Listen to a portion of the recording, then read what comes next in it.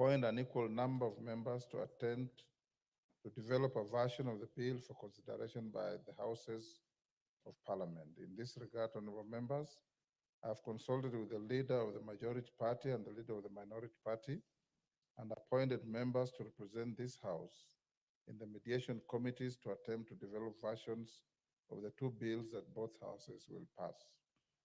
Honorable members, with respect to the Mang Beans Bill, Senate Bill number 13 of 2022, I have appointed the following members: Honorable Justice Kemei, MP, Honorable Gabriel Kagombe, MP, Honorable Ferdinand Wanyonyi, MP, Honorable Monica Marubu, MP, Honorable Jared Okello, MP, Honorable Geoffrey Odanga, MP, and Honorable Sabina Chege, MP. The aforementioned members will await the appointment of senators to the mediation committee for the committee to be fully constituted for purposes of commencing the mediation process. Once I receive a message from the Senate to that effect, I'll convey the same to the House. With respect to the mediation committee on the Equalization Fund Appropriation number 2 bill, Senate Bill number 30 of 2023, I've appointed the following members: the Honorable Mary Emasa, MP, the Honorable David Ocheng, CBS MP, the Honorable Michael Mushira, MP, the Honorable Bashir Sheikh Abdullahi, MP, the Honorable Naisula Lesuda, MP, the Honorable Ali Wario Guyo, MP, and the Honorable Danson Mashako, MP. Honorable members, you may recall that on Tuesday, 8th October 2024, I reported to this House that the Senate had appointed 7 senators to the committee on the bill. In this regard, the mediation committee is now fully constituted, and I therefore urge the members of this House to reach out to their Senate counterparts for purposes of commencing the mediation process. It is hoped that the 2 mediation committees will embark on an attempt to develop versions of the respective bills for consideration by the Houses of Parliament in accordance with Article 113 of the Constitution. The House is accordingly guided. I thank you. Next order. Order number 3, messages. Order number 4, petitions. Order number 5, papers. Majority Leader.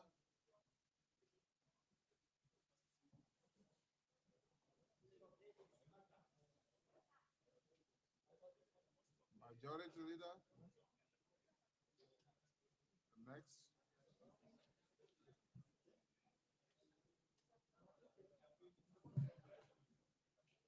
Gone to the,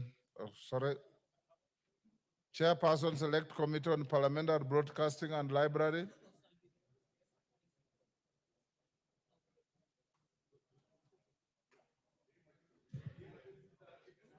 Epuyo. Thank you, Mr. Speaker. Honorable Speaker, I beg to lay the following paper on the table of the House today, Wednesday, 16th October 2024. Report of the Select Committee on Parliamentary Broadcasting and Library on the study visit to Parliament of Zambia from the 9th to the 16th of June 2024. I thank you, Honorable Thank you. Majority Leader. Soro. Thank you very much, Honorable Speaker. Honorable Speaker, I beg to lay the following papers on the table of the House. Today is Wednesday, October 16, 2024, in this afternoon sitting. Number 1, the report of, yes, I'm holding brief, you're right. The report of the National Government Constituencies Development Fund Board for the first quarter of 2024-2025 financial year, and the report of the Auditor General and financial statements of local authorities Provident Fund for the year ended 30th June 2024. Thank you very much, Honorable Speaker. I beg to lay. Chairperson, Mediation Committee on Sugar Bill, Emmanuel Wangwe. Thank you, Honorable Speaker. Honorable Speaker, I beg to lay the following paper on the table of the House today, Wednesday, 16th October 2024. Report of the Mediation Committee on the Sugar Bill, National Assembly Bill number 34 of 2022. Thank you, Honorable Speaker. Thank you, Emmanuel. Next. Order number 6, notices of motion.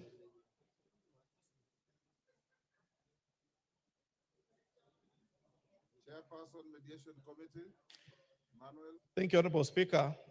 Honorable Speaker, I beg to give notice of the following motion that pursuant to the provisions of Article 1132 of the Constitution and Standing Order 150, subsection 3, this House adopts the report of the Mediation Committee on the Sugar Bill, National Assembly Bill number 34 of 2022, laid on the table of the House on Wednesday, 16th October 2024, and approves the mediation version of the Sugar Bill, National Assembly Bill number 34 of 2022. Thank you, Honorable Speaker.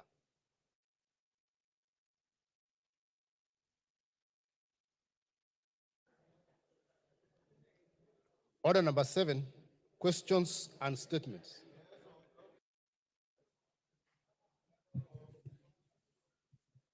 Honorable Speaker, as has been a practice since the beginning of this parliament, we always invite the cabinet secretaries to come and respond to questions and call request for statements.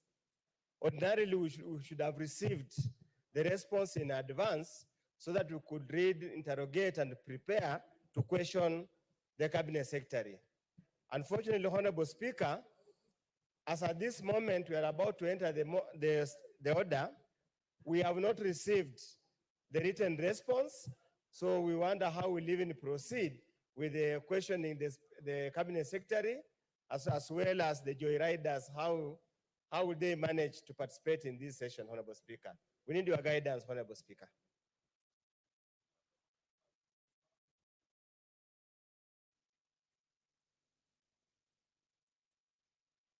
Transport to come and answer to questions, but I'm told the minister wrote a letter to the majority leader and the clerk seeking to be exempted from coming today because of some emergency at the ministry, which request the majority leader has acceded to and advised me to convey to the House, and also acceded to the request that the questions listed to this ministry will be stayed today, and the minister will appear before the House the first Wednesday upon a resumption after the 2-week recess that we'll be taking at the end of this week. So, Honorable Undo, your concerns are legitimate. The clerk is advised to ensure that ministers coming to answer questions should send their written responses in advance to members so that you can be able to prepare adequately for reasoned supplementaries to the questions. So that will be done. Thank you. Member for Embakasi, have you called out questions? Mark Mwenje. Mark Mwenje is not in the house. So members who came in for questions, and I don't believe you only came in for questions, but those who have questions on the list, hold your horses to the 2 Wednesdays down the line. You will be able to interrogate the minister. That also means that any members with other questions to the Minister of Roads and Transport, they'll be listed at that time. Next order. Is there something else? There's a general statement by the Chairperson, Public Investments Committee. That is, where is Honorable Amboka, member for Bumola? Deputy Speaker, I understand you also have a general statement on Kenyan athletes' performance at the 2024 Chicago Marathon. Go ahead.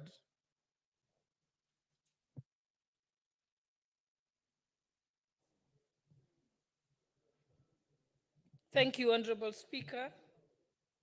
Honorable Speaker, I wish to make a general statement on Kenyan athletes' performance at the 2024 Chicago Marathon. Honorable Speaker, pursuant to the provisions of Standing Order 43, One, I wish to make a statement on the record-breaking exploits by our athletes in the 2024 Chicago Marathon held on the 13th of October 2024. Honorable Speaker, I extend my congratulations to Ms. Ruth Chepngetich and Mr. John Korir for their remarkable victories at the 2024 Chicago Marathon, which inspires pride and reaffirms Kenya's place as a global powerhouse in athletics. The discipline, the hard work, and the dedication that these athletes have demonstrated is unparalleled and deserves accolades. Notably, Ms. Chepngetich broke the previous world record by completing the race in 22 hours, 9 minutes, and 56 seconds, hence becoming the first woman to run a marathon in under 2 hours and 10 minutes. Honorable Speaker, I must, however, express my deep concern and disappointment regarding the baseless allegations made by a journalist from the letsrun.com, namely Mr. Robert Johnson, during the post-race press conference. The journalist's reckless insinuation suggesting that Ruth Chepngetich world record time of 2 hours, 9 minutes and 56 seconds is too good to be true, and linking it to the doping without evidence and therefore was both unprofessional and disrespectful. Ruth Chepngetich is a highly decorated runner, having previously won several marathons, including the Chicago Marathon in 2021 and in 2022, and is a former world champion, having won the 2019 World Championships in Doha. Honorable Speaker, the blanket accusations against Kenyan athletes, particularly in the light of Kenya's long-standing reputation as a world leader in marathons, are not only unfair, but deeply harmful, and therefore stereotyping Kenya as a nation plagued by doping discredits. By doping, this discredits the immense talent and commitment and sacrifice of our athletes. Such unfounded allegations have the potential of unjustly tarnishing their hardworking achievements and creates an atmosphere of mistrust. Honorable Speaker, I urge the Cabinet Secretary for Sports, Athletics Kenya, and the Kenya Anti-Doping Agency to stand up for our athletes and demand an immediate and unequivocal apology from Mr. Robert Johnson and others who have shamed our athletes, and those who propagate false narratives and undermine the integrity of athletics and our nation. Athletics Kenya and ADAC should also develop sensitization programs to athletes so that they are able on matters doping and publicity management, so that they are able to deal with these difficult questions when it is raised to them. I know that were it an American athlete, that question would not have been posed.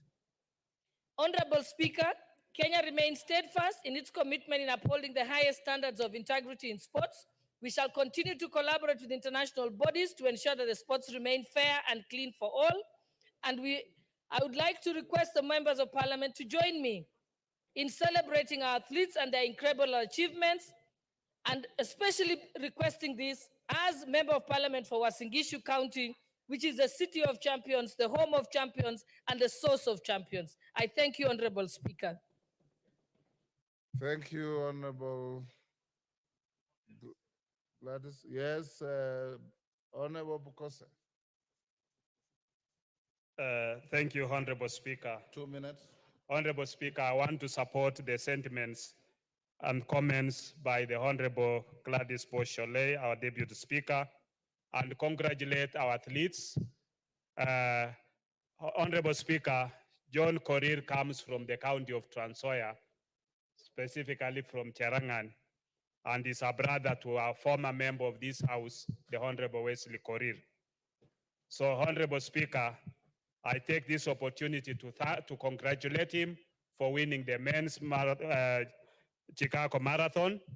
And I want to state, Honorable Speaker, that our KEMRI is in the process of establishing the anti-doping laboratory in Eldoret, and we are doing everything as a committee to support it, because that will be a regional center for this region, and we want to assure that our athletes are not using any drugs. And I think it's a shame that Robert Johnson made such unwarranted remarks, and he should be able to apologize and retract those remarks. With those few remarks, Honorable Speaker, I support.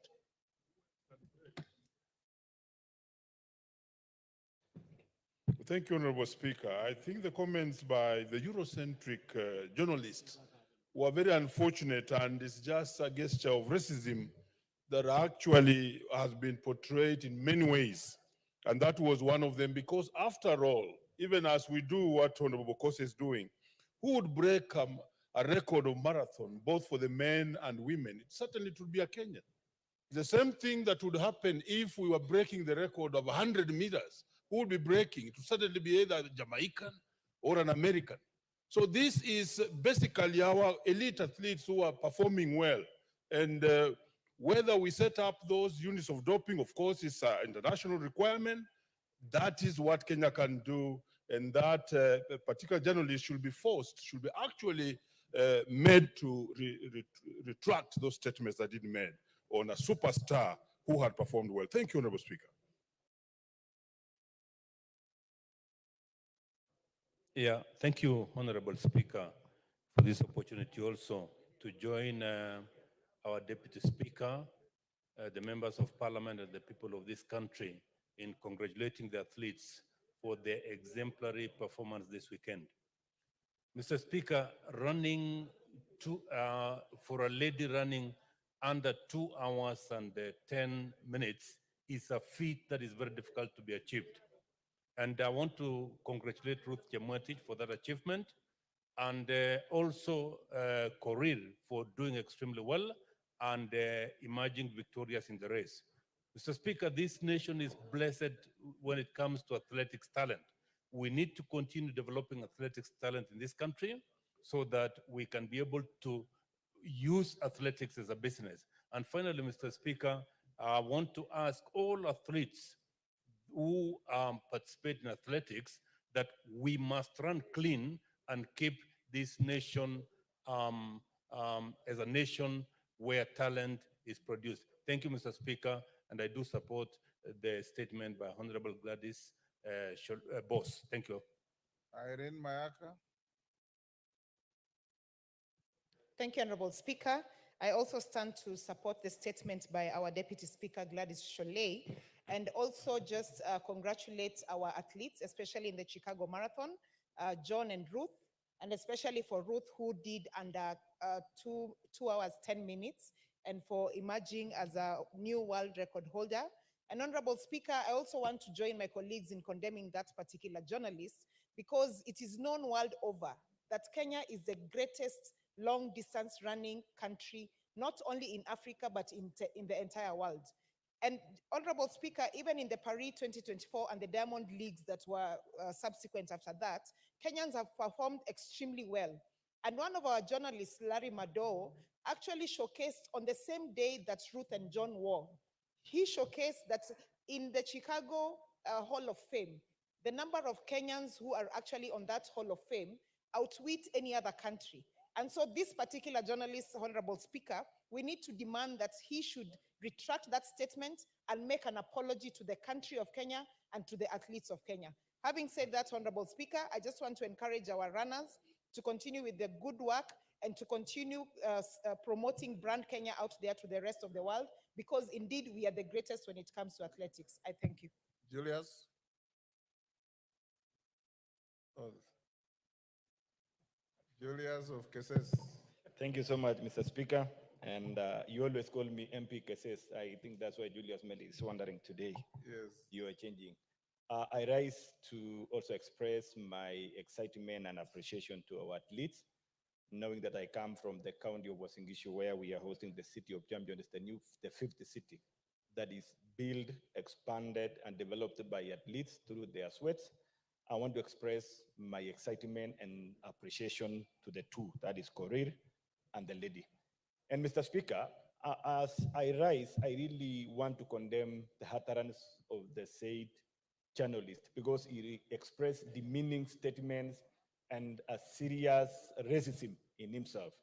And as I say that, I dare also say, Mr. Speaker, through this house, we need to allow our athletes to express themselves with the language they understand. Because I've also realized sometimes some of these questions come in difficult English and they find difficult in expressing themselves. What is wrong for us to use our own language, Kiswahili? And that is the first national language that we learn from school.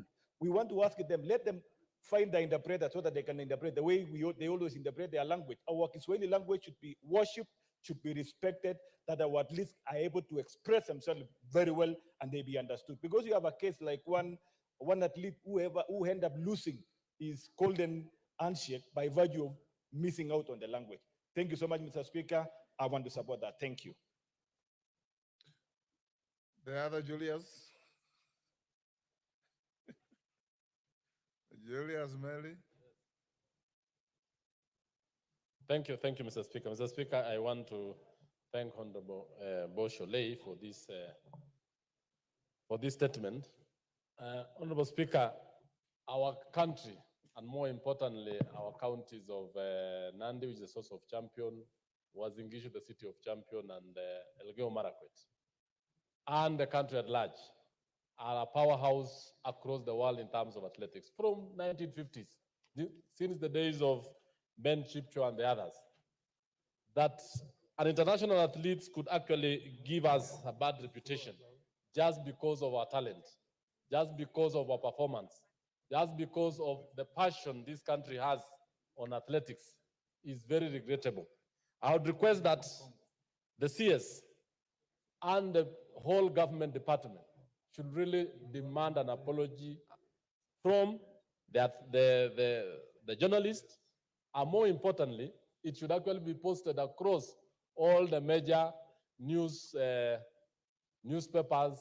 of circulation across the world, the way he did, and actually that should be done. Honorable Speaker, I want us to say that our athletes are doing very well, but by giving us a bad name, and yet many of them don't actually take drugs, they are just natural, they are just well-trained, it's just a bad name for us. Thank you, Honorable Speaker. I want to say I condemn such a bad journalism. Thank you.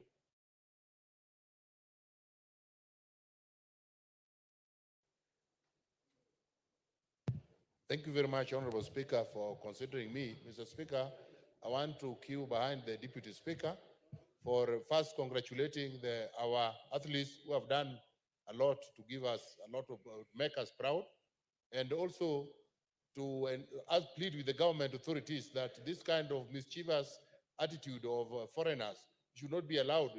We should not stop just as demanding for apology. The government must ensure that proper legal action is taken, that this thing is discounted once and for all, and that the honor remains and goes and remains with our hardworking athletes.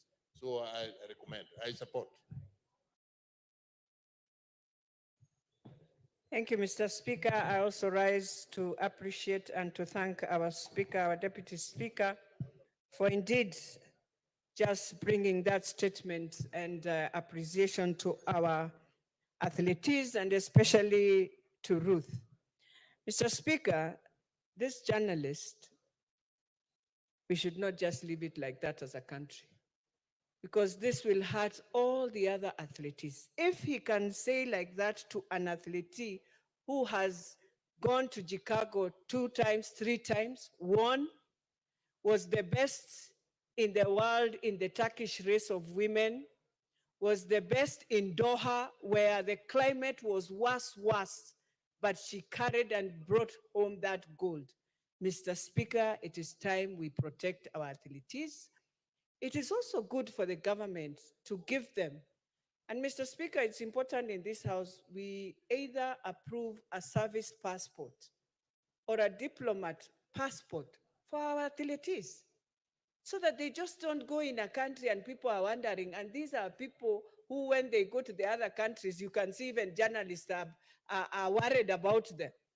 But we must protect them. So if the government can also recognize them and just give them a service passport, wherever they go, they know these are Kenyans who are coming to do what is best for Kenya, to carry the flag of Kenya. They are ambassadors of Kenya, and that will be better than any other thing, Mr. Speaker. I support. Kemei?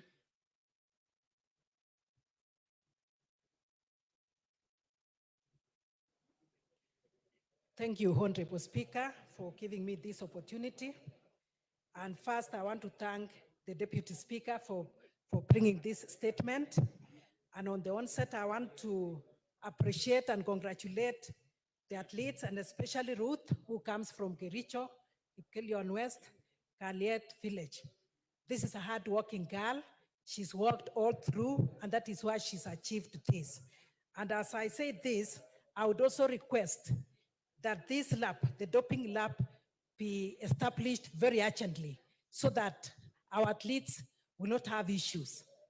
And knowing that some of them may not be able to challenge and maybe go to wherever they are going to test, I request that it be done very urgently. And finally, I would also request and ask the CS not to take whatever has been said lightly.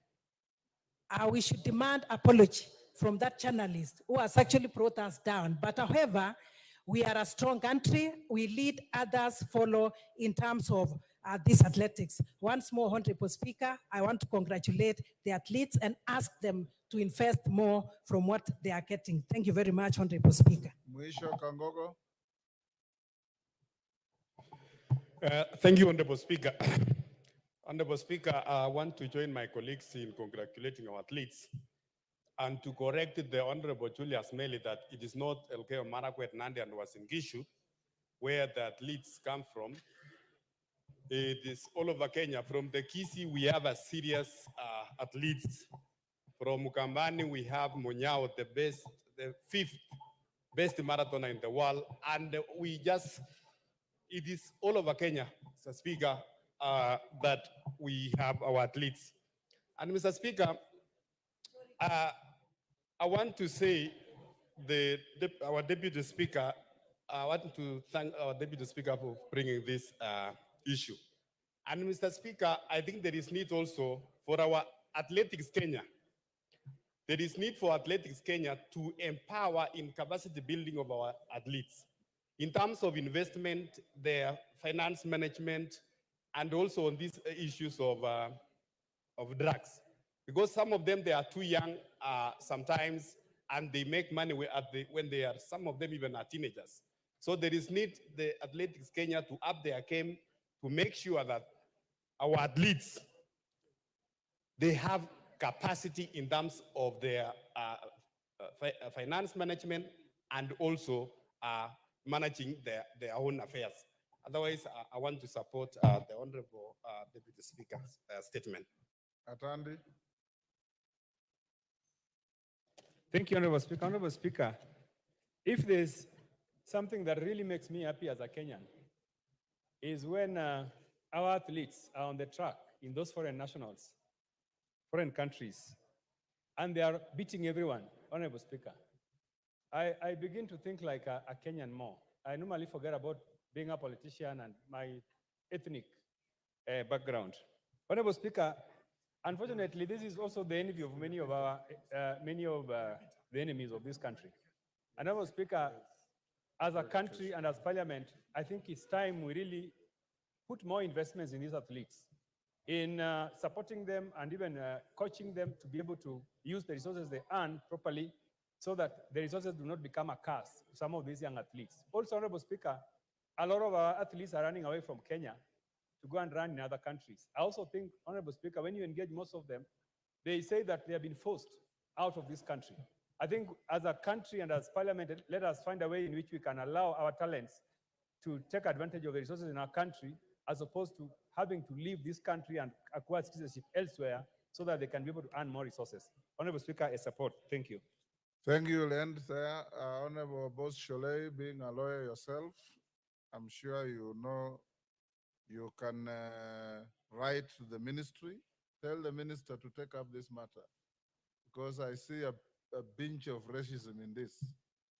Yes, when white people win races, nobody raises a question.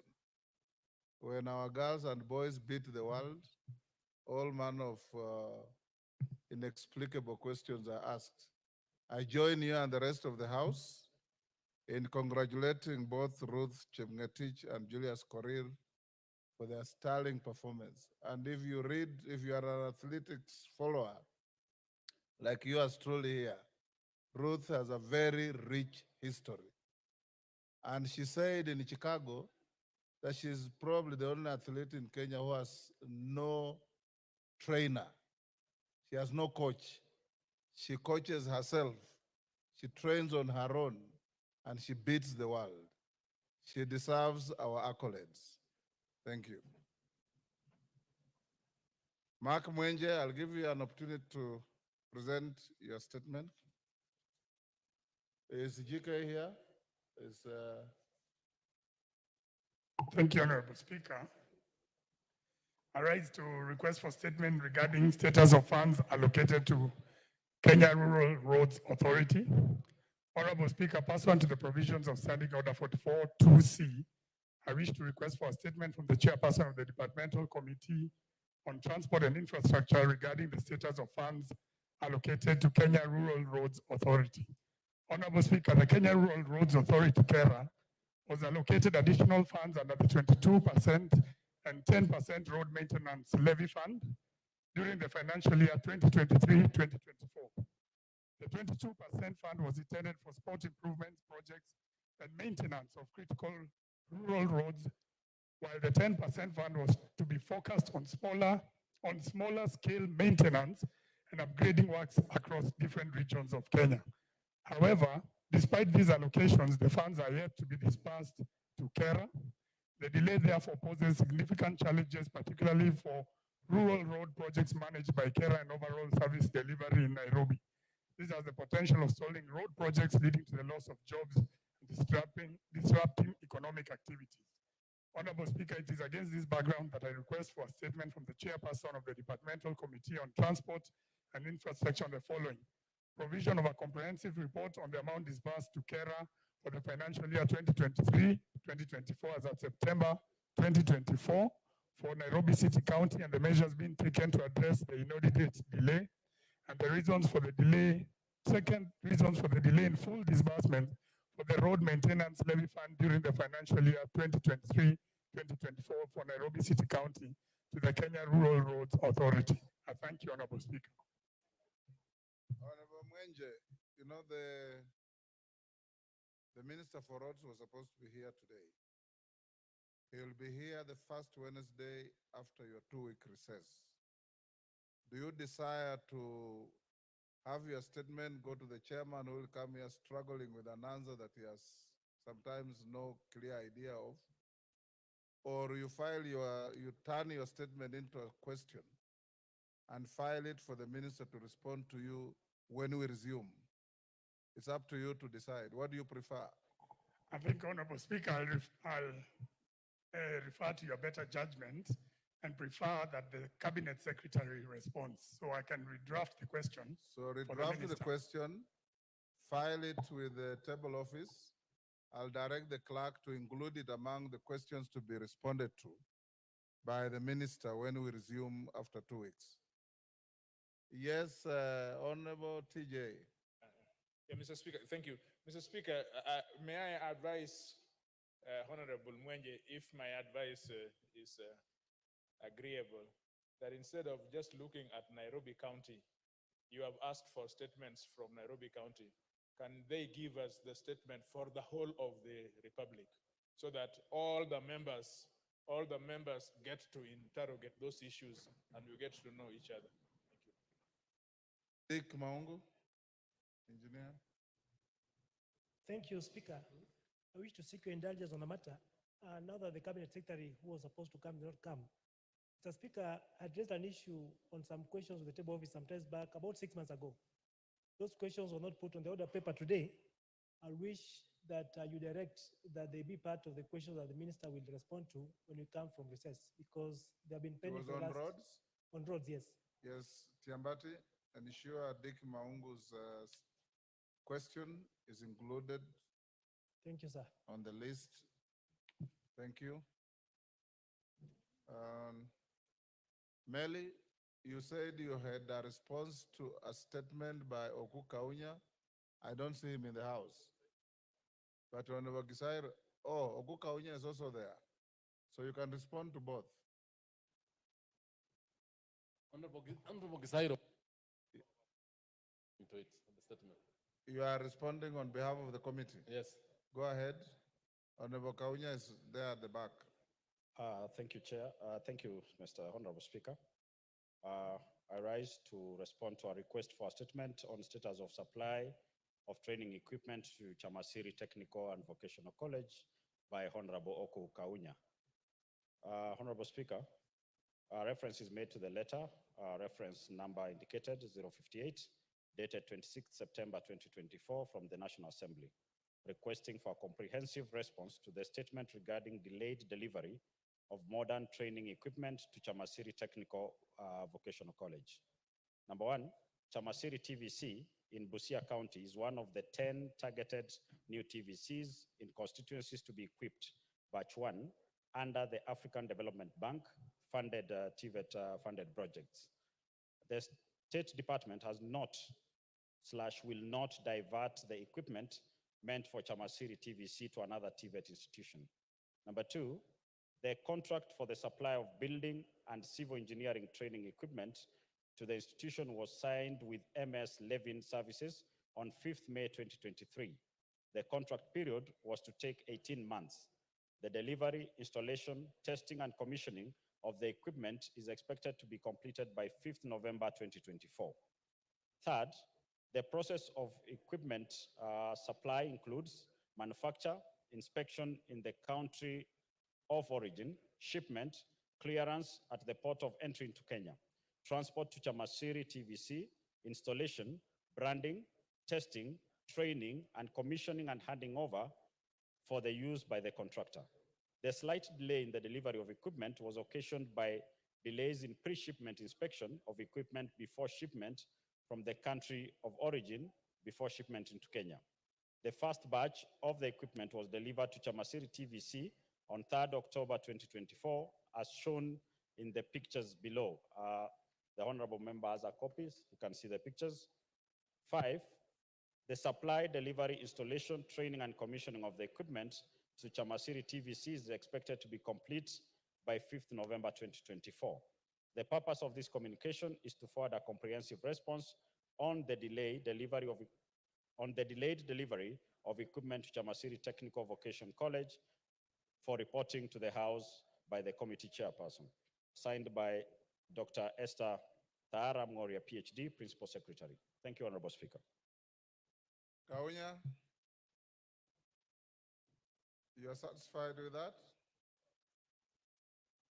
Thank you very much, Mr. Speaker. Mr. Speaker, I'm satisfied so far because I confirm that the first batch indeed arrived on 3rd of this month. That was after I did raise the question in the statement. Mr. Speaker, the next batch, which is expected, I'm glad that the statement has confirmed that the next batch will be on 5th. And Mr. Speaker, I will endeavor to confirm when we come back, Mr. Speaker, whether they have reached. But Mr. Speaker, I wanted to note one important thing, that the contracted persons to supply, I think in terms of the period, they take quite a long time. And secondly, the question didn't point out why the equipment, the first equipment which was supposed to have arrived the institution in 2019 when the college started did not reach there. It was diverted elsewhere. That is the only bit, but I'm glad, Mr. Speaker, sir, that confirmation that the equipment has started being delivered, and by 5th, the rest will be delivered. Thank you, Mr. Speaker, sir. Thank you. We'll let it lie there. Honorable members in the speaker's gallery, I want to acknowledge the presence of Mukui Primary School from Mavioya in Moranga County. On my behalf and on behalf of the whole House, we welcome the students and their teachers to the House of Parliament. Next order. Order number 8, motion. Consideration of mediated version of the Water Amendment Bill, National Assembly Bill number 33 of 2023. Question to be put. Honorable members on their feet, take your seats. Honorable Angela, take your seat. Take your seats.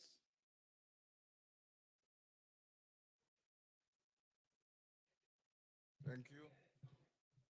Honorable members, I now put the question at order number 8, which is that pursuant to the provisions of Article 113(2) of the Constitution and Standing Order 153, this House adopts the report of the Mediation Committee on the Water Amendment Bill, National Assembly Bill number 33 of 2023, laid on the table of the House on Tuesday, 15th October 2024, and approves the mediated version of the Water Amendment Bill, National Assembly Bill number 33 of 2023. As members of that opinion say aye. Will those of the contrary opinion say nay? The ayes have it. Next order. Order number 9, motion. Consideration of Senate amendments to the Food and Feed Safety Control Coordination Bill, National Assembly Bill number 21 of 2023. Question to be put.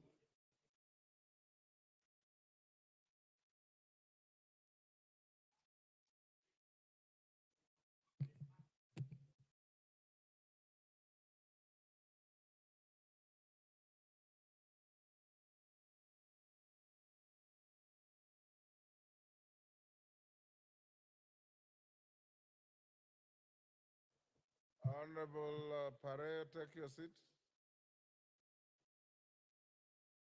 Honorable members, order. The member standing in the walkway is in Zambia. Yes. Honorable members, I'll now put the question at order number 9, which is that the Senate amendments to the Food and Feed Safety Control Coordination Bill, National Assembly Bill number 21 of 2023 be now considered. As members of that opinion say aye. Will those of the contrary opinion say nay? The ayes have it. Next. Order number 10, motion. Inquiry into irregular and illegal grant of tax exemptions to a company under the Special Operating Framework Agreement.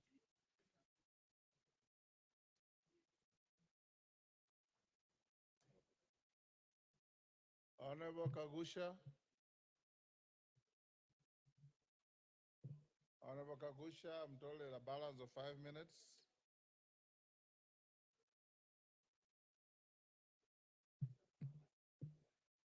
James Nyikal. Wilberforce Oundo. Samuel Atandi. Are you queuing for this? Yes. Go ahead. Thank you, Honorable Speaker. Honorable Speaker, I would like to move an amendment to this report, and I hereby give notice that the member for Lagos Songa wishes to move the following amendments to the motion for consideration of the report of the Committee on Delegated Legislation. Honorable Atandi, I am advised by the clerk that you had not submitted your amendment to the Speaker for perusal and approval. You did? To the Deputy Speaker? Yes, I did. Okay, if you did, then go ahead.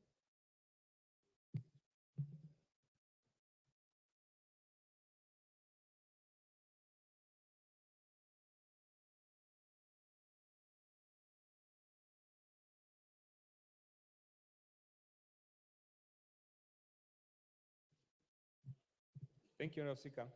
That I give notice that the member for Lagos Songa wishes to move the following amendments to the motion for consideration of the report of the Committee on Delegated Legislation on its inquiry into irregular and illegal grant of tax exemption to a company under the Special Operating Framework Agreement.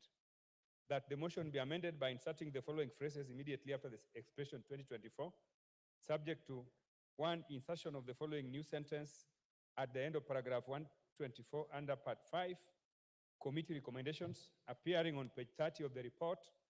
In particular, the House recommends that 1A, the directors of Blue Nile Rolling Mills Limited be prosecuted for abetting tax evasion.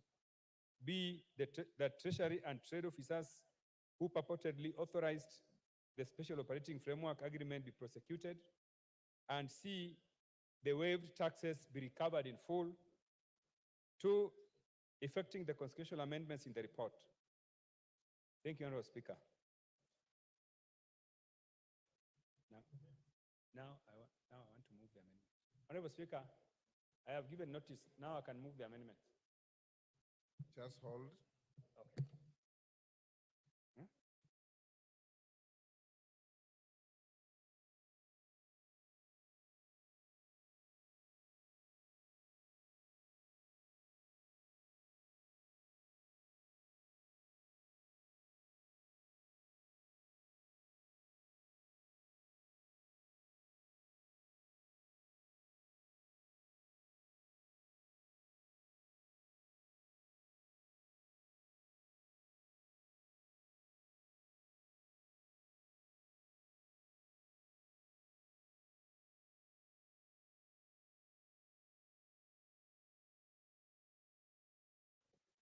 Honorable Atandi, who's your seconder?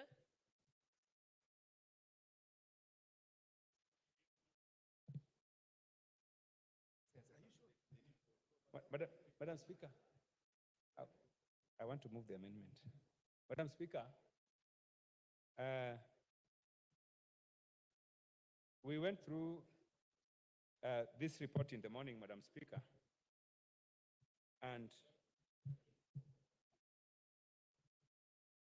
the amendment which I have just given notice, Madam Speaker, entails taking responsibility by the officers who occasioned loss of taxes by granting tax amnesty irregularly to this company.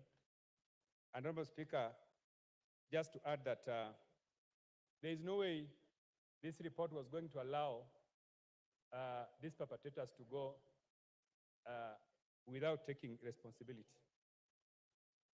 I would like to ask members of this House to support this amendment so that, Honorable Speaker, laws that we pass in this House can have meaning.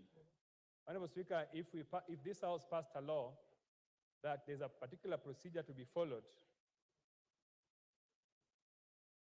when one is seeking for tax waivers, that particular law must be followed. I think the Speaker is. So, Honorable Speaker, I hope I have your attention. Yes, I'm listening to you. So, Honorable Speaker, I would like to ask my colleague, the Honorable the MP for Game, to second the amendments. Honorable Speaker, I'll ask the MP for Game to second the amendments.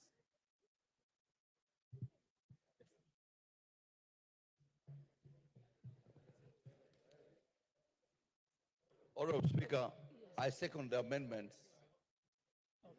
as edified by the Honorable Tandi of Alego on ensuring that those culpable, the officers culpable on tax exemptions are held to account. Thank you, Madam Speaker. What's your point of order, Honorable Osoro?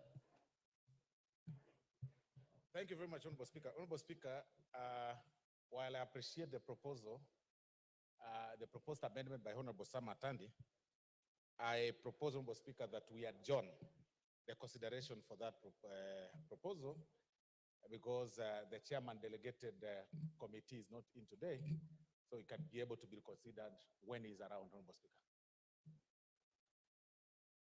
I think that's reasonable enough, Honorable Otandi, because the chairperson for delegated committee is not here, and I know that they had some views and position from the committee. Give him the mic. Honorable Speaker, Honorable Charles Onchoke, who presented the report on behalf of the committee, is here and we discussed the amendments with him together with the chairman of delegated legislation in the morning, and they all supported the amendments. What is your point of order, Honorable Kukose?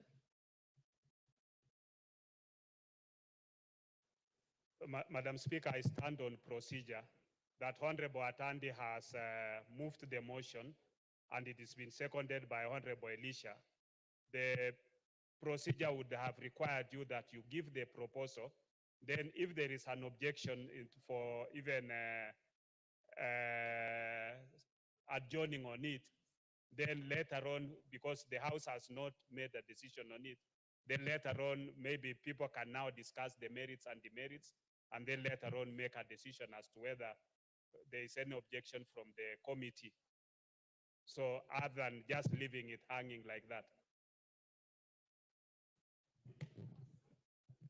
Yes, I think what we should do is that the proposal for adjournment of this motion to a further time when the chairperson, the substantive chair of the committee is here, has been made. But I don't know if there's any members of the committee who have an objection to that.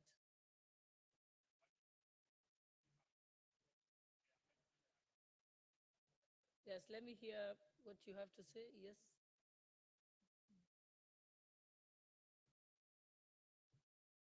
Give him the mic. Madam Chair, thank you for the opportunity. Earlier today, in the morning session, I tabled the report on behalf of the Delegated Legislation Committee.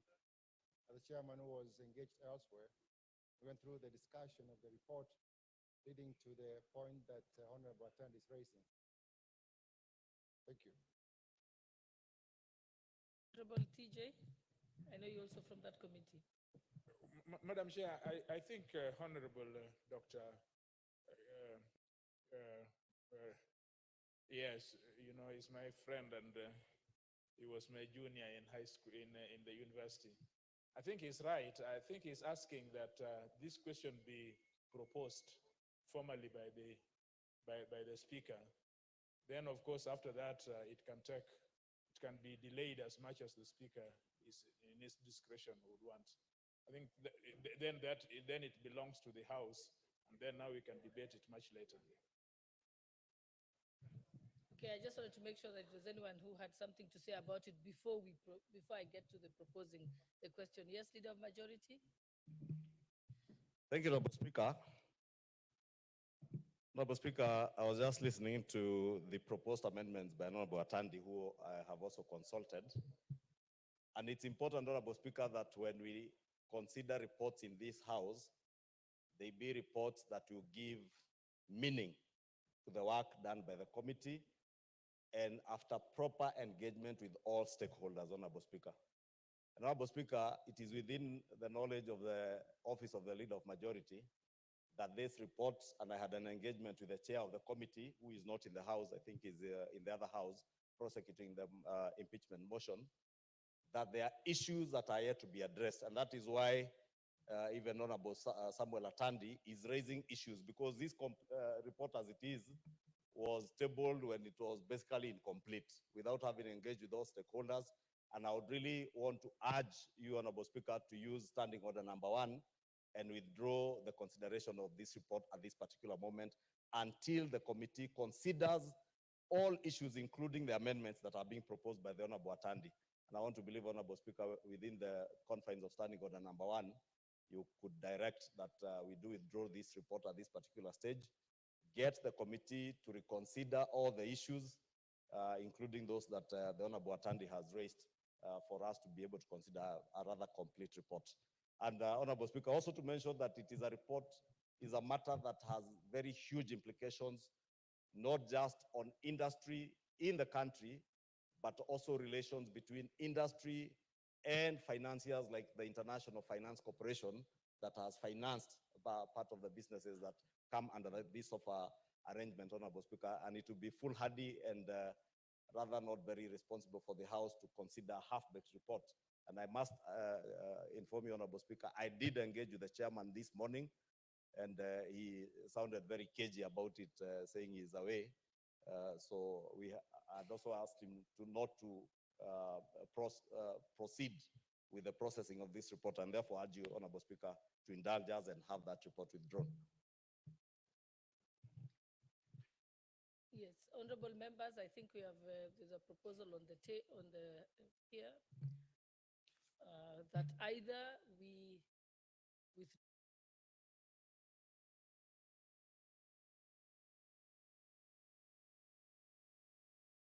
notice. Yes, Honorable Atandi, because I want to now propose. Honorable, that we agree Honorable on the way- Speaker, I want to agree with the majority leader on the proposal to withdraw this report. Honorable Speaker, when we were debating this report in the morning, I noted that there's a problem with the report because the committee, in their report, blamed the company and the public officers for allowing this tax exemption, but they never recommended any accountability. There was nothing to be done to these officers. They were just saying relevant agencies to prosecute, you know. So I felt like, Honorable Speaker, this House, you know, must make strong reports that can be used to, you know, to allow, to make these organizations accountable. And therefore, this report should be withdrawn so that it is, the recommendations can be, proper recommendations that can be used by the law enforcement agencies to find justice. Honorable Speaker, can you imagine that this particular company has evaded tax in the tunes of billions? But in this report, there's nothing about being asked to, you know, even to pay for those taxes which were waived. You know, so that is the reason why, Honorable Speaker, I was even brought these amendments in the morning. And if the report is being drawn in total, then I think that's the best route to go, so that the committee can sit and then we will be able to appear and advise them on how to write proper reports that can make this House happy. Honorable Thank Pukose. you. In view of the comments by Honorable Tandi and agreeing, Madam Speaker, pursuant to Standing Order 96, I beg that you move that the debate on the motion under Order 10 be adjourned.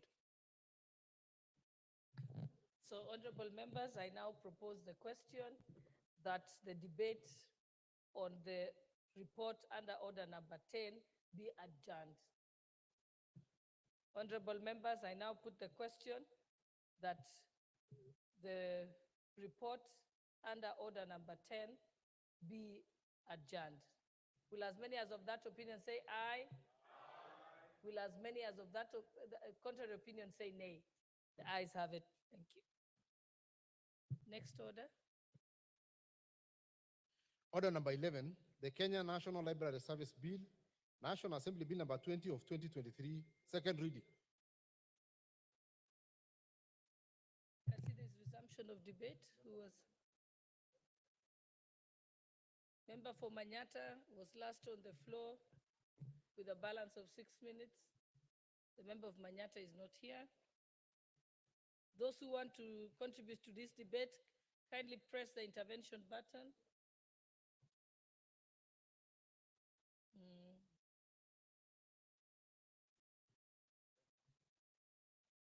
Okay, I think as there is no one who's continued interest to debate this matter, I think I can call upon the mover to reply, and I'm told that the Honorable Bishop Kosgei is going to reply on behalf of the committee. Give him the mic. Thank you, Madam Speaker. On behalf of the chair of our committee, Honorable Dan Wanyama, I move to reply. Honorable Speaker, I wish to thank the honorable members for their immense contribution in support of the second reading of the Kenya National Library Service Bill. It goes without saying that the advancement of knowledge is the key to the growth of a prosperous nation. Therefore, the importance of this bill in advancing knowledge cannot be overemphasized. The various issues raised by the members have been noted, and these issues are all critical in regards to the development of libraries for the benefit of the whole country. The committee will continue to engage the Kenya National Library Service in regards to the functions of the library service, especially the development of a research database, which is critical for a knowledge repository. The Kenya National Library Service gave its undertaking to the committee to facilitate the transfer of county libraries to all the county governments, to ensure access to libraries across all counties in line with the principles of devolution. The library service also undertook to facilitate capacity building in library service management across all the county governments. I beg your pardon. Honorable Speaker, the committee will therefore live up to its oversight role in ensuring that the Kenya Library Service, once enacted by this law, performs its functions in setting the standards required of a national library in line with best practices. In conclusion, Madam Speaker, I will therefore urge this House to support the committee amendments during the Committee of the Whole House to facilitate the passing of the bill. I beg to reply. Thank you.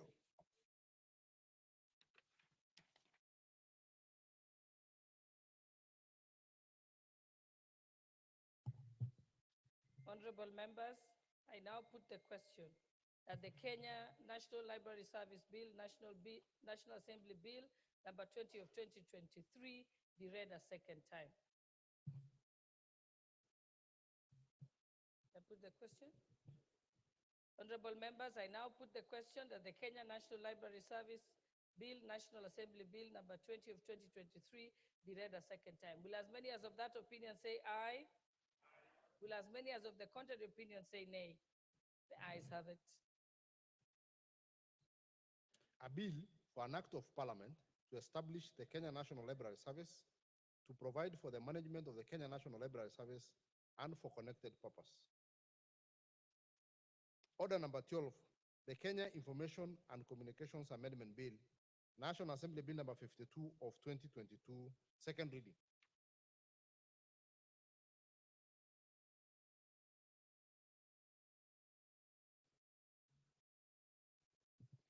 Madam Speaker, I beg to move that the Kenya Communication Amendment Bill 2022 can now be read a second time. Madam Speaker, by way of introduction, allow me to bring to the attention of the House that I initially sponsored the Kika Bill in the 12th Parliament 2019, which the House had read a second time. However, consideration of the same was not concluded by the end of the term of the 12th Parliament, and therefore the same lapsed. Madam Speaker, it is instructive to note that the views on subsequent recommendation of the Department on Committee on ICT in the 12th and 13th Parliament are almost similar, and there's only a slight deviation in one of the justification in the rejection of the bill. I also wish to highlight that the stakeholders who submitted and strongly opposed the bill in the 12th Parliament are the same ones who submitted before the committee. All this despite the fact that the issues that are raised in the bill were not redressed in the process. Madam Speaker, I had hoped that the Departmental Committee on ICT, in its report rejecting the bill, would have gone ahead and highlighted the steps undertaken to address the issues of call drops, which is critical in the country. The ordinary Wanjiku or Adhiambo in the village, when they make calls and the calls dropped, which is not a question of a third-party interference, is important and prudent that the telecom companies can be able to compensate them. So the import of the bill, one of them was to ensure that if you make calls, the telecom company would then compensate you for a maximum of 3 call drops in a day. And this then would help those telecom companies attain a level of efficiency and efficacy in delivery of their services, which is not the case as we talk now, Madam Speaker. Madam Speaker, the other intent of the bill is to provide for not only transparency, but to enable proper regulations of companies such that they only carry business for which they are licensed to do, and not to stifle, it's not a way to stifle innovation as edified by the Committee of ICT in due regard to this bill. Mr. Speaker, as regards the streamlining of the Universal Service Fund, I know that the committee observed that the objectives of the Universal Service Fund is currently provided under the Kenya Information and Communication Regulations 2010, and then the same may be amended as opposed to amending the whole act. It's important to note that the bill was supposed to amend Section 84J of the Act to establish Universal Service Fund, which is administered by the Commission with an objective of promoting availability of quality service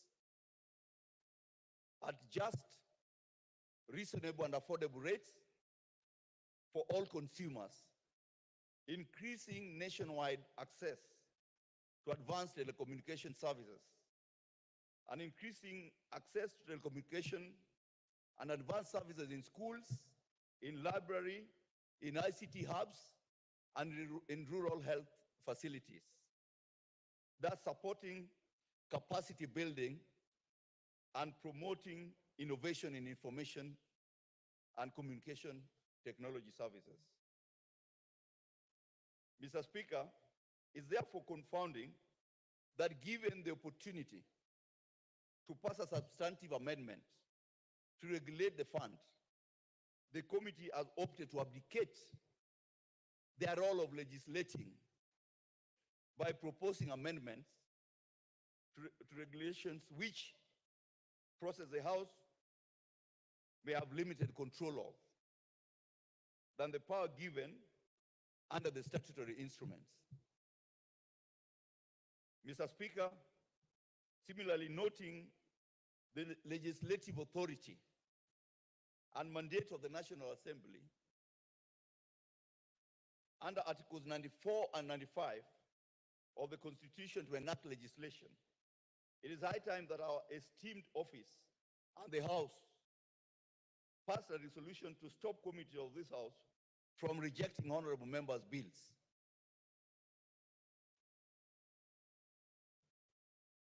Based on submission or request by the executive or other players in the market. I observe this is one of the grounds and observation by the committee in its report. Mr. Speaker, the legislative authority and role of members to discharge their constitutional mandates, to legislate, and the need to resolve issues that are of public interest or concern should never be allowed to be stifled by the executive. Mr. Speaker, for example,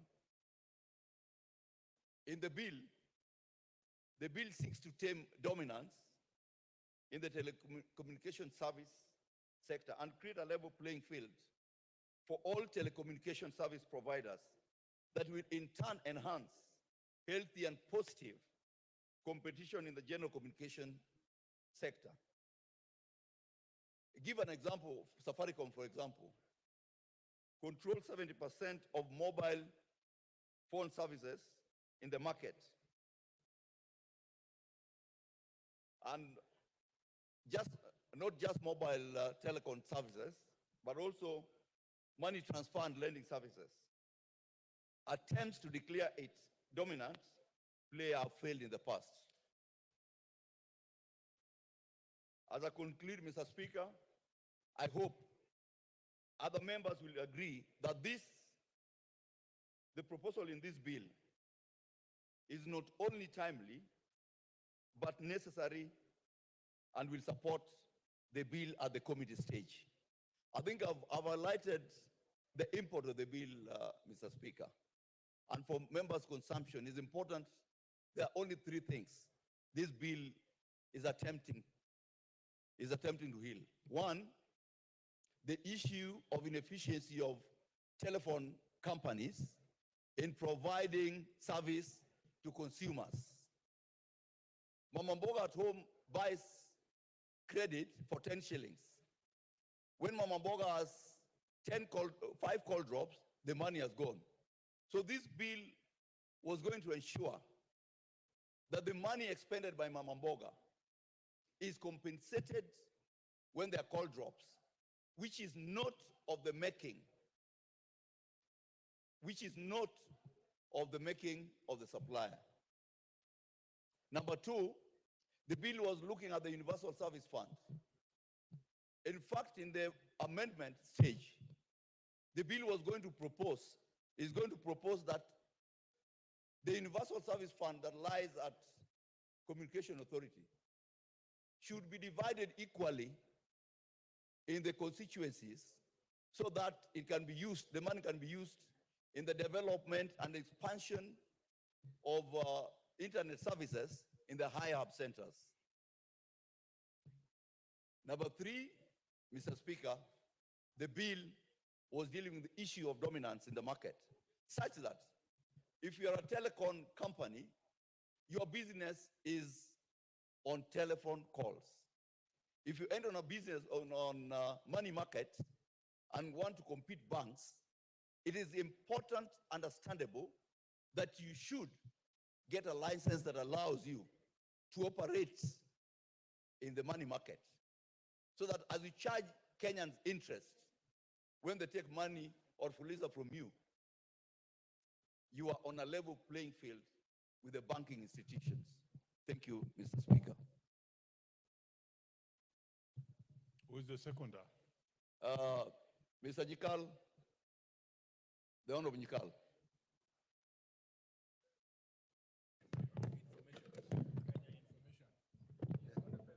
Honorable Elisha, please move and ask Honorable Nyikal to second.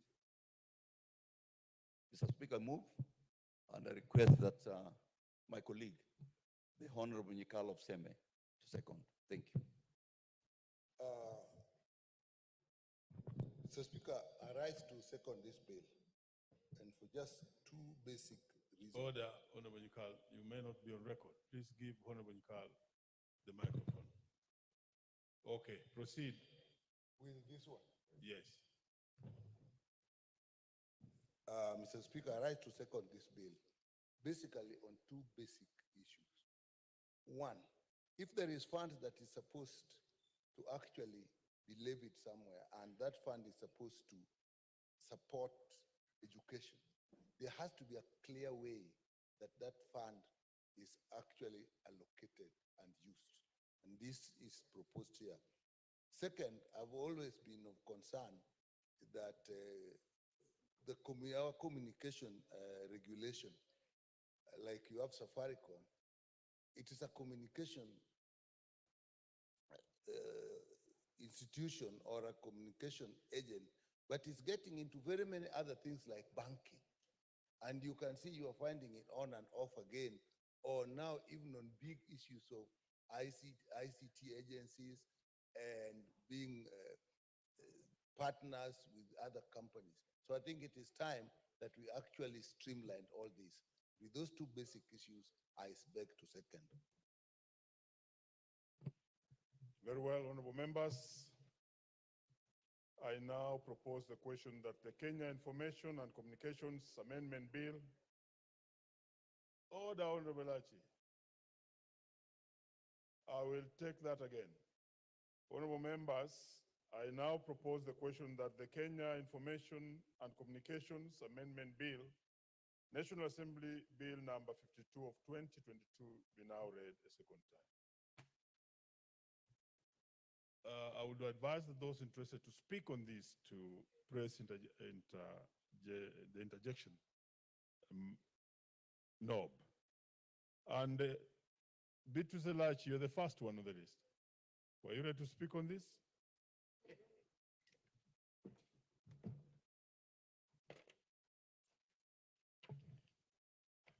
Please press the interjection button if Thank you you, want to Mr. speak Speaker. Mr. Speaker, I also rise to support the Kenya Information and Communication Assembly Bill that Elisha wants to amend, and more importantly, to appreciate that when you look at the amendments that he wants to bring in, Mr. Speaker, and Mr. Speaker, one of the things he wants to look at is the way Safaricom is managing the whole process in this. And I think what we need to be asking ourselves, and I know now we have different other subscribers that we are using. We have Elton Musk and all that, and you find many will look for what is there for them to be able to use and affordable. And I think for the many years that the company has been in this country and the profits that they get, the question then will be, in these other subscribers that you would want to see, and the work that Safaricom has also done in this country in terms of supporting many, many other issues, how do we then, as a country, look at it and say, we would wish now to come in because of their monopoly, deal with them, and without getting to understand also these others. You remember, Mr. Speaker, we had Telcom coming in this country. We have Airtel, we have many others. But then I think they've been able to put in a foot and to be able to work so closely with communities and going down, and with different programs. So as much as we want to support this, I would wish the honorable member will sit down and explain to us all the benefits, all the gains in terms of all these amendments, in terms of the amendments he has, so that Kenyans will understand better. Because don't forget, Mr. Speaker, you find that every Kenyan rushes to this company more than any other company. And you must ask yourself why. They have an academy that supports many children in this.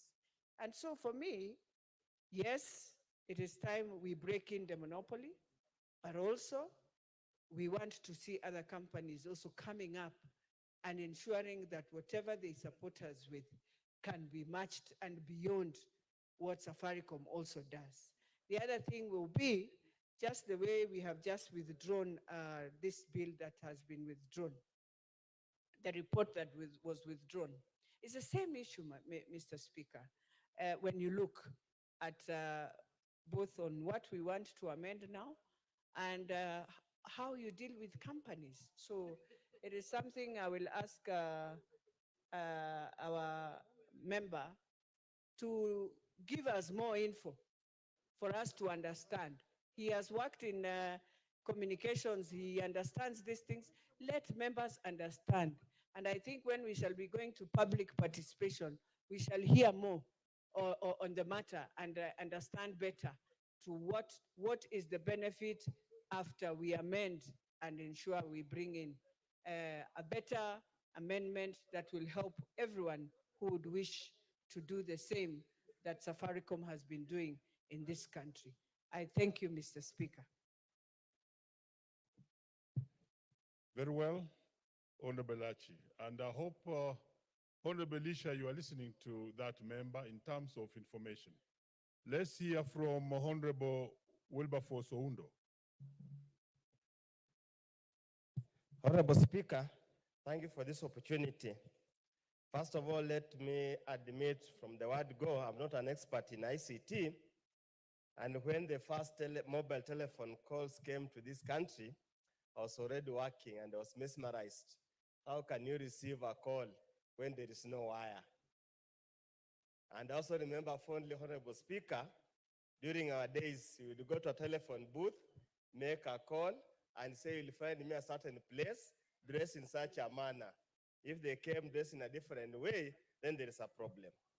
Honorable Speaker, Safaricom has revolutionized telecommunication in this country. Safaricom has made it easier. And obviously, they were the first one who came. Celtel came, Zain came, whatever came. They were unable to compete. That could also be an indication that they're dominant players. Yes, naturally, in an economy, a dominant player almost gravitates towards a monopoly and might stifle growth of other players in the sector. But nevertheless, Honorable Speaker, allow me, Honorable Speaker, I would want the mover to listen because it will be an exercise in futility. Please allow, order, Undo. I want to give you space, and I noticed that one of the members had actually communicated that they don't understand the gist of this motion. And therefore, the chairman, you must consistently listen to members. So proceed, Honorable Oundo. Honorable Speaker, I want him to listen carefully because this is a policy matter and is also a business matter. Honorable Speaker, I totally also want to agree with him. The speed at which we process so-called members' bill in this parliament is annoyingly slow. Honorable Speaker, at times people get discouraged and matters are overtaken by events. I want to echo his sentiment. The NA members who sit in the House Business Committee must find a way where bills should be expedited so that process and they meet the exigent needs that existed at that particular time. I remember I heard of this bill in the last parliament. It's now almost probably 4 or so years down the line. Whatever it was aiming to address could as well have already been addressed through legislation and the various amendments we have done in the finance bill and various succession measures. Honorable Speaker, there are 3 important matters the bill intends to address. It's to address the issue Safaricom being a mobile telephone company, essentially doubling into money transfer business. Number 2, it seeks to address the issue of call dropping, where the calls drop because of telecommunication challenges. Number 3, expands the use of the Universal Service Fund to ensure that more factors are considered. Honorable Speaker, the intention is good, but I'm not so sure, Honorable Speaker, if there are any Kenyans at this particular time who would want to interfere with M-Pesa. It has become part and parcel of the people of this country. It has come part and parcel. It's tied to Safaricom at the hip. Trying to separate it and ensure it runs separately would, again, Honorable Speaker, increase the cost of money transfer because if they are 100% regulated by the banks, you know, the bureaucracy, the difficulties in accessing funds from the bank is going to become extremely difficult, Honorable Speaker. Honorable Speaker, you have seen Hustler Fund on its own is almost on deathbed because they never borrowed the model of Safaricom. They thought they would kill M-Pesa, M-Swari by bringing Hustler Fund. But because of the trust the Kenyan people have on Safaricom and the related money transfer services, it has become difficult to compete. So I would want to urge him, yes, it's a very noble idea from a theoretical and business point of view, but must also look at the historical context, the reality on the ground. How do we then insulate the cost? How do we then ride on the existing infrastructure of Safaricom to ensure the process is efficient, is easier and less expensive? I would invite him, as Beatrice Elacha said, to probably reflect a little longer about it so that when it comes to the committee of the whole house, we will realign the amendments to match reality on the ground. Honorable Speaker, Also, the second issue that I want to address is the issue of the charges, the penalties, the penalties for call cuts after connection by 10 shillings worthy of airtime for each call drop. Honorable Speaker, it's going to be cumbersome. It's a cumbersome provision. It's an onerous provision not capable of being implemented to the benefit of the people intended to benefit. Honorable Speaker, probably we could look at it the other way, that like so many years back, you would find somewhere the Safaricom network and parts of the country, others there's only Airtel network, others you have to climb on top of a tree to get network, others you have to touch some body parts for the network to function. So, Honorable Speaker, probably we could ask also the telecommunication, this mobile telecommunication, to be very clear and issue a disclaimer that in this particular locality, I'm unable to provide telephone services because asking the telecommunication company to pay for dropped calls is just extremely expensive and onerous. I'd also invite him to reflect so that we define it in such a way that if a telecommunication company purports to have a national coverage, and then there's any situation there's no coverage, actually then the penalties should go to a common pool so that we improve the network coverage in all parts of the country. Should go to a network pool, so a pool, a money pool, a central pool, so that we can do other things towards this particular matter. Honorable Speaker, finally, on this particular issue on the bill, looking at what to do with universal fund that he has proposed in clause 4.5. The functions, he says 60% of the fund shall be used for ensuring the availability of telecommunication services to all consumers, including those in low-income and rural areas. Honorable Speaker, affordability. Any telecom company is in business. It is only going to serve where it makes money. In any case, it's the business. We don't want, again, the government to enter into business. The business of government is not being in business. So again, it's asking this fund to ensure there's telecommunication network or telecommunication in all areas, then to be the essence of a typical business model. I totally agree that we need to be very clear because some years back, there was a purported struggle between some members of the president and I think some commissioner somewhere on what to do with these funds. To an extent that he was threatened for being fired and those kind of things. So we need clarity. And I would invite him, if he's expert in this area, and probably even to talk to the budget and appropriation committee so that we direct this particular fund in matters that have got immediate impact or long-term benefit to the people of Kenya. For a honorable speaking, a man who doesn't have food, probably an airtime or a telephone handset is not a priority.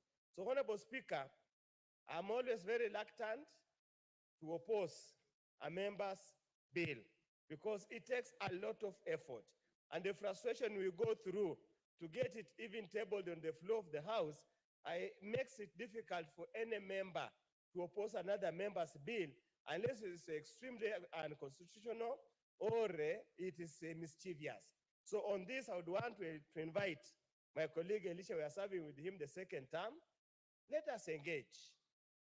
Those who are versed in lawmaking, who are very connected, who are interested, who are always here, even the committee of the whole House, we can engage together with the committee of ICT so that we panel beat it. It means the original intention.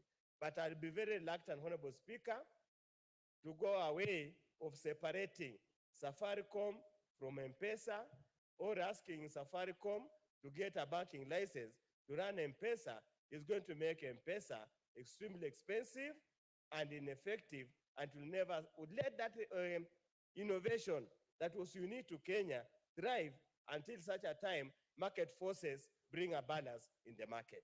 I don't want to support or oppose, but let's deal at it at the committee of the whole house. Thank you, Honorable Speaker. Yes, Chair of Finance, let's hear your insight on this. Thank you, Honorable Chair. Honorable Chair, I would like to congratulate Honorable Elisha bringing this bill to this stage and taking it through last parliament and again introducing it to this parliament is something very, very commendable.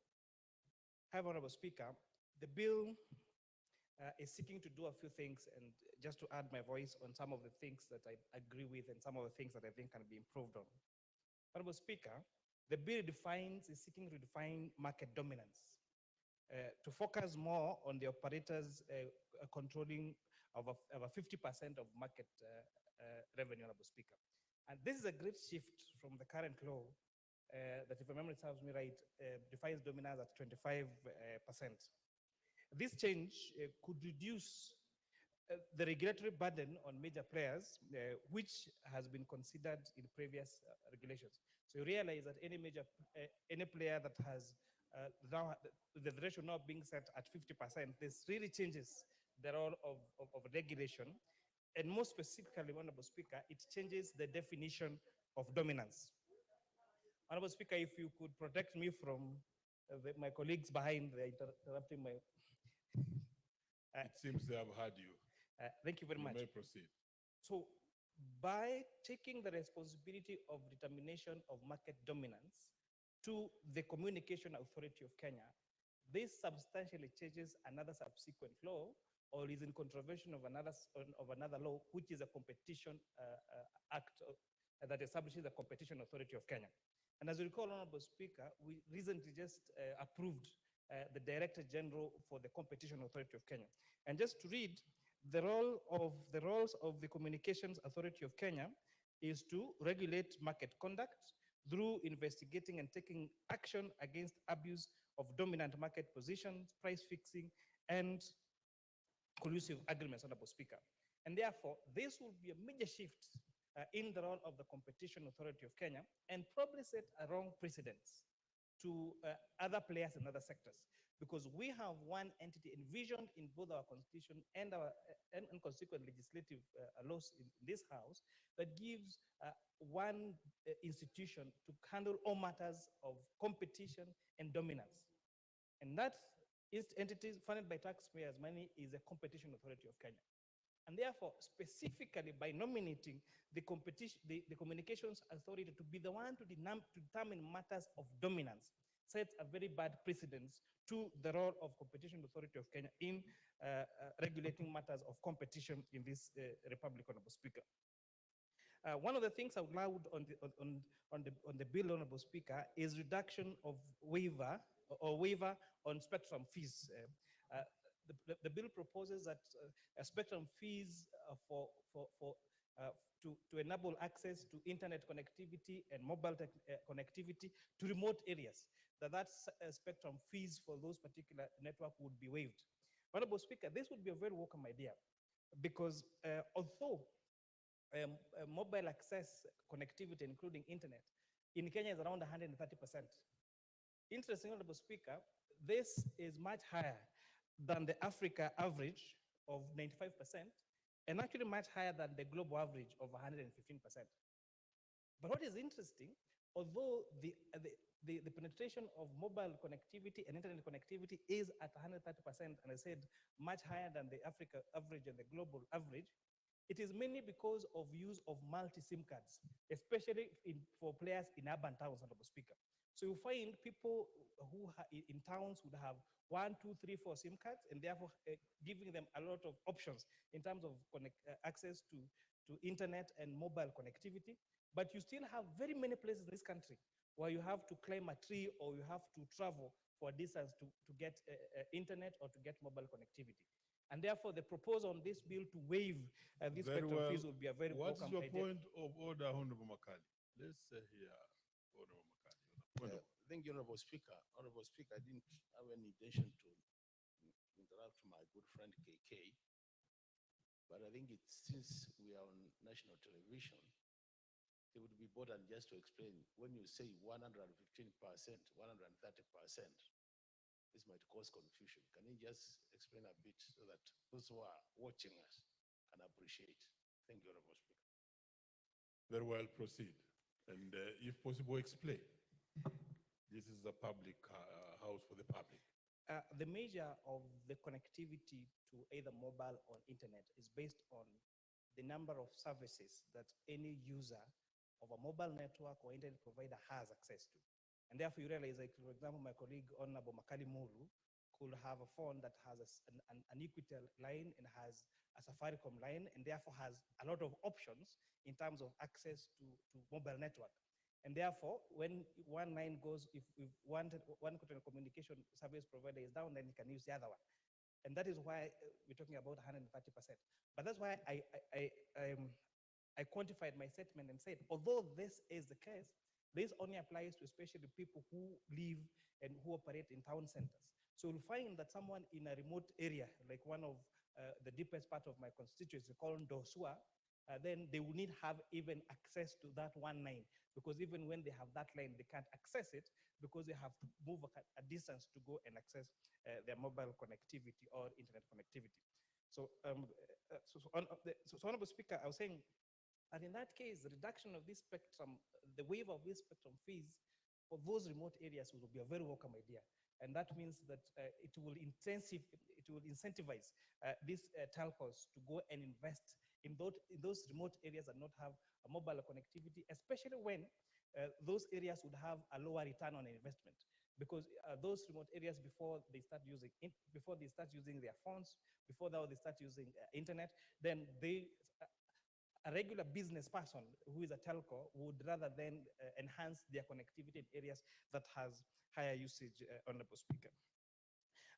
The amendment also seeks to allow dominant operators to set tariffs without prior approval of the regulator. This, Honorable Speaker, may lead to reduced oversights and potential increase in costs to consumers, Honorable Speaker. This also has a consequence on the smaller operators, because this could greatly enhance the gap between the small operators and the dominant operators, Honorable Speaker.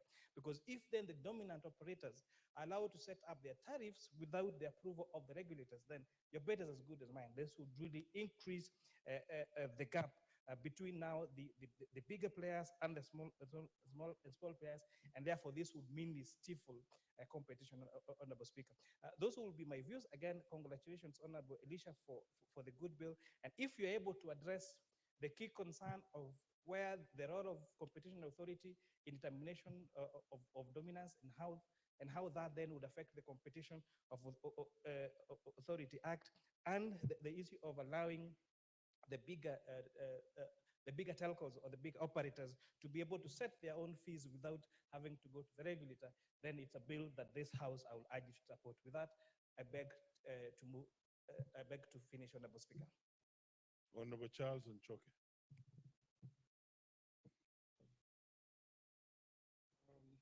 Thank you, Mr. Speaker, for the opportunity to contribute to this bill. I mean, from the onset, it's appearing that a lot of concepts and maybe the technology of telecommunications is inhibiting the otherwise efficient way of handling this discussion or this debate, Mr. Speaker. The main focus of my colleague Honorable Elisha Odhiambo, is the market dominance, the concentration of monopoly. From economic perspective, obviously this is not a good thing. Concentration, dominance, monopoly, all hurt the consumer. The consumer receives the blunt end of the bargain. So that we want to be able to deal with the question of dominance and the concentration, so that we don't have a few subscribers dominating the market. Therefore, it will be necessary to dig further as to why, whether it's a legal weakness or there's a weakness in the law that enables the dominance to exist as it is at the moment. Indeed, when you look at the telecommunications market segmentation, you realize that some players are much bigger than what's provided for under the Competition Act. We therefore need to be addressed. What's the problem? Is it the difficulties or the challenges of acquiring the technology for any potential subscribers to enter the market, or is it the law that is weak and therefore needs to be fixed? Mr. Speaker, the other problem is about the money handling. Whereas we celebrate the gains and the efficiencies of sending money through the various money sending platforms, there are risks. If you have a financial system that is outside the main financial system, there is a major risk. So that we can find a way through legislation whereby we continue benefiting or enjoying the gains of these platforms, but they must be regulated. Otherwise, any financial system that is out, not regulated, is a major risk to the economy. The issue of drop calls, it is a cost to the caller. It is a cost to the consumer. It is an inconvenience. It's a frustration to the consumer. Therefore, if it is because of the failure of the subscriber, there is a need for the customer to be compensated in one way or the other as proposed in the bill. Indeed, Mr. Speaker, Article 46 of the Constitution provides that every consumer has the right to goods and services of reasonable quality. Therefore, be it the services, the drop calls, or the calls that we're making, that you're not experiencing any interruption, that is pronounced in the Constitution. Therefore, every subscriber is under an obligation, constitutional obligation, to ensure that their services are uninterrupted and necessarily so, unless it's something that is beyond their control. And to that extent, therefore, where it's willful, where it is because of their negligence, there should be some amount of compensation for the consumer. As regards the universal fund, Mr. Speaker, there is a convincing reason that the monies that are in this fund should be used equitably across the country. So I suggested the figures proposed by the proposer of the motion may not be 100% correct, but there is a need to have some semblance or formula in which these funds may be used across the country. Mr. Speaker, I thank you and I support this bill. The Honorable Karoli Omondi. Thank you very much, Right Honorable Speaker. I also rise to support this proposed bill. And I'm happy my friend has done a bit of good work here. I understand a lot of public participation has gone into this. Honorable Speaker, if you study the telecom sector in Kenya, I think from 3 providers, we are now down to 2. And of those 2, one is basically dominant. In other words, one has taken much of the space to the exclusion of the others.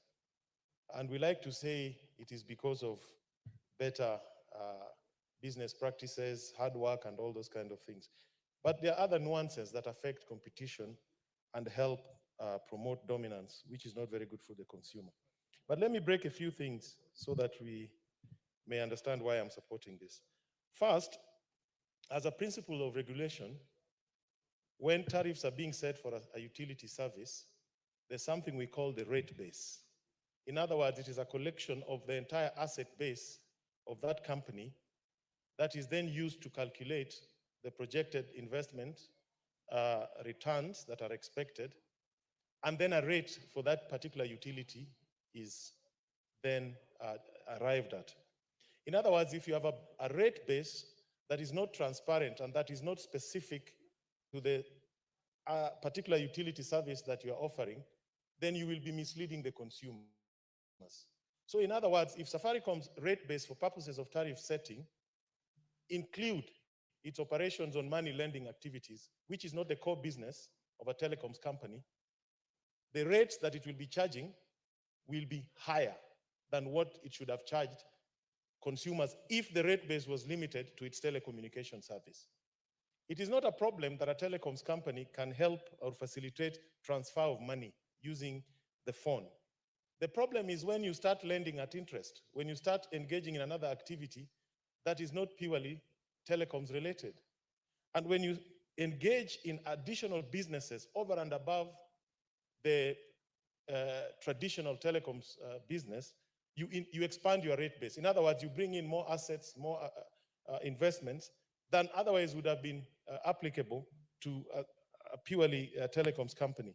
So there's no transparency in the costs. And that is why I think I agree with Honorable Elisha that non-core telecoms business should be separated and taken out of the other businesses that Safaricom is undertaking, so that there's clarity, there's transparency in their cost structure, and that this ultimately will lead to a lower rate base, rate of charges for the consumers.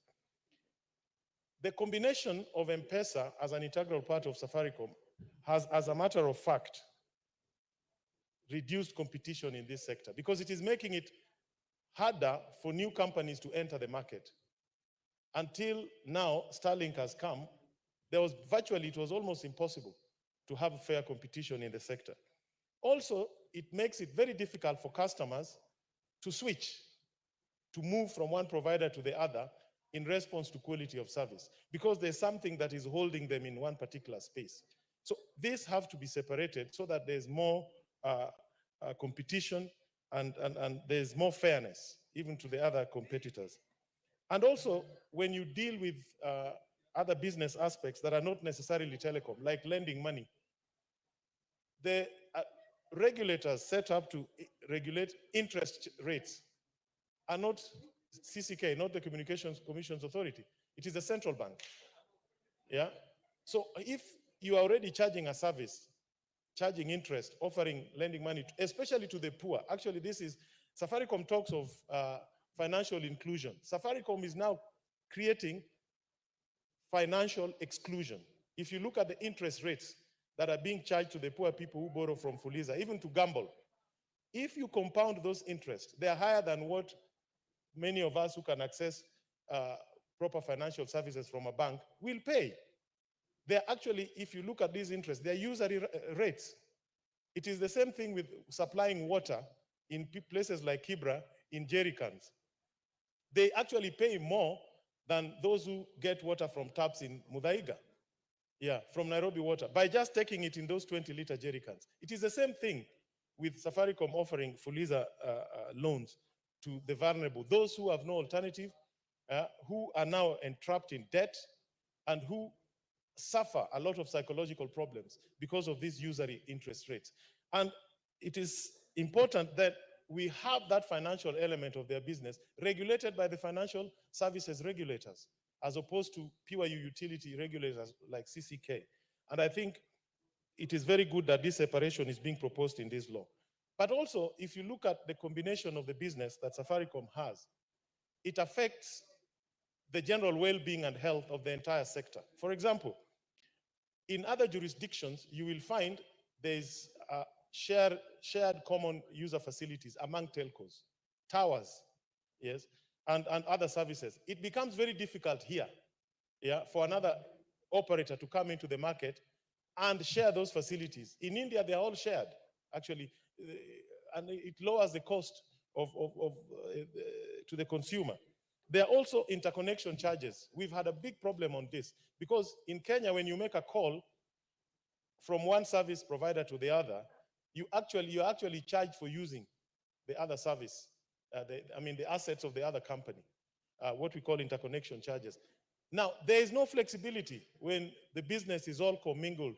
M-Pesa here, another whatever, television here, whatnot, all those things. Then you cannot clearly separate what the cost elements are.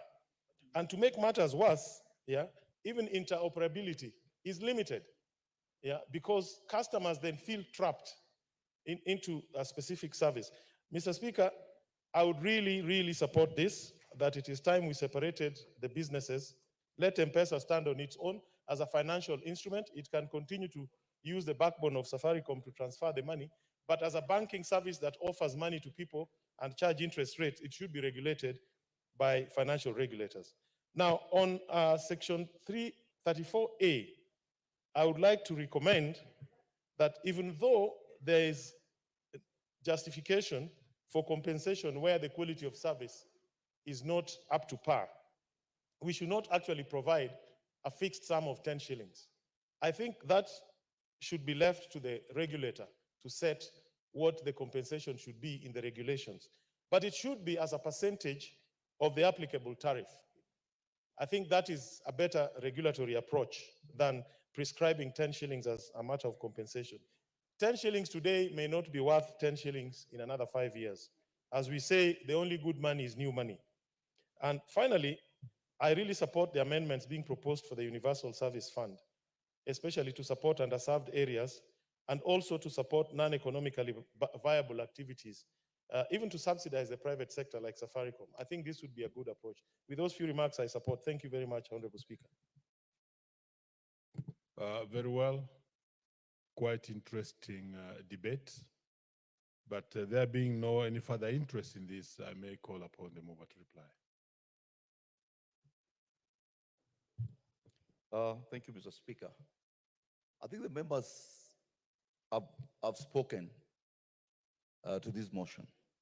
I think, but more importantly, I look at the last point raised by the Honorable Karoli on call drops and preferring a charge of 10 shillings. I think that's a conversation the all of us could have. But my question, the premise of that charge is based on is not the responsibility of the consumer to improve the service of the telecom.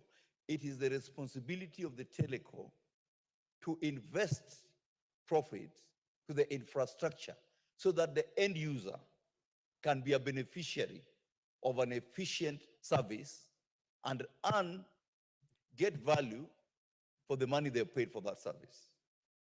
And also, more importantly, which Karoli has alluded to, is distinctively separating the entities, separating the services. If you are a mobile provider, it would be prudent then that your license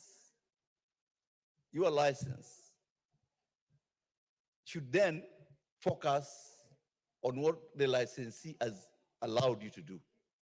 If it has allowed you to get on the money market, it's important to create a level playing field so that even the banks, if, for example, Safaricom or Airtel is charging Fuliza or Airtel Money at 16% on Mamamboga at home, so the banks should equally charge the same.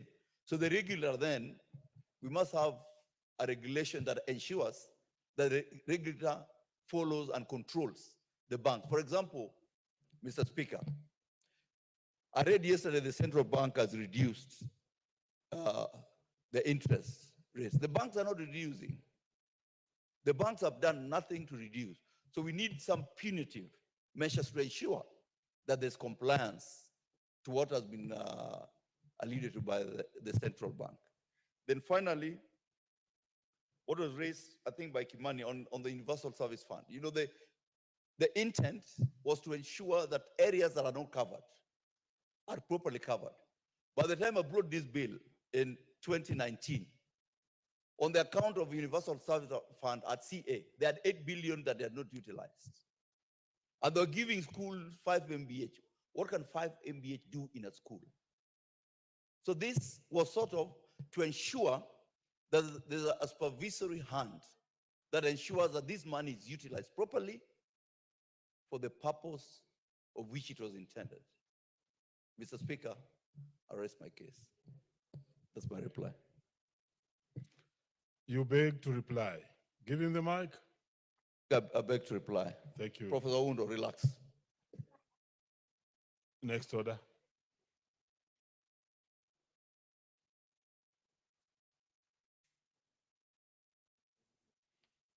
Oh, very well. We shall postpone putting of the question to that particular the motion until next sitting.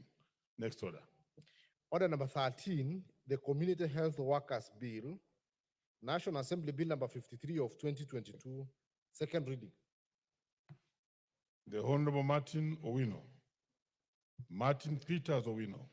Thank you, Honorable Speaker. Ward Chief. Thank you very much.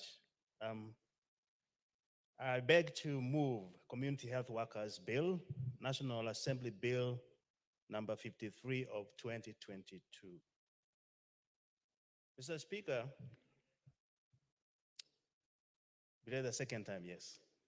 Mr. Speaker, let me begin by stating that the Community Health Workers Bill 2022, which I sponsored, was published on 26th October 2022. This bill was read the first time in the House on Wednesday, 14th June 2023, and thereafter committed to the Departmental Committee on Health for consideration and reporting to the House, pursuant to the provision of Standing Order 127. Honorable Speaker, the principal objective of the bill is to provide a framework for regulation of community health workers. Community health workers are important as they are the health personnel who deal directly with the community, as they are familiar with personnel, as they are familiar with the homestays in their areas of residence, as well as the language of the people.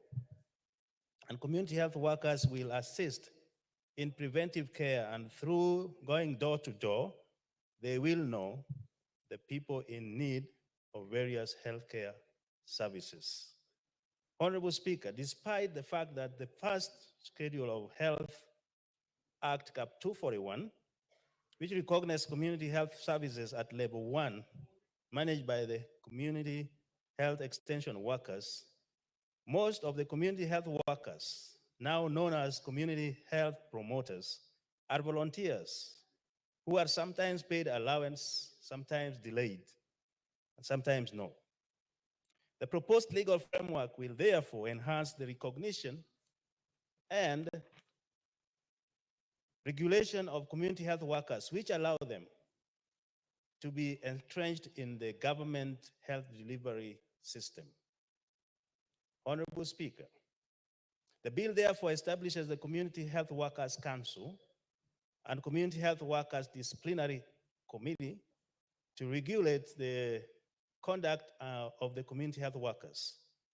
The main function of the council is the regulation of community health workers through setting qualifications and professional standards, and providing advice to the Cabinet Secretary and county governments on community health matters. The Speaker, the Community Health Workers Disciplinary Committee, on the other hand, will handle disciplinary matters involving community health workers, which is critical in ensuring the provision of safe and quality patient care. Honorable Speaker, the community health workers are critical in ensuring early detection of diseases. Therefore, early detection of diseases prevents the escalation of diseases, which will ultimately reduce the cost of care paid not only by the government, but also out of pocket. Mr. Speaker, investment, and I repeat, investment in community health care services provided by community health workers, or CHPs, is also crucial to the success of entire health ecosystem, as it ensures effective and targeted management of diseases. This kind of one-on-one management of diseases will improve the administration of medication, leading to better health outcomes and reduction in the spread of contagious diseases and drug resistance. Honorable Speaker, in recognition of the importance of the role of community health workers as the House will note in the Health Committee report on the bill. That bill is to be amended to align with the Primary Healthcare Act number 13 of 2023, enacted by this August House almost a year ago. This act adopted the term community health promoters. Honorable Speaker, the bill is therefore in line with the government's priority of using primary health care as the key driver of universal healthcare coverage.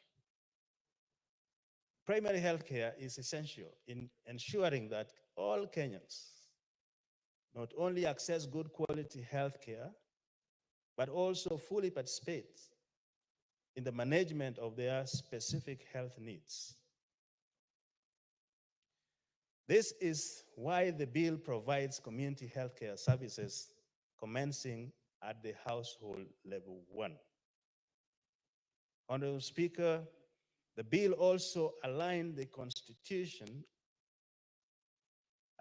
Constitution of Kenya 2010 as it facilitates progressive realization of the right to the highest attainable standards of health, including the right to health care services guaranteed under Article 43(1)(a), and also Article 21(2) of the Constitution, which requires the state to take legislative, policy, and other measures to ensure that the progressive realization of the rights granted in Article 43 is achieved.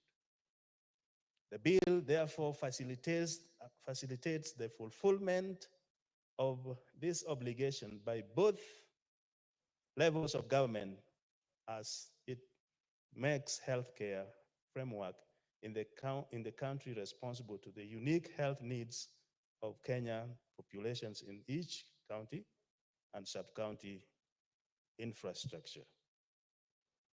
Honorable Speaker, I therefore request and urge this House and all my colleagues to pass this bill and allow this framework and also recognition of the community health workers to be enforced. Mr. Speaker, I'm just preaching to the choir here, and I know all of us are aware how difficult it is to access healthcare system. And the workforce, which we call human resource for health, is below what is expected by the WHO. We all know this. In the absence of HR, which is not complete, which is not commensurate to whatever is required, then you have two legs of the healthcare system, which is the supplies and the infrastructure, which cannot work on their own without health workers. This is where investing into community health workers becomes very handy, because in level 1, if we are robust with this cadre, remember recognizing them and regulating them and training them uniformly across the country. That would mean that a community health worker in Mandera knows at the same level as a community health worker in Liwa, in my constituency. Right now, Honorable Speaker, as we speak, the doctor-patient ratio, or doctor-population ratio, the way you want to call it, is 1 doctor to almost 50,000. In other areas, even worse. The nurses who are the closest in that category, 1 nurse is almost 2,000 to 3,000 population. That is unacceptable. The only bridge gap is a community health worker. In the absence of that, in the absence of adequate personnel, we are realizing a lot of disease progressions which are resulting to this kind of statistics, not very good. Child survival in Kenya is below SDG targets. And in other areas, Honorable Speaker, it's sad to see that 18 out of 1,000 live births, 18 of them will die. And under 5 is 37. Other areas are even more per 1,000 lives. So, Mr. Speaker, the situation of health in Kenya is worse, and that's why I'm really promoting this involvement of community health workers. Our patients, or those who present in either lower tertiary of care or higher tertiary of care, most of them are communicable diseases that can be preventable at level 1 and 2 at most. But more interestingly, the health-seeking behavior cannot be attained only by education. It will never work. It needs somebody who is supporting you, who can tell you this kind of condition, you have to go to the hospital. Come with me. That will not be a nurse, that will not be a doctor. That will be a community health worker who sits with them, who knows. Because in our arrangement, one community health worker will oversee 100 households. He knows all of them, sometimes less. Today, the Speaker, cardiovascular diseases, cancers, diabetes is very, very worrying. And as I always say, the crude death rate in this country emanates from this. Somebody just died, taken to the morgue, is buried. No statistics. And that's a result because of there's no early detection of these conditions and managed well. The Speaker, also one important thing that this cadre are going to do is to translate treatment of diseases into disease management. For example, if you go to see a doctor, like Dr. Pukose there, you will be given a prescription. If you're lucky, you're given drugs. But the distance between pharmacy and household sometimes does not translate into treatment per se. You need somebody who advises you to take that medication as it is prescribed at the time which is prescribed, so that the drug level on the blood can be sustained to kill the organisms. That is the work of the community health worker. In fact, in other countries, when we were doing the HIV, for example, in Rwanda, the patients were not taking HIV drugs themselves. They were given by the community health workers on time, and they make sure they take them adequately. And in that country, the drug resistance was very low because they were taking as required. So what I'm trying to say is that seeing a doctor, prescribing medication does not automatically mean that the patients will take them as they're prescribed and therefore reverse the condition. It will need a community health worker to be a supportive system, to be a reminding system, to make sure they take hold of it. Honorable Speaker, today, this card I'm promoting here will help us to deal with mental illness. And it's a worrying trend because as we speak, 1 in every Kenyan are having mental issues. Maybe it has not grown to manifest clinically, but they are there. And as you know, Madare, as much as we promote it, that is not an answer to mental illness. It will need somebody who is in the community and can detect early and can also set a management system around the family to ensure that person is accommodated and supported within the family system. That person is a community health worker.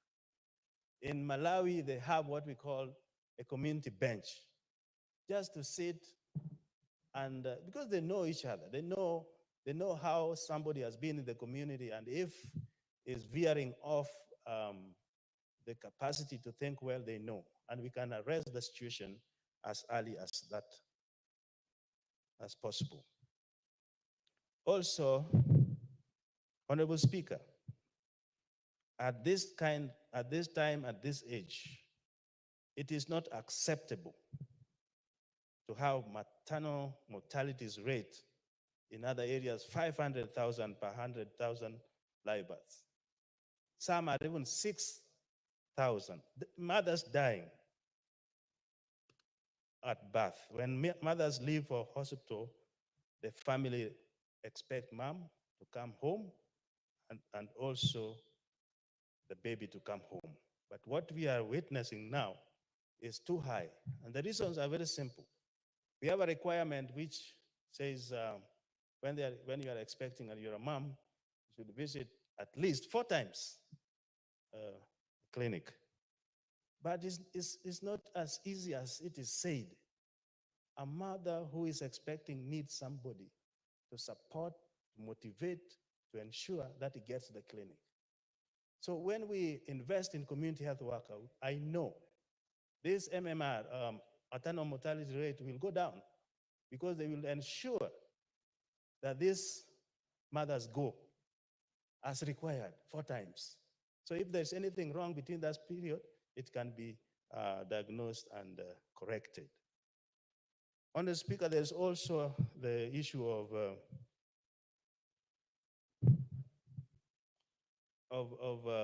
the newborns.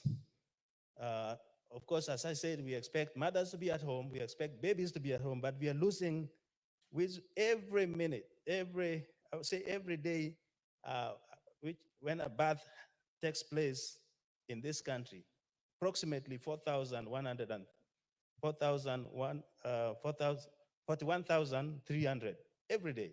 90 of them, of those children will die.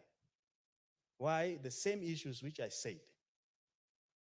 Okay, and most of the death is just simple asphyxia, trauma, sepsis, and preterm, which if the community health workers were involved in the beginning, would have been reversed. So in closing, what this bill really requires is that we recognize, we regulate, and we invest in community health workers so that we can have early detection of diseases at level 1 and proper or prompt referral system to level 2, 3, as it may be the condition. If we do that, we will prevent a lot of suffering, a lot of death, even money, because many patients will not be progressing with the diseases to tertiary care. Thank you, Honorable Speaker. With that, I want to ask my friend, Dr. Nikal, to second this motion. I know Dr. Nikal, when he retires, he will also be another community health worker in the village. Thank you, Mr. Speaker. Order, Honorable Peters, remember to move and ask Nikal to. Mr. Speaker, I beg to move and ask Dr. Nikal to second. Dr. Nikal.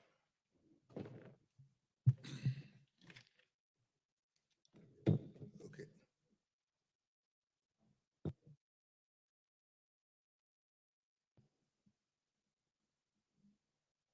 Okay, I think I'll move from there. Thank you, Mr. Speaker, for giving me the opportunity to second this bill. Mr. Speaker, we are reading this bill for the second time. It was read here and it actually lapsed. Mr. Speaker, this is an extremely important bill. We may not realize how important it is. The bill, the main object of the bill is to provide a regulatory framework for the community health workers. Mr. Speaker, we start by saying who, or asking who is a community health worker and why the word community. Mr. Speaker, it is realized people don't get sick in hospitals. People get sick at home. Treatment in hospitals is an isolated event. Recovery also implies or affected by where and how you are treated. Even deciding when to go for treatment is a decision that is made in the community. So, Mr. Speaker, it has been realized for many, many years all over the world that people who are in the community have a big role in actually healthcare. And to that extent, Mr. Speaker, for years, communities have been helping people who are sick. The most common one is traditional, they've been called traditional midwives. These are people who are actually helping women to deliver at home. But there are all sorts of people in the community that actually advise on health. So this then, Mr. Speaker, was actually formalized, and it was recognized that it will be extremely important to get a person in the community who would help sick people, who would help community members to avoid diseases and to get early detection of diseases and to advise community members on how and where to seek health care. And to that extent, the term community health worker was actually has actually evolved, and this is utilized all over the world. Mr. Speaker, in modern terms, who is a community health worker? The Speaker, as it is now, the most important thing, and this bill recognizes that, is a community health worker is a member of the community. They reside there. That is their home. They are known in the community. They understand the culture of the community. They understand their behavior towards illness, and they can help. And therefore, it's decided that we need to strengthen them, capacitate them, so that they can actually do what they would normally do. There is no community in this world where if somebody is sick, a member of the community does not come to help them. And therefore, it was decided that we get these people, we train them, we give them some support so that they can actually help people now with some knowledge, with some capacity, and also link them with the health sector as we know it. That is the person we are calling a community health worker. It's a member of the community. And therefore, Mr. Speaker, the terminology has changed, particularly in this country. The terminology has changed because of actually the way we look at them, whether we should pay them or whether we should remunerate them in any way. The origin of the community health worker in this country, actually the community strategy. If you go into the ministry now, what we are talking in level 1 is actually a community strategy where all communities in Kenya actually have community units, and each community unit has a community health worker. And that community health worker supports them, support the people there, advises on health, advises on when to seek help, advises on how even to use medication.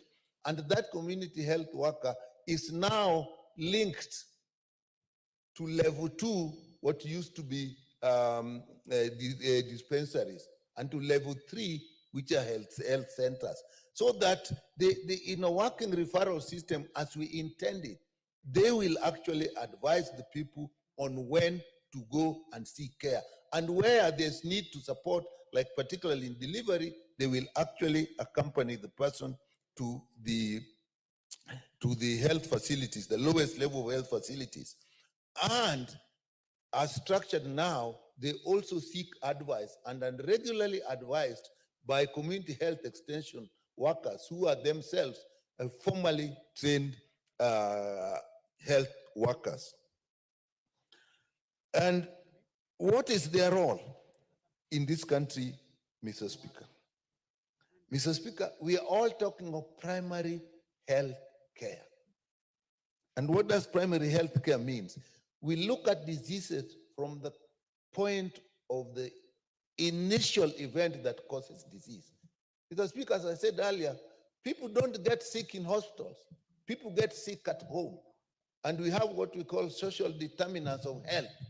These are the factors that make you sick. You get sick in your relationship with the environment. If you drink water that is contaminated and you get cholera, the germ that causes cholera is what we normally will say is the cause of the disease. But the real cause of the disease is actually lack of water. So these social determinants, the causes behind the causes, Mr. Speaker, if you get cancer and it can be shown, like in some cases, you have been exposed to where you work with, for example, dyes and so on, or with the food you eat, or with the farm inputs that you are exposed to. It is that exposure which is actually the cause. If you work an industry where you are dealing with asbestos and you get cancer of the lungs, although asbestos is probably the agent that causes the lungs, it is the work environment that causes the lungs. If you live in a place where the kids go and swim in pools of water and they get schistosomiasis, although the germ bilharzia is the cause of the schistosomiasis, the real cause is swimming in those pools of water. So the food, if you have food with a lot of sugar and a lot of fat, and eventually you end up with hypertension, obesity, hypertension, diabetes. The real cause is the food that you eat. If you live a sedentary life where you actually do not exercise your body, so whatever you get is actually secondary. So these community health workers are actually the people who will advise people how they live, where they live, what food they should eat, what steps they should take to actually prevent being sick. And Mr. Speaker, this is extremely, extremely important. These are the people who will be key in early detection of disease. Mr. Speaker, let's talk of cancer.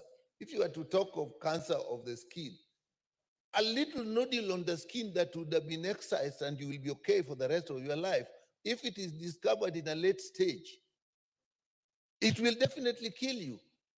So early detection, as we go for very expensive cancer treatment, if we went for early detection, like cancer of the cervix, cancer of the breast, if we went for early detection, if we taught all the women just how to examine their breasts, which the health workers can do, they'll be detected early, they'll be exercised, it will not be expensive.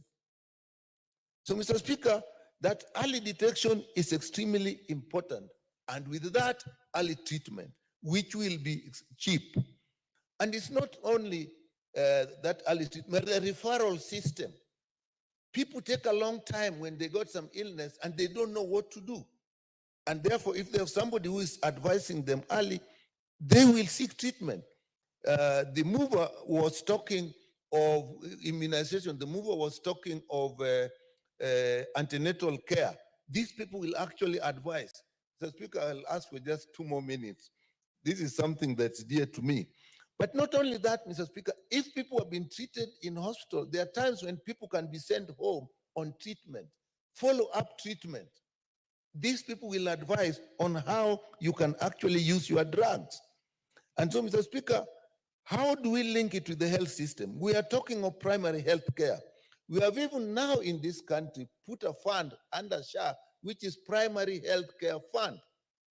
If we don't have these people well trained and actually establish how they work, the structures in which they work, this Primary Health Care Fund will not give us. Please conclude because you have really punched this particular. So, Mr. Speaker, if we were to use Primary Health Care Fund, the reduction in cost of care in terms of finances, in terms of human resource will be huge. And therefore it is important that we get a system of recognizing these people, of training them, and then managing them and looking at their professional conduct because they are dealing with a very important point. And that is what this bill does by creating a council and disciplinary system. So with that, Mr. Speaker, I second. Very well. Before I propose the question, let me acknowledge the presence and the public gallery this afternoon of Oloirien Boys High School, Narok East constituency in Narok County, and possibly ask the Honorable Member Aramat Ken to welcome them. He's in the house.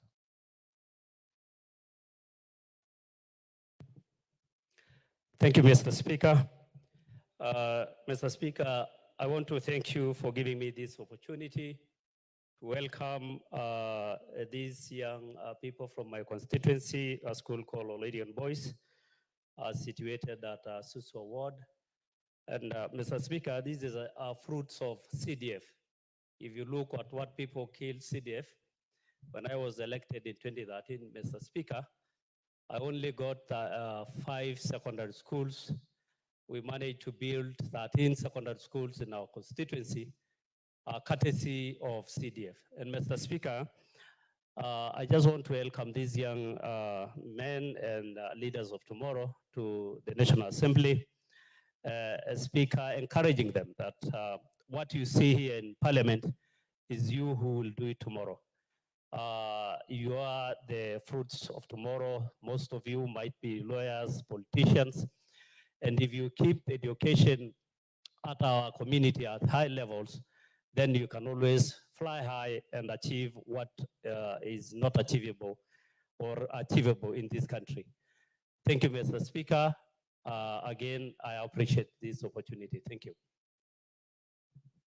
Honorable members, I now propose the question, which is that the Community Health Workers Bill, National Assembly Bill number 53 of 2022, be now read a second time.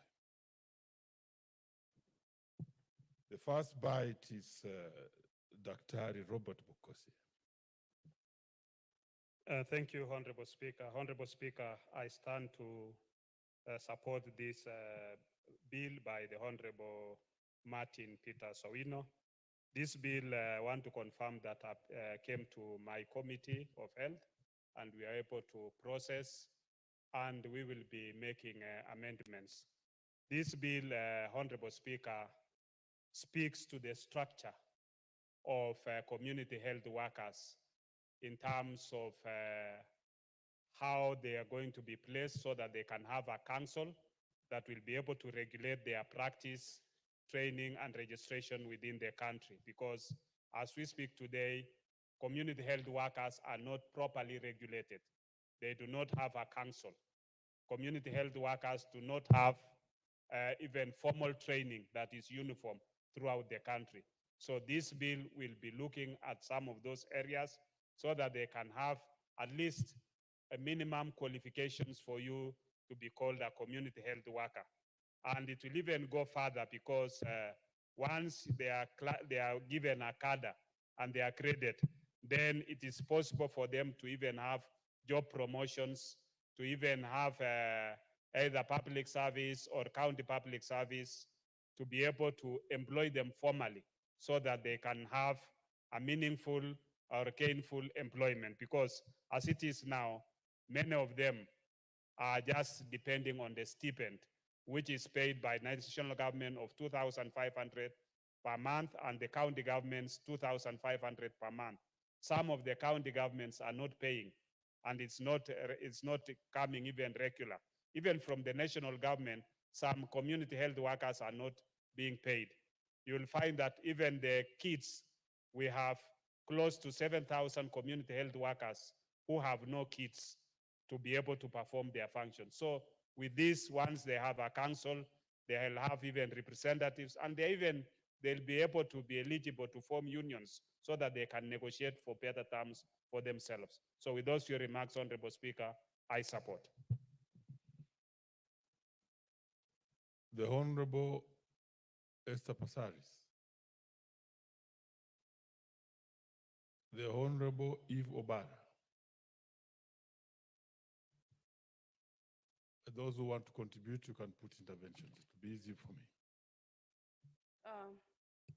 Thank you very much, Mr. Speaker, and I too stand to support the bill that the community health workers be entrenched in the government like any other professional.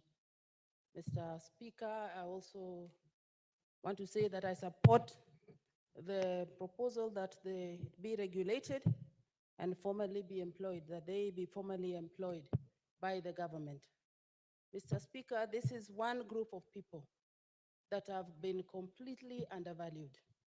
Mr. Speaker, in my constituency, I can tell you for free that these people, the amount of work that they put in and the commitment that they have, the work that they do is beyond our expectation. Mr. Speaker, these are people who are passionate about the job that they do. And the support that they give the community is great, Mr. Speaker. They understand the community very well.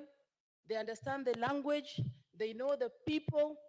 And finally, Mr. Speaker, they have even trained on basic health matters. Mr. Speaker, the current group of community health workers are people who have gone to school, Mr. Speaker.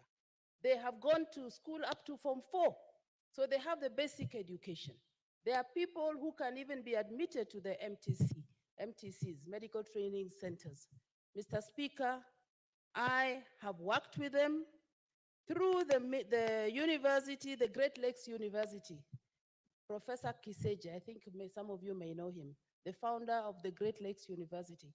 He started a program for these community health workers where they can be trained on health matters. Mr. Speaker, we have collaborated with them under NGCDF, where we also support the community health workers to be trained, and we pay for that service. Mr. Speaker, I support, and I want to say once again, thank you very much, Mr. Wino. The 2,500 that they get as stipend is too low, Mr. Speaker, for the kind of work that they do. In our communities, we know that people die, Mr. Speaker, for things that should not have killed them in the first place. Mr. Speaker, even diagnosis of malaria, people would die of malaria. People die of just diarrhea, while these people are there and they have given them support. I think they should be motivated, they should be recruited as professionals and put on the formal payroll of government for the great work that they're doing, because we know that in the community, the doctors are not enough to be able to cater for everybody, not even the clinical officers. And this is the gap that is being filled by these community health workers. Thank you very much. I support once again. The Honorable Suzanne Kiamba. Thank you, Honorable Speaker, for giving me this time to contribute to this very progressive bill. I think this bill provides an opportunity to this country to institutionalize the issues of health workers who, from the short period they have worked, we have very clear evidence that they are contributing significantly to health issues in this particular country. Honorable Speaker, you realize that we are spending a lot of money in health on cases that would actually have been dealt with right at the household level. So I think once this is actually institutionalized and is operational through this particular framework, Honorable Speaker, we'll even have the cost of health reduced in this country. And if the cost of health could actually be reduced in this particular country, that will actually mean that we may not even seriously need an extra budget for these health workers, because the long-term impact will be reducing the cost of health, which sometimes these people are being taken to hospital when they are as good as dead. So to make them come back, it costs so much that if we would actually prevent some of these cases, we cannot even talk about the budget. I'm talking about that because many of the bills we pass here never see the light of the day, because most people think money, short-term money.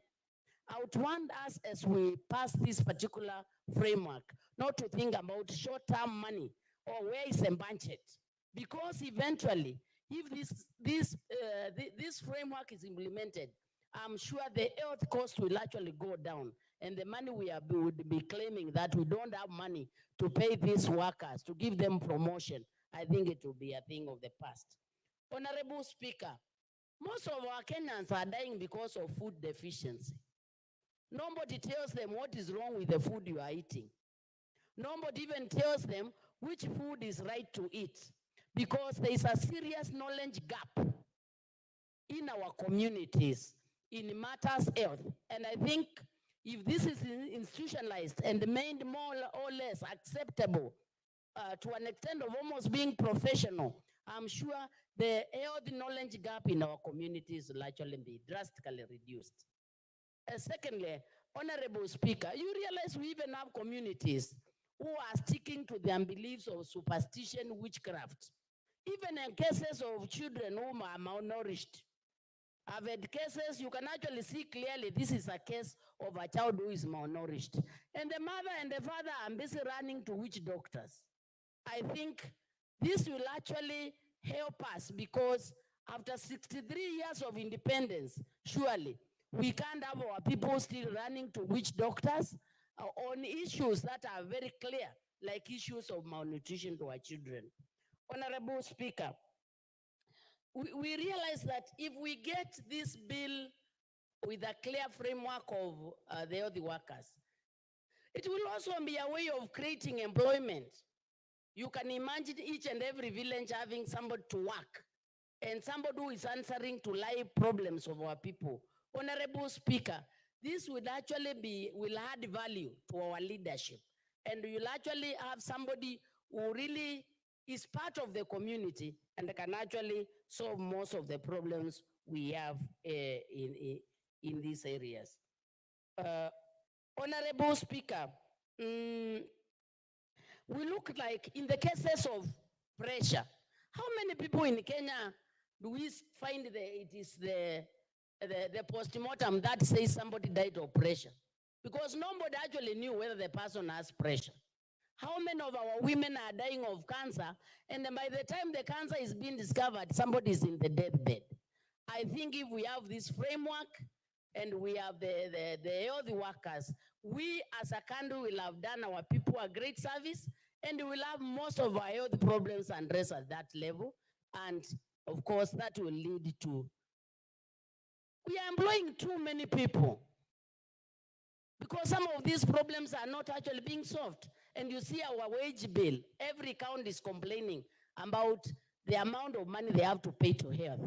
But if this was actually reduced by having these community health workers, I'm sure we'll have reasonable technical people because we'll not have issues presented at their worst, and actually will actually improve the status of health in this particular country. Thank you, Honorable Speaker. The Honorable Susan Duyo, Rakanithi County Women Representative. Thank you, Mr. Speaker. Mr. Speaker, sir, I rise to support this very important bill that has been moved by Honorable Widow. Mr. Speaker, sir, one would want to know and one would maybe wonder why we are sitting here today to debate or talk about community health workers, Mr. Speaker. The bill seeks to form a council. This is a council that is going to form a framework to support, guide, and regulate the work of community health workers in the village. Mr. Speaker, sir, community health workers are very, very important people in our community. Community health workers reside with the people in the community. You know, they understand their culture, they understand their beliefs, they understand their values. Mr. Speaker, sir, community health workers are agents of change, especially in the underserved areas in our community. Especially where I come from in the Rakanidi County, more so in the lower parts of the Rakanidi County, you find even a whole entire location without even a single dispensary. The community health workers are underpaid. Most of them have not even been trained. They've not even been guided on how they are going to be prevented against contracting diseases from the patients that they treat. There are these community health workers that are going to prevent diseases. They're going to prevent even the spread of diseases. In the local language, we say that prevention is better than cure. If these community health workers are empowered, there's a framework to regulate their actions, Mr. Speaker, sir. Even the much money that we are using to treat our patients, the much money we are using to buy medicine, the much money we are using to even put infrastructure in our hospitals is going to go down, Mr. Speaker, sir. Mr. Speaker, sir, community health workers have not been motivated. A person earning money as little as 5,000, someone with a family, someone who need to walk around the village, this is too little. We need a council that will form a framework to see how every community health worker will be paid, and that every community worker is going to be satisfied. That way, person will be motivated. There are these community health workers that even pray and worship with the patients. They understand them. They can even sense and even know why is someone so emaciated? Why are somebody's skin changed? Why have they even changed in their color and everything? So, Mr. Speaker, sir, I really support this bill and that you're going to form a council that is going to do regulations and form a framework that is going to support the community health workers. But even so, Mr. Speaker, sir, let's not now go to the community after forming this council and undermine and underrate other community workers, maybe because of they're not learned, maybe they are elderly. Even as we form this council that is going to regulate the performance of community health workers, let the people that have already been acting and working as community health workers still be empowered. It is this council that is going to regulate how much is going to be paid to those that have reached post-secondary education, how much is going to be paid to those who are just finished for primary school education, and so forth, and even their ages. So, Mr. Speaker, sir, I support and thank you. The Honorable Catherine Omanyo. Thank you, Mr. Speaker. I'm supporting the bill because the community health workers are just like doctors or nurses who have been brought to the nearest door where the real sick person is, because I have so many of them, friends, who tell me what they go through. Each one of them is like they have a niche.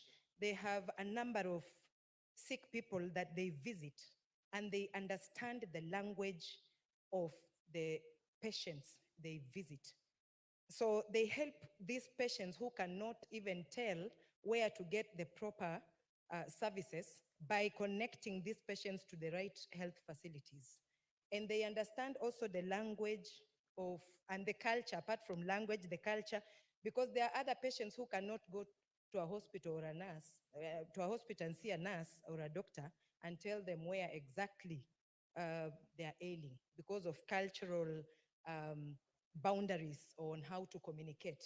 But with a community worker who speaks their language, even if they were to speak in parables complaining about their condition, this community health worker will pick it up and express better and let the doctor treat the right thing than when these people just come from the villages, some who cannot even express themselves in Swahili properly or in English. They can just speak their mother tongue.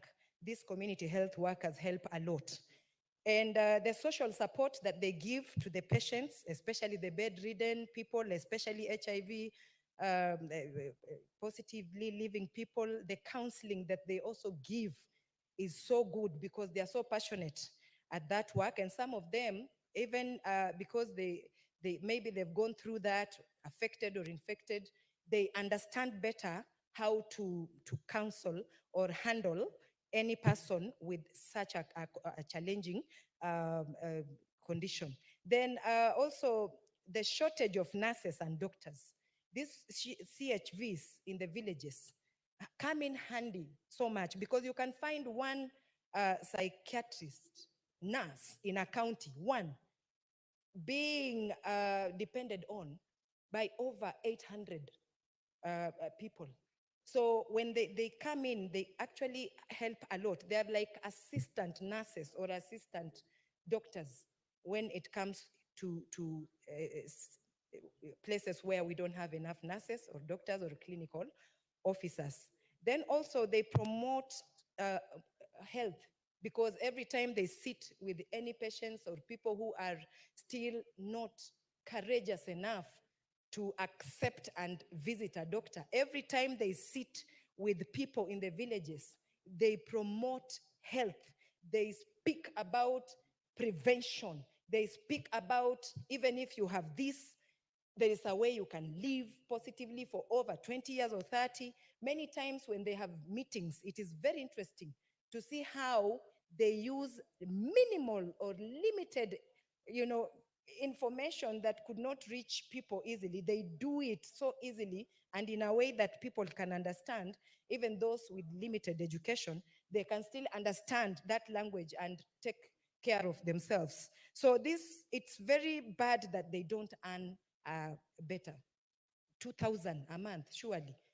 And yet the risks that they encounter every day are too high. We have to look into how to promote also these CHVs so they can do a better job. They are already passionate about it. They are already volunteering. Some of them are not even known if they exist, but they do in the villages. If they are motivated better, I know we will be talking of a healthier society. And if we have a healthier society, then our nation will not be wallowing in the miasma of poverty. Apart from that, also these CHVs have very impressive social skills.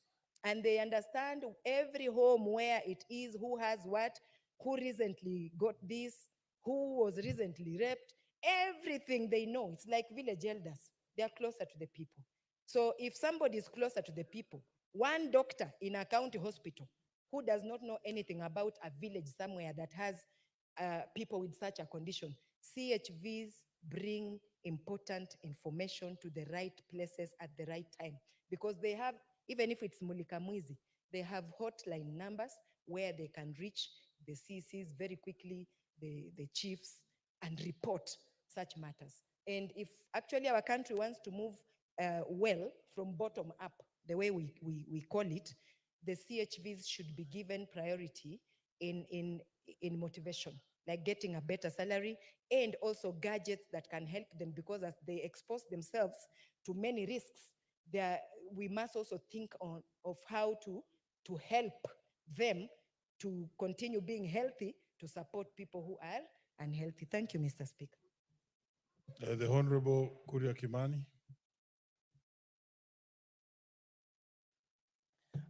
Thank you, Honorable Speaker. And from the onset, I would like to say I rise to support this Community Health Workers Bill of 2022, as proposed by the great member for Ndewa constituency, the Honorable Martin Owino, Honorable Speaker.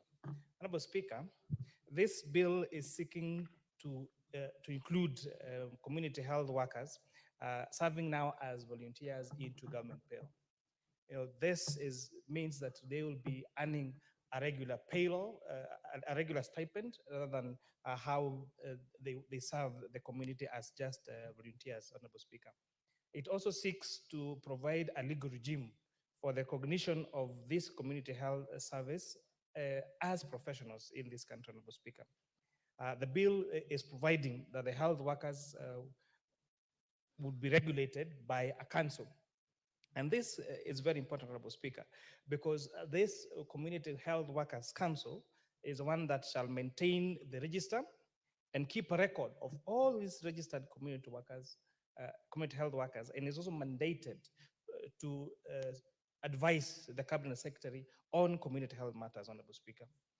The Council, as proposed in the bill, shall establish a professional code and of conduct that will be undertaken by this community health workers, Honorable Speaker. And this is very important because we need to have a professional code of conduct that is be regulated by the council, so that in the event that any of them behaves in a way that is not in tandem with community health practices, just like the way we have doctors and nurses, then legal action and professional action can be taken on them, Honorable Speaker. Most importantly, this bill is also providing for a requirement for particular certification. In this case, it is requiring that these community health promoters to get a certificate in community health, in psychology and counseling, social work development, HIV guidance and counseling, testing, immunization, community development, and health education, Honorable Speaker. And this is very important because remember when they were being recruited, then there was not that specification that they need to have particular certification. But now with the introduction of this, I'm really hoping that once the council is established, or even before the council is established, like they're going to partner, for example, with our KMTCs. Like in Molo constituency, we have KMTC campus in Molo town. So I'm hoping that even long before this bill becomes law, that they will start a program to go and train these community health workers on these particular skills, so that by the time this bill is coming to law, then they will have acquired the skills, and of course they're going to perform their roles as community health workers better, having undertaken the requisite training, professional training, Honorable Speaker. Honorable Speaker, I was trying to find out what best practice is among our peers, and what is it that they're doing very well. And one of the countries that has come up as has have very effective community health workers program is Rwanda. But what really also stands out in the program for Rwanda is that the program for Rwanda is performance-based incentives. And this, Honorable Speaker, is ensuring that there is proper accountability for these people, Honorable Speaker, and also making it data-driven. So where instead of just having community volunteers in the village, then there is performance-based incentives about their performance. Then if they perform in particular standards, Honorable Speaker, then they get a particular incentive, Honorable Speaker. In India, the incentive is based, their payment system is based on the specific health outcomes. For example, immunization. So where now the remuneration for community health volunteers, community health workers in India is based on real outcomes on health. So you're given a target of how many immunization you must foresee, how many safe deliveries you'll oversee, and therefore your incentive is based on this. And so I'm highlighting this so that when the council is operational, then they can see how to pick these best practices and now have Kenya having even the best of these practices, Honorable Speaker. For Brazil, Honorable Speaker, they integrate public health system with a team of a doctor, a nurse, and now community health workers, Honorable Speaker. So the way now in Brazil, they are formed for every team of these community health workers, they have a nurse and they have a doctor. They also have an elaborate program on chronic disease management. And Honorable Speaker, if we found a way of having a community system that is based at the village level that helps with management of chronic illnesses, we will save a lot of burden to most of families, Honorable Speaker.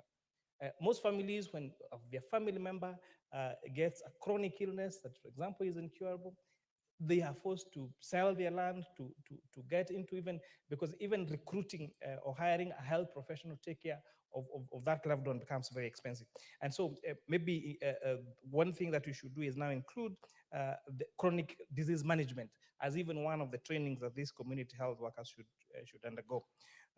In Bangladesh, Honorable Speaker, they have a strong community ownership because these community health promoters are recruited from their localities, just the same way that Kenya is proposing to do.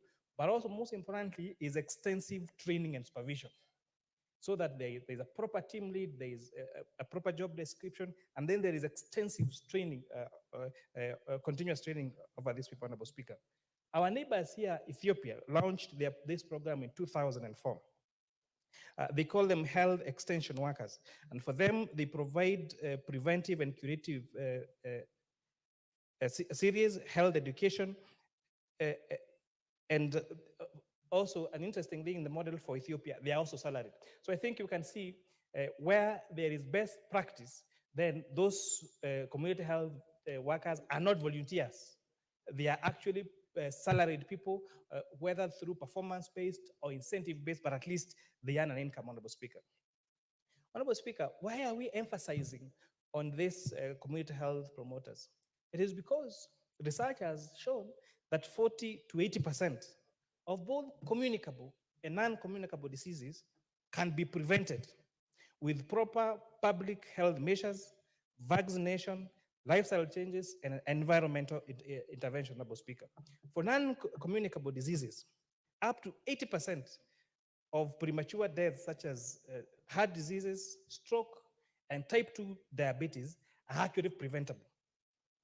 40% of cancers can be addressed and can be prevented by addressing the risk factors, such as tobacco use, alcohol abuse, unhealthy diet, and exposure to environmental pollutants. So that means that even cancer can actually be cured. At least 40% of the cases can be prevented, not cured, can be prevented by intervening on those particular measures that I have outlined. Infectious diseases, Honorable Speaker, such as measles, polio, hepatitis B, can be prevented through vaccination. And that is why this performance-based or incentive-based, based on particular outcomes, health outcomes, should be the basis of these community health workers, so that we ensure that whether it is our children, they get all their vaccinations, because as you've seen, even these infectious diseases can be treated by vaccination.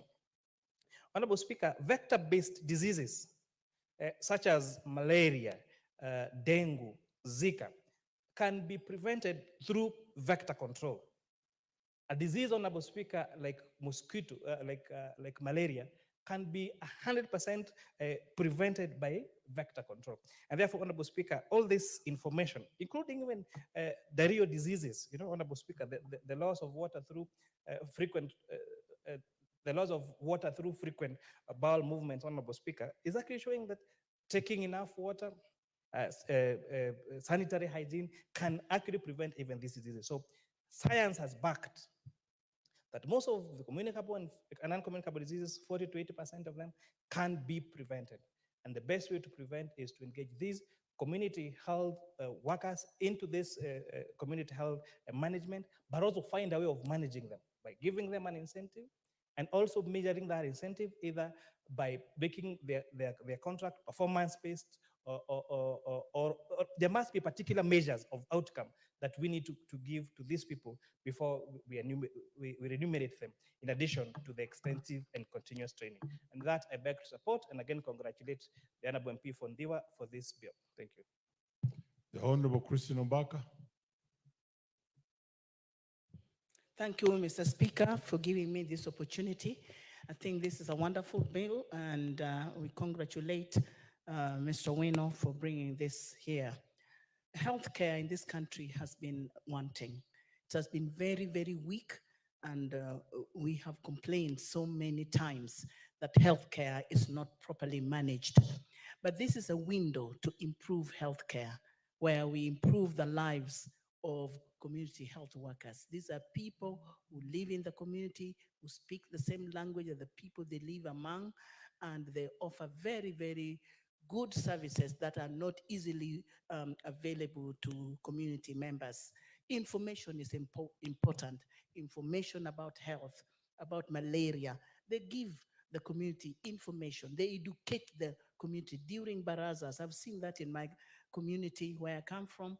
I've seen the role that they do is quite lengthy and very, very expensive as well. One may think it's cheap.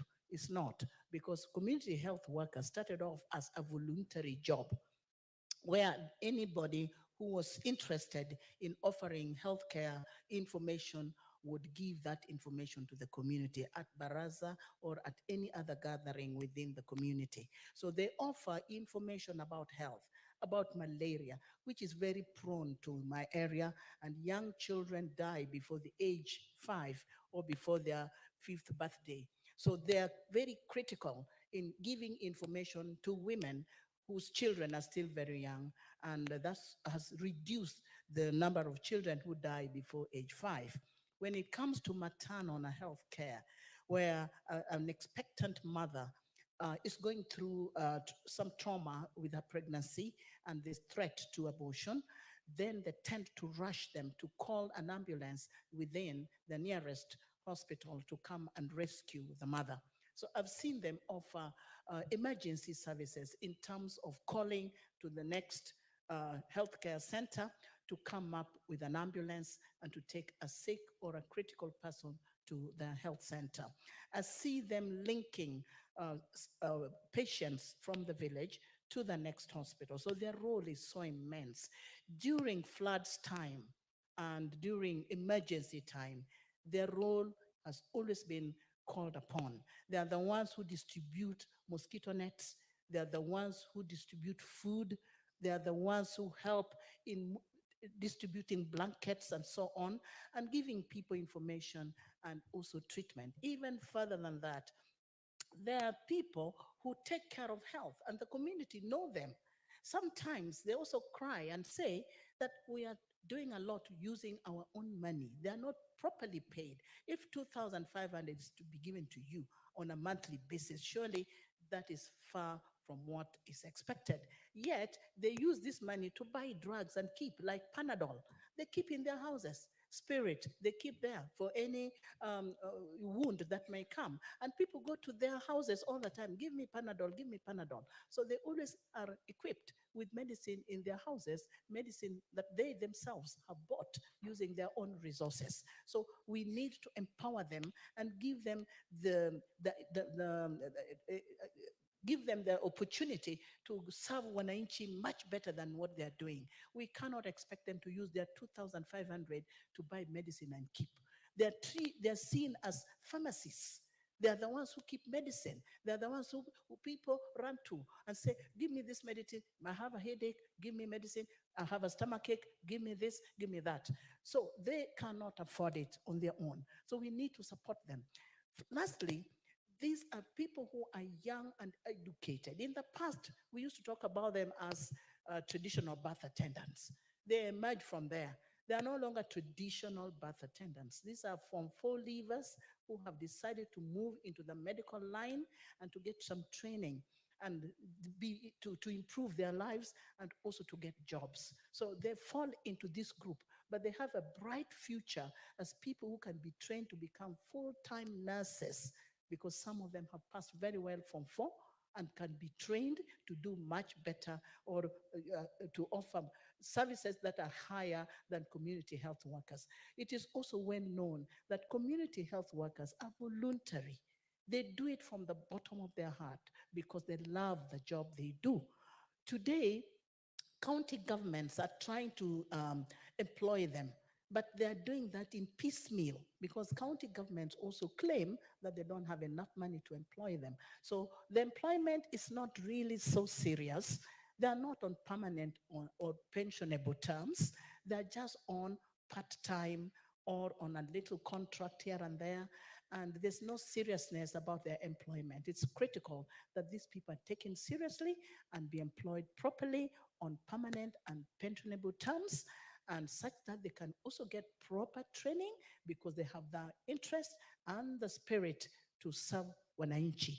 I also want to say that the curriculum that is used to train them should be made uniform so that community health workers throughout the country have gone through training that is similar, and the certificates that they get after training should equally be the same, so that they move on the same basis with each other, so that one is not seen to be better trained than the other, but they can move at a level that they need to go.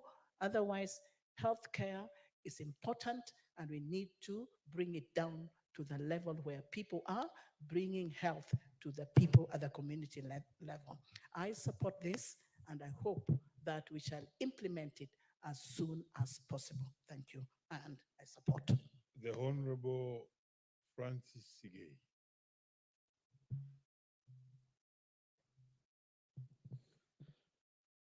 Mr. Speaker, I rise to support this bill from the onset.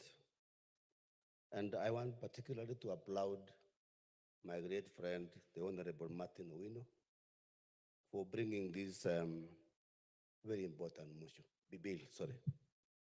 Mr. Speaker, I want to say that health is the most critical component in the nation.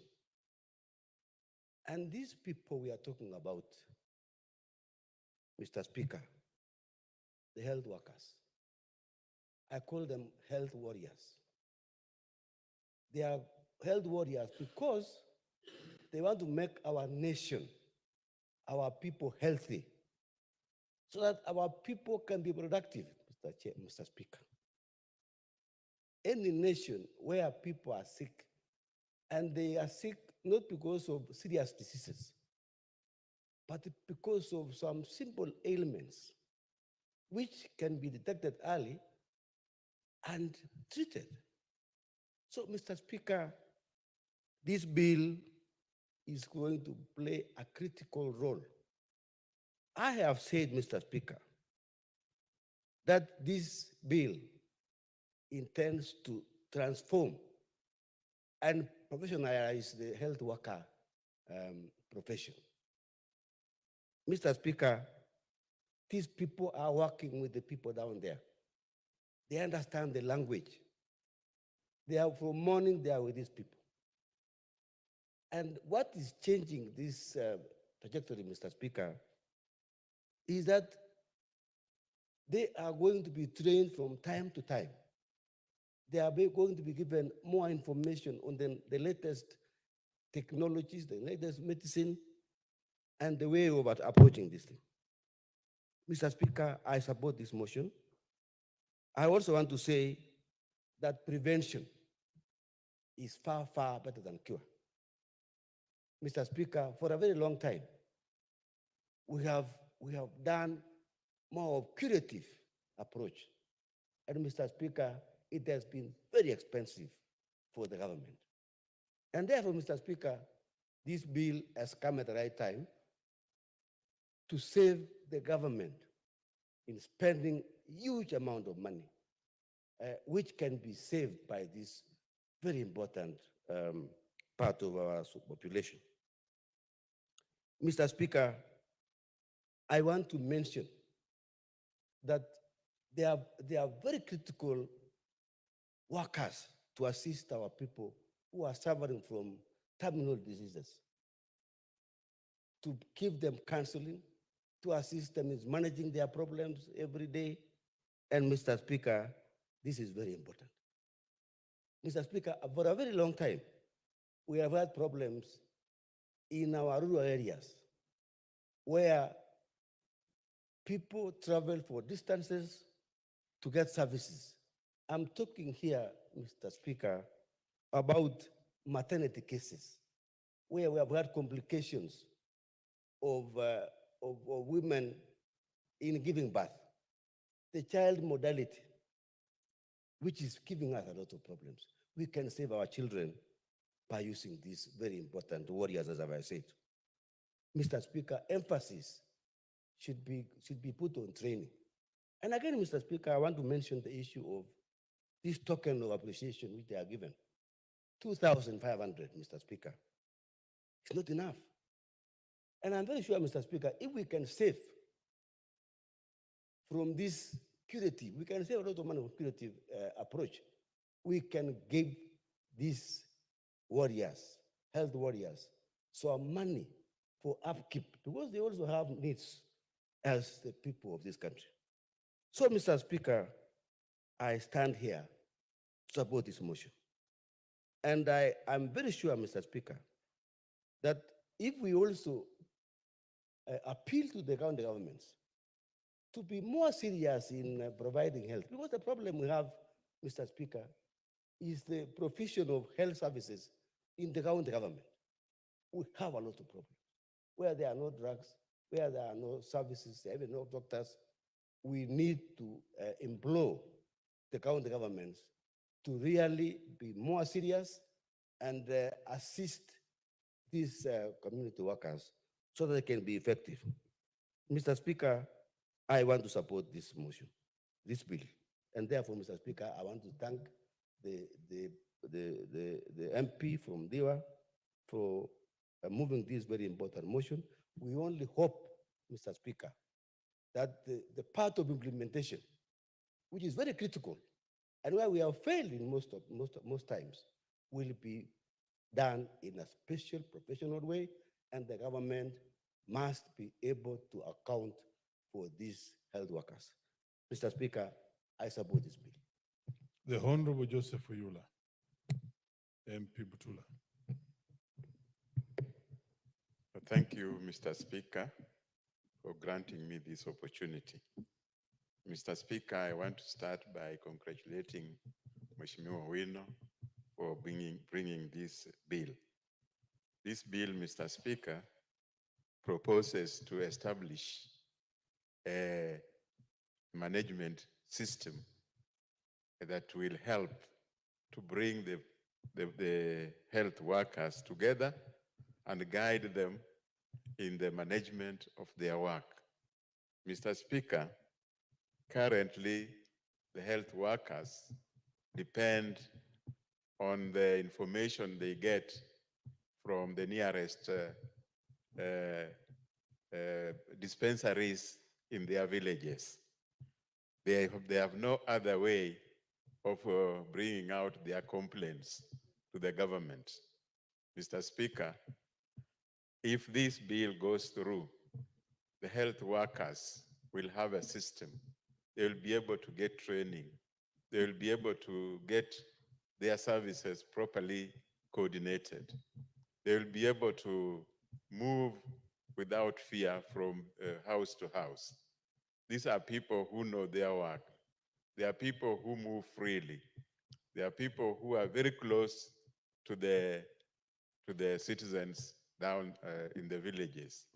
So they need to be guided. They need to be promoted.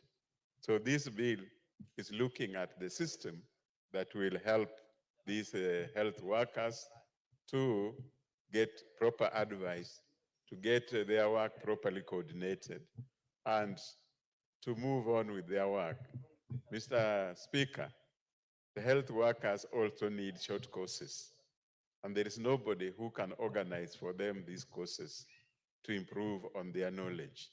So it's only through this system, if accepted, that the health workers will be helped to upgrade their knowledge, to attend short courses, and be able to do their work without fear.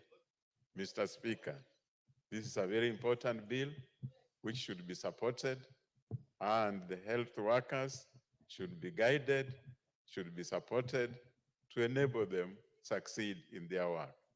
These are people who understand the villagers very well and are able to communicate. They are able to support the mothers. They are able to support the young children by advising on what should be done, particularly in areas where there are infection. So, Mr. Speaker, I want to support this bill, and I want the government to seriously look into these health workers. The amount that the health workers are given now is peanuts. If you compare what they get with the work they do, they move on foot.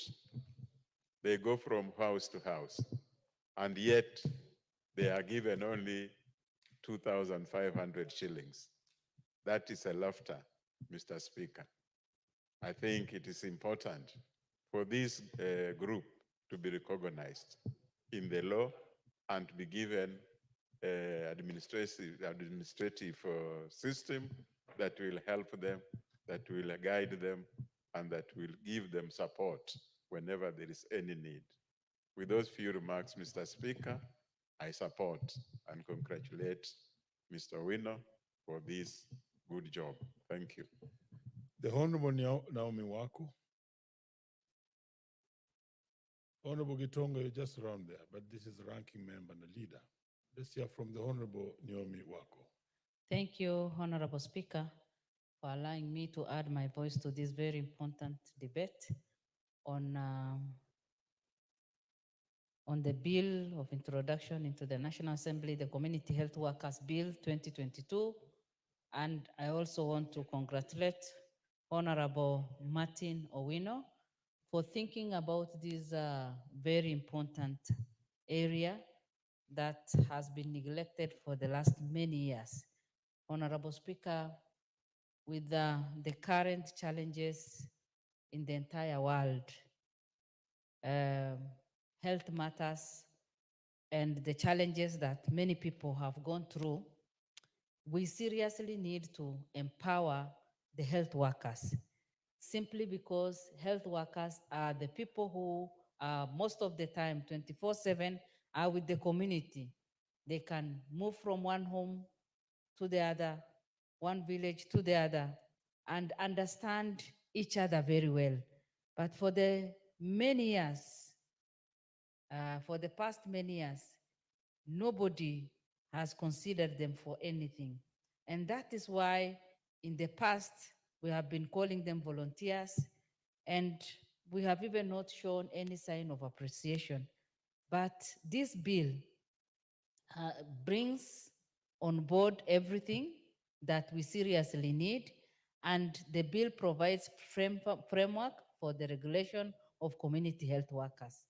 Again, we can clearly see from the different clauses that the bill brings on how the health workers, how the council can be established, the functions of the council, and also under Part 3, Clause 17 to 25, the bill deals with the registration and training of community health workers.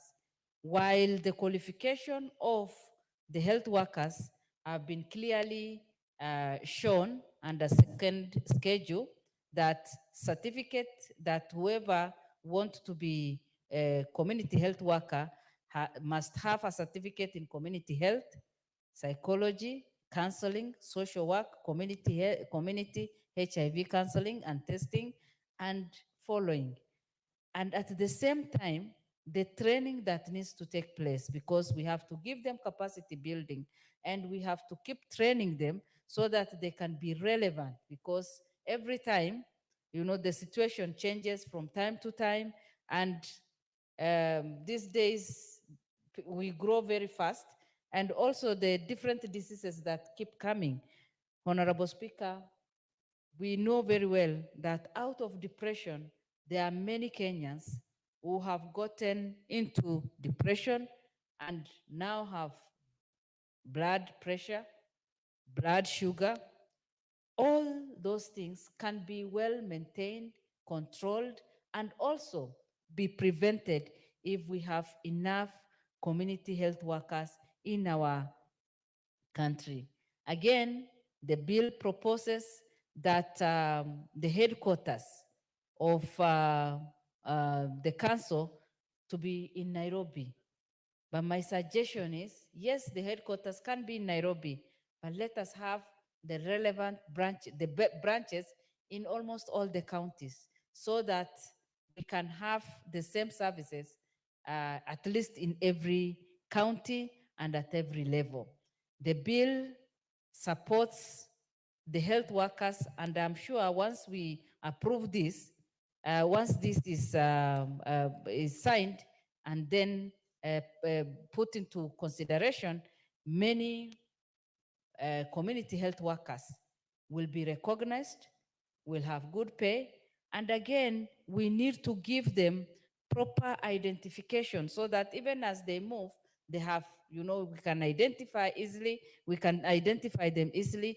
We also need to give them all the first aid kits that they need, especially in the remote areas, because the hospitals are normally very far, the dispensaries are normally very far, but when we have the community health workers who are already passionate enough in helping the communities and different people, they can be given the gears that they need. Most of them walk, and provide even shoes so that they can be able to walk and give service to the people and give proper first aid kit, depending on different areas, because even the diseases that we are exposed to depend on the different areas that we come from. Honorable Speaker, the qualification I have already talked about, and again, the bill also speaks of the necessary disciplinary measures in case of any violation. It has taken care of everything. And in case one has done, something that is wrong, then the bill provides for disciplinary action and how that needs to be taken. Honorable Speaker, this is what we need as a country so that we enhance our services to the people of this country and make sure that people get the proper services that they need from us. And with those few remarks, I support and also congratulate Honorable Martin for coming up with this. Thank you. The Honorable John Gitonga now.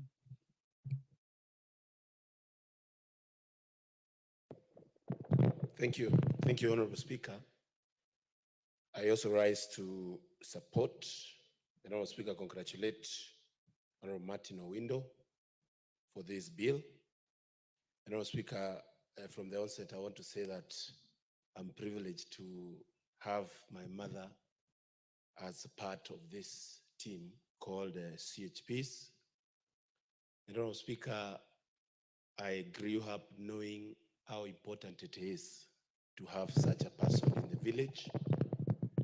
I have seen my mother, Honorable Speaker, help people to give birth,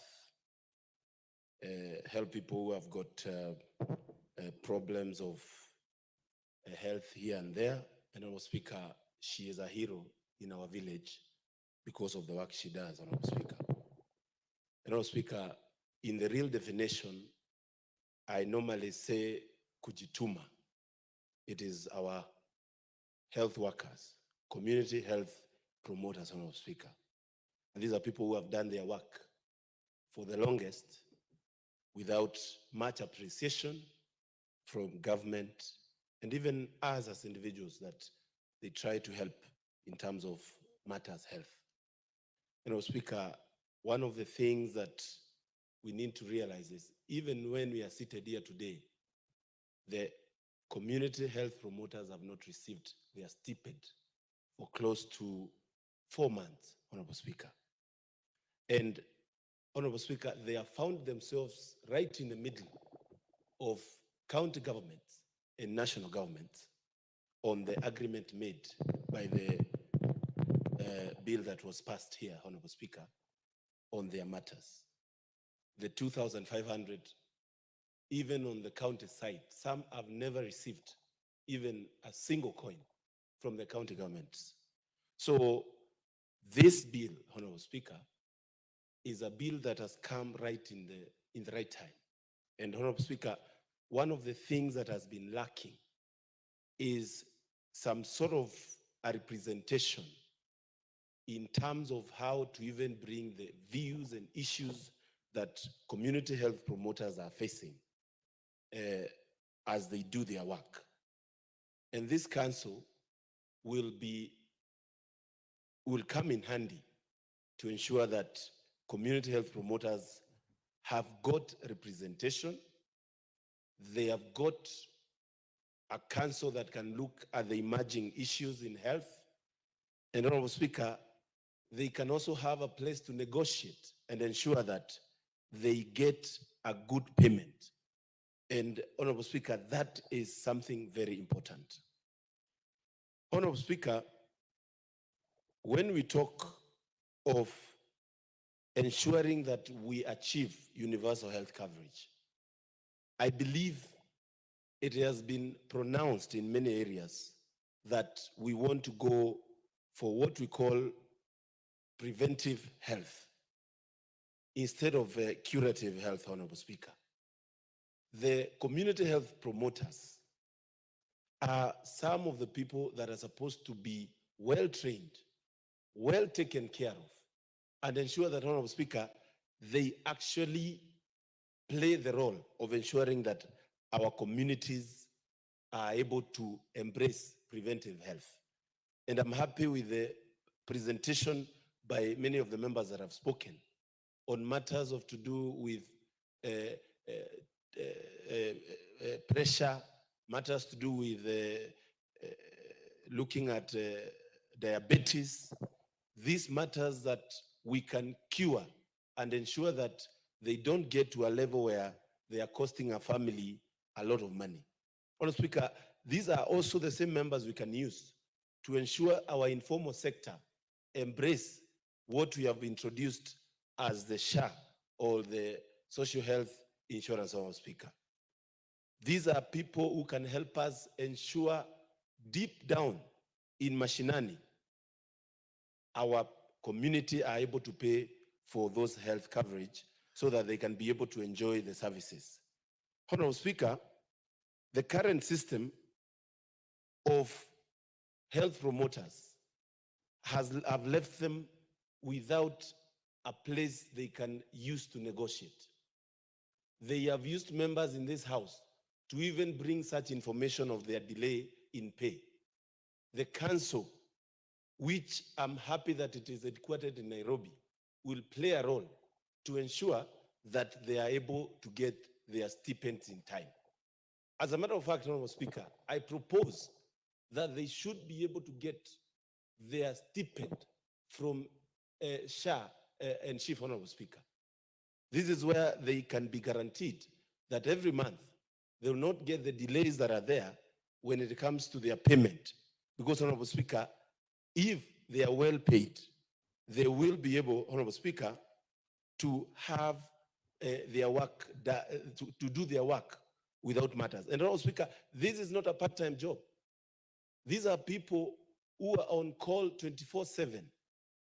I have seen my mother being woken up at 12 o'clock at night to go help somebody who needs some support. And Honorable Speaker, I call upon members to support this bill 100%. I call upon members to remember the 107,000 community health promoters that are in our villages. And Honorable Speaker, I would like, when this bill is being passed, to request the way I saw members full in this house during the impeachment of the Deputy President. All members should be available to come and support this bill. So, Honorable Speaker, while we are passing this, at least we'll be seen as a house that does not look at only things that look as pertinent, but this as one of the pertinent issues. Honorable Speaker, let me say something about use of technology. And Honorable Speaker, I was very happy when I heard the government bringing a program to ensure that the community health promoters have got smartphones to ensure that there's sharing of information from doctors to nurses, and ensure that these are people that have been able to get the current matters to do with diagnosis of our people in the villages. Honorable Speaker, when I sat down with my CHPs and I put them together, over 500 of them, I brought them together and formed a circle for them. And they have been able to embrace that to ensure that at least they can earn a living and able to grow and borrow while they are doing their work, Honorable Speaker. I call upon this House to consider this bill, support it, and ensure that our community health promoters feel represented in this House. Honorable Speaker, I rise and support. The Honorable Odipo Kwame.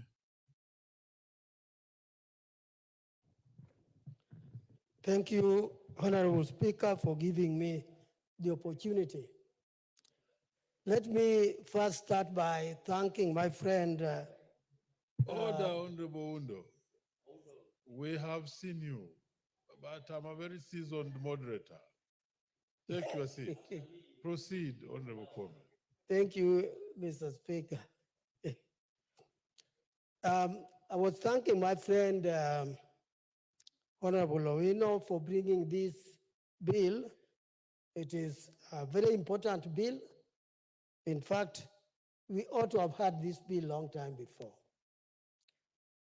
I say so because I recognize the work health workers are doing.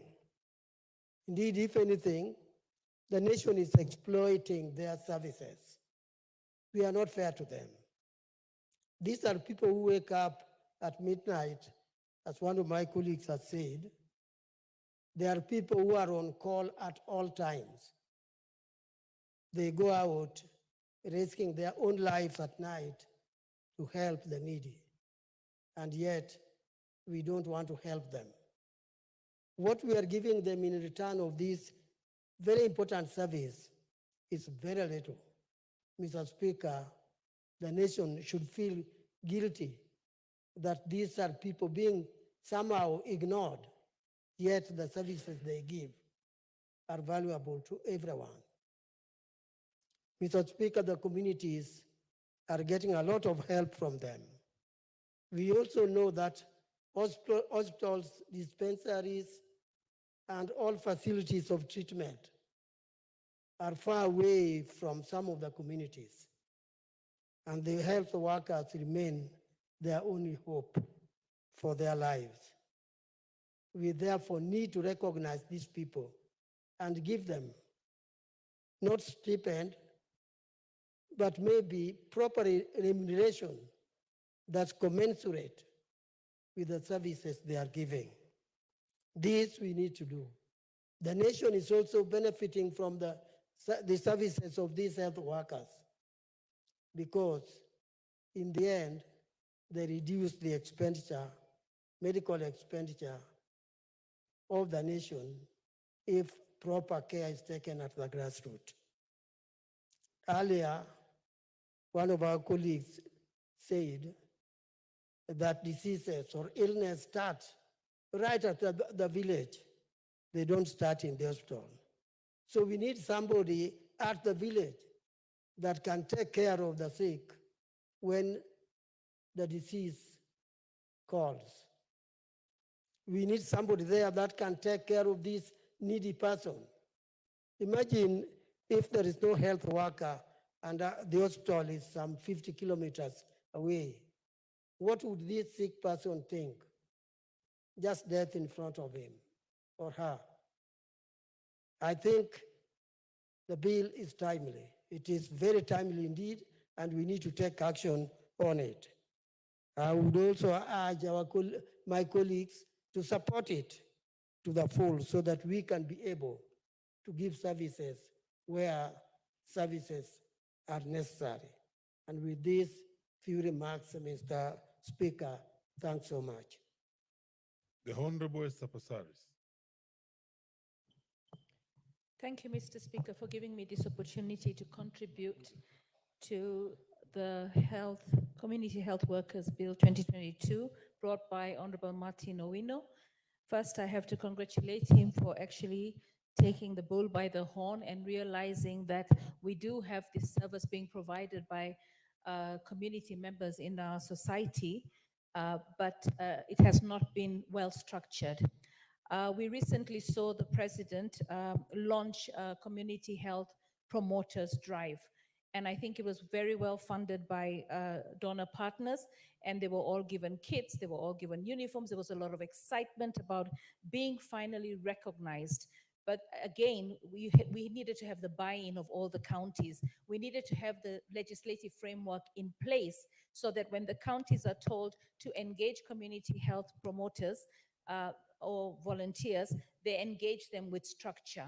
So the council, which I hope will be all over the country in the 8 provinces, if not all the 47 counties, requires that we have structures. Now, when we look at health, we know that having had the pandemic, and we know that we are already preparing for the next pandemic, and every time we have vaccinations, we always call on the community health promoters to come in. Training is important.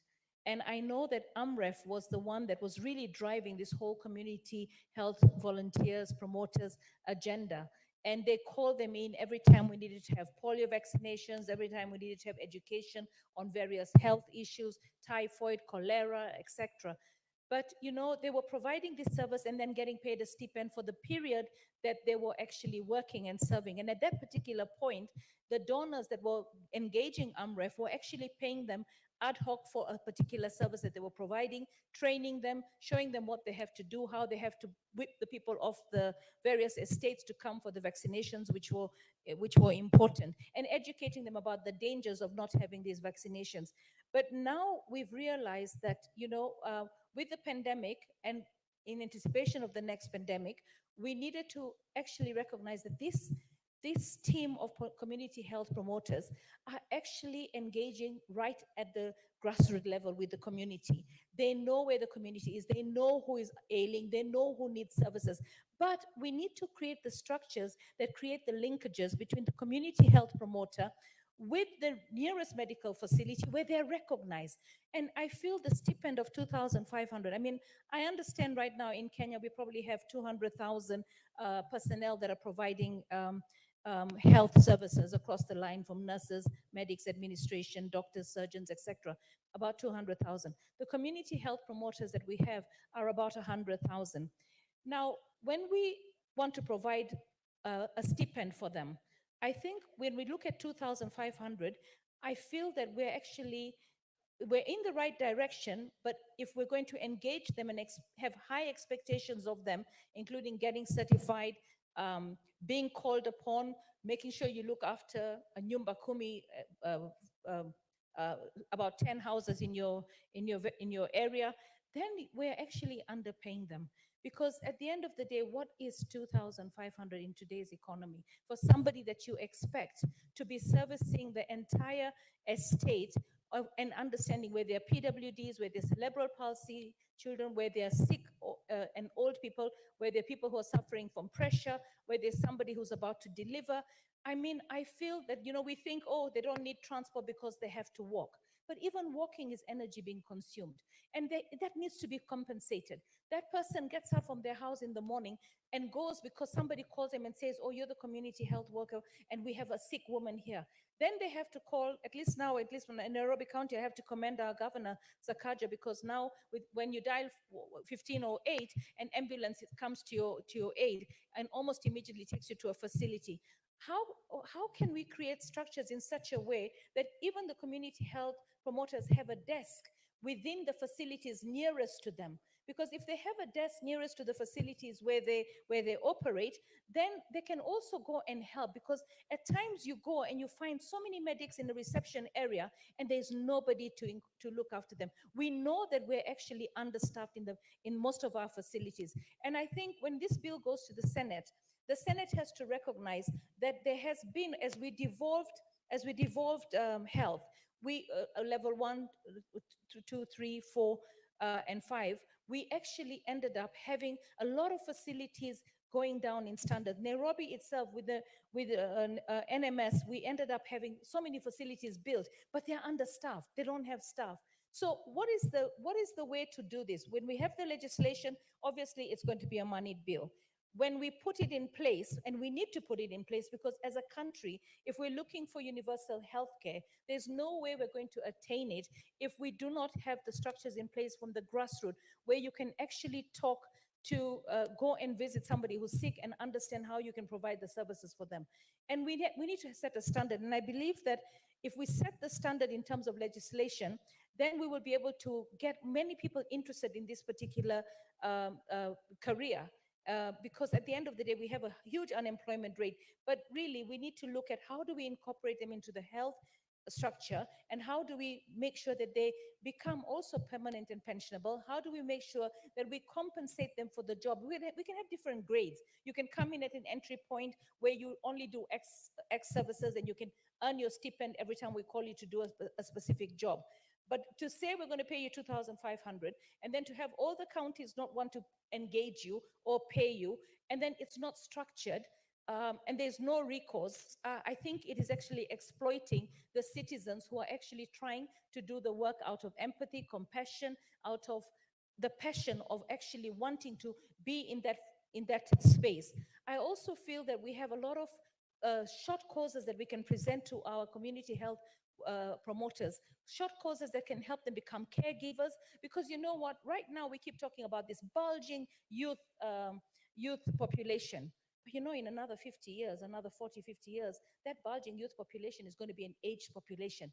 We will still need to have structures on how to care for the aged and what are the needs of the aged. And I think we also need to make sure that instead of having an old person go and get their pressure tablets, their diabetes tablets, their arthritis tablets, all the way from a hospital facility when they can hardly stand up and walk, the community health promoter has registered these patients and then goes and collects it from the nearest facility and delivers it and tells the family, this is how you do it. We need to also see how will they be able to take the diapers, how will they be able to take the wheelchairs, and how do we make sure that whatever we're engaging them to do actually serves the delivery of universal health care. I feel that it's going to be money, it's going to require money, but as a country, we have to put our money in the areas that touch the people the most. That is what they expect of their politicians. They expect their pain points to be touched. And one of the biggest pain points is health. I mean, cancer. Cancer is everywhere, and you've got patients that are in so much pain, they can't afford the cancer treatment, they're just in their houses. And even if the community health promoter goes and visits them, then she herself or himself are going through so much anguish. Are we going to have debriefing? Are we going to have counseling for them? Because we're talking about them being able to provide a service, but what service is the government providing for the community health promoters for them to be able to actually also, because they're human beings and they see so much pain out there and they see no solutions. How are we actually debriefing them? How are we counseling them? How are we strengthening them? I feel that when we want to do something like universal healthcare, then we know that community health promoters are integral part of providing that service. So let us not exploit the people that offered themselves to do this service, and we recognize that they were an important part of delivery of universal healthcare. Let us make sure that each and every county engages them and makes sure that they get their payment in time. And let us look at, an ad hoc engagement can be 2,500, because it's going to cover a huge area. But you cannot say that for the entire month, we're going to give you a stipend of 2,500. So basically, you consider this to be a part-time job. That cannot even pay for them to have rent in Nairobi, let alone pay for their own families to have services like medical services or education. So I think we need to really, as a country, we need to find a way to, talk population. Maybe the same community health volunteers will be able to do that for us. There's so much that we need to do, but all in all, this is a step in the right direction towards universal healthcare. Thank you. I support. Let's have the Honorable Nicholas Ngikolong and then followed by Honorable Owundo. Thank you, Mr. Speaker, for giving me this chance to add my voice to this very important motion by our brother, colleague, Peter Owino. Mr. Speaker, this motion, according to me, is overdue. I come from a place whereby we don't have even a dispensary. In my constituency, it is fast, and the dispensaries, they are countable. But with the population there, most of my people live in the rural areas, whereby to get nearer to the health services, it is a problem. But with the introduction of these health workers in those villages, Mr. Speaker, I can testify and say that the matters of health, it has improved the great percentage. And these people, they're supposed to be given a regulation the way we have started here. And I urge everybody here to let us support this, not only for the health workers, but also to the entire population in our country. Mr. Speaker, the issues of health in this country, especially in the remote areas or those marginalized areas, areas I come from, people do die just because of a small diseases, which can be manageable. But with the help of these health workers, people can get information. Sometimes back in my constituency,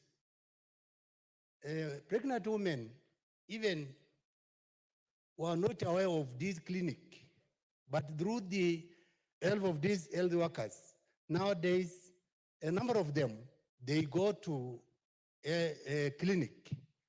And for the areas whereby we have no dispensaries, we have started a program through these community health workers, a program whereby when we get a number of pregnant women, we have started pregnant women homes in those areas, whereby when it is almost about 2 months to delivery, we bring all these women to these centers so that they can stay there. We monitor them there until the time they deliver. And all this, it has been done with the information got from the health workers to our nearby dispensaries and health centers. So, Mr. Speaker, this group is a very important group in this sector, and with the this regulation coming in place, these people, they are going to help our people in so many ways when it comes to health matters. When we talk of the immunization of small children, the age of 5 and below, Mr. Speaker, in my community, those kids, they were not immunized those days.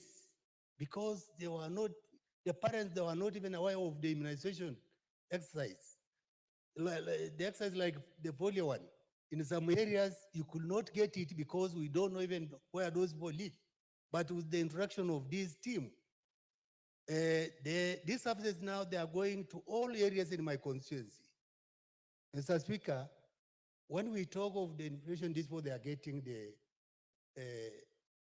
token they are getting, it is not enough compared to the way they manage issues in those areas. They go by foot because in my area and other areas in northern Kenya and the rest of the areas in this country where there's no public means, they just travel so many kilometers just to help people. And we really need regulation like this so that we can assist them to get something, so that it can assist them to travel, it can assist them to buy water, and also to get something to eat, also to their families. Mr. Speaker, with the introduction of this law, and I believe it can be, we can take it as the Christmas offer to our country. We need to do it so that when they go for Christmas, these health workers, they will have this thing in place, and it will help them to do this great job they are doing to our communities. Mr. Speaker, when we talk of the primary health care across the country, since the introduction of the health workers, they have minimized even the mortality rate of their small children. Nowadays, in some areas, you can't hear it. It has gone down just because of the information they get from these people. When they got this tablet, they have the information. They can take information from the health centers to the villages, to the grassroots villages, whereby everybody now knows what to do when it comes to boiling of water, what kind of food to eat when you are suffering on Dutch and such disease. So many things, people now, they have started getting information, and information is power. And all this information on the health matters, it is really coming to these people through this health workers team. Mr. Speaker, it is good, really, to base most of our health budget to this team, because health is now a developed function.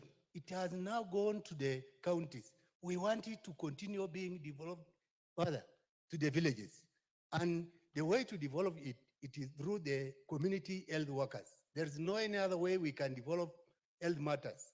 We can talk of devolution being at the counties, at the county headquarters. I had the way the bill it has been drafted, that the issue of the headquarters being in Nairobi. To me, because this is a developed function, we need to strengthen the headquarters at the county level so that they can really go deep to the villages to give these services to the people. For those few remarks, Mr. Speaker, I support. Honorable Undo. Thank you, Honorable Speaker. I would not want to complain, because if I complain, you might render me. No, he knows what I can sleep without food. So, Honorable Speaker, since independence, we had the three critical goals: to reduce poverty, ignorance, and diseases. Whether we have achieved that up to now is subject of a debate and research. Honorable Speaker, subsequent UN Assembly resolutions concerning, poverty and the rest have always included the issue of health, and more so reduction of mortalities and reduction of infection of communicable diseases. Honorable Speaker, COVID-19 jolted the slumber that many of us had about pandemics and epidemics. And I think medics will know the difference. Honorable Speaker, Sustainable Development Goal number 3 calls for good health and well-being. And the good health and well-being starts with the primary food soldiers. Those of us, Honorable Speaker, who have been around for some time, We remember the early days, mid 70s or early 80s, the issue of Borafia. They still remain up to now, but they played a critical role, Honorable Speaker. One, they ensure that all homesteads had pit latrines so that we reduced open air defecation that were polluting the rivers. Honorable Speaker, they ensure that all the rubbish in even the smallest urban trading centers were always collected and burned, and because they believed prevention, as we always say, is better than a cure. So, Honorable Speaker, let me laud my friend and my neighbor, my desk mate, so to speak, Udu Chief. Indeed, Honorable Speaker, this bill came to the House last Parliament. This is the tragedy that we have. You see it, you are the Speaker's panel. When one time you retreat, you must come up with a robust working system that ensures that bills do not take more than a calendar year to be processed. But that's besides the point. Honorable Speaker, reading through this bill is what we would call an administrative bill, so to speak. The act will become an administrative act to try and professionalize community health volunteers.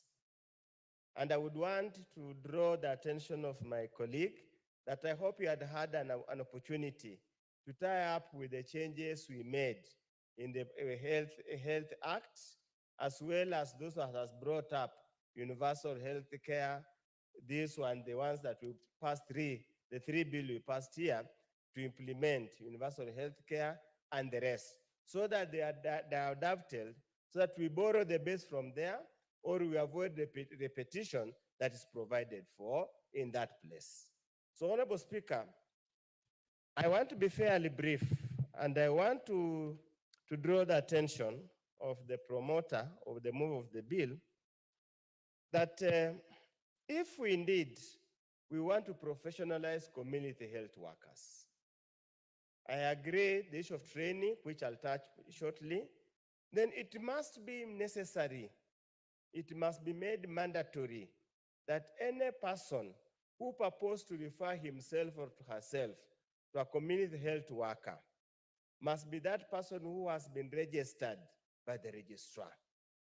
It must be mandatory that you cannot purport to offer any services, undertake any functions that are akin to community health worker if you are not registered and licensed by the registrar of the council. In that way, Honorable Speaker, we'll entrench professionalism where we go as we move forward.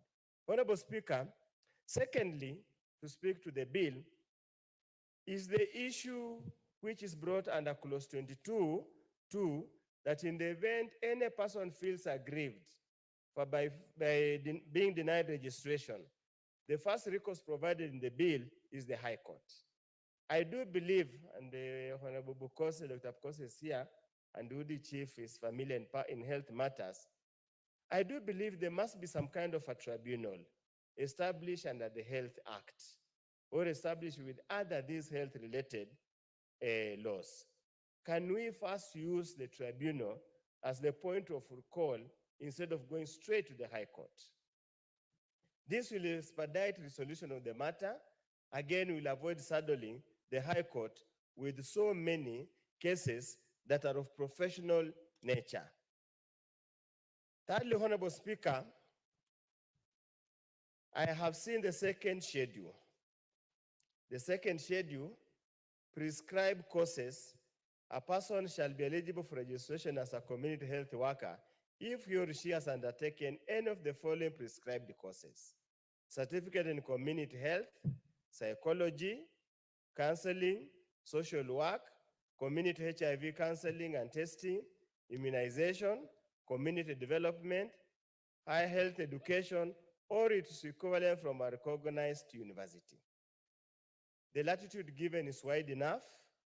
Again, the danger we run there, it might not be very professional, because I don't know what they teach in social works that can really amount to basic things which I'll touch to shortly. But I would also request we consider traditional medicine. Honorable Speaker, many of us who have grown up in rural areas, and like the others here who have grown up in Nairobi, in urban areas, we know many times if you have a stomach pain, we used to go, you pick some herbs, pound them, add some hot water, and the pain will be relieved. You will not need medical attention. Honorable Speaker, if you had a debilitating cold or congestion of the head and the nose, there will some herbs, they will boil, you cover yourself in a blanket. By the time you come out, Honorable Speaker, you are as good as anything else. Honorable Speaker, even things like impotence, rectal dysfunction, those kind of things, they're natural herbs. When you walk around in when you walk around Kakamega, Order, Honorable Undo. Let's get up. What's the point of order, Dr. Mr. Speaker, I wouldn't want to interrupt my colleague, Honorable Undo, but I think it's out of order, Mr. Speaker, when he introduces the issue of traditional medicine and associates with the community health promoters. In the schedule that has been provided by Honorable Owino, it is not part of the training basic, because this is a basic training. And what Honorable Undo knows is that traditional or herbal medicine is trained even at very high level. It is part of the alternative medicine. So I don't think it should be introduced at this stage as part of the syllabus for the community health promoters. Allow me to complete. Honorable Speaker, and that's why— Order, Honorable Undo, but Yes. it will really depend on if Honorable Undo would want to be informed. I'm sure Doc would want probably to inform Dr. Pukose, who has already finished, unless he wants to Do you want to be informed, Honorable Undo? Does she want to inform me or she wants to Yes, inform to Dr. inform you. Pukose? Oh, I wouldn't mind being informed by Proceed, Doc. Honorable, and inform Honorable Undo. Thank you very much, Honorable Speaker, and my senior, Honorable Dr. Oundo, and his input on this very, very important matter.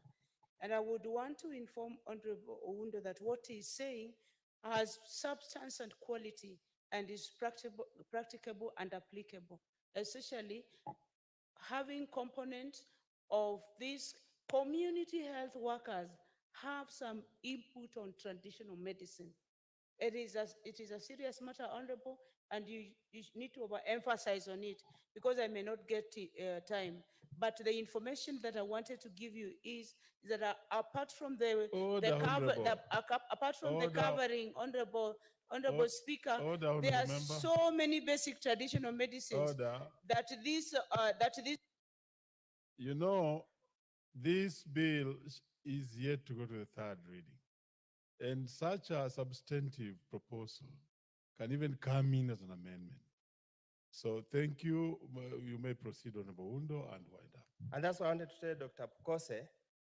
We will present in the committee of the whole house. Let the house decide. Honorable Speaker, I have had an occasion to accompany my governor when he went to meet community health volunteers. And indeed, one of the things I know, they are given some gadgets, they are given some diagnosis and some basic drugs. And Honorable Speaker, traditional medicine is readily available. And it solves quite a number of basic things here and there. That's why we are saying that basic training, as much as it's trained at a very high level, we can still also bring it down here and do basic training so that people can understand how things can be done. Honorable Speaker, from the understanding how they work, they have a lot of, and probably if you look at even the memorandum and objects of the bill, they mention the purpose that are close to the people, they understand people, they know people. The only point of concern, Honorable Speaker, they would collect a lot of information, data about a particular family, a particular household, a particular individual. And there's nothing so humiliating, Honorable Speaker, for your medical condition, so the medical records being discussed in beer dens, in chamas, and the rest. Can we will have to put into place, into the bill, this bill, some code of conduct that bars them from disclosing medical records and of any particular person that I've dealt with without authorization. Honorable Speaker, there's nothing so humiliating. A community health worker goes to a beer drinking den, you meet somebody that probably has been picking HIV drugs and say, we boss, haujachukua madawa zako za ukimwi, utakuja kuchukua siku gani? So, Honorable Speaker, as we professionalize, we must make it extremely professional. And Honorable Speaker, probably we might have to find a way of tying this bill and compelling this bill, these workers, to be enjoying now the new infrastructure or architecture of health provision. What it talks about level 1. Is it possible we can find a way to have or compel the county governments to employ this level 1 intervention or level 1 people, minimum health people, to ensure that they deal with the basic things? Honorable Speaker, because this then, and that's why I'm surprised that the bill is said to be a bill that does not concern the counties. Yet, 90% or literally all their services are going to be undertaken under a function that squarely lies in the county government. Unless we are thinking they can actually start offering their services to individuals as some kind of a compensation, which I think one of my colleagues was talking about, I think somewhere in Ethiopia, some kind of a community compensation where those who receive services can pay for the services rendered. So this is a debate, Honorable Speaker, we might have to think, and we might have to go back to Committee of Health to reconsider and probably find a way that even compel the county governments that these community health workers must actually be employed. What's your order? What's your point of order? Honorable Kose. Thank you, Honorable Speaker. Honorable Speaker, the committee considered, and the committee recommendation is that it concerns the counties. Therefore, this is a bill that will go to the Senate. Initially, when it was drafted, that was the thinking of the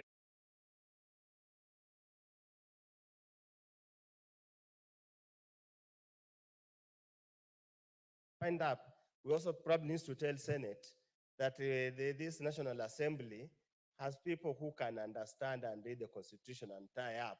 So we don't fight over things that don't belong to us, but we appreciate and forward to them that things that we believe belongs to them. So there should be no sibling rivalry, because you know primary health care is a devolved function, whichever way you look at it. Honorable Speaker, as I conclude, is again to the plea to the county governments. Health is so critical, so important to the welfare and economic development of this country. Can the county governments invest money in health care? Can they get medicine and drugs in hospitals? Can they get to pay these HVP people so that they're motivated to work and talk to people about basic preventive and basic attention before they seek and clog the medical facilities? Thank you. With those few remarks, Honorable Speaker, I support, and if he agrees, we'll move some amendments, but it's my friend, he will agree. Thank you, Honorable Speaker. Is the Honorable John Waidaka in the House? After which will be followed by the Honorable Felix Jalango.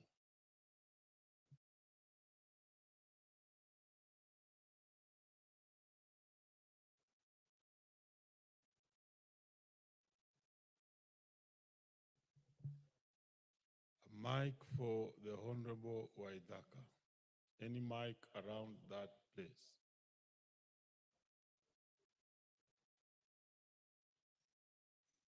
Any other mic? The Honorable Waidaka can move to.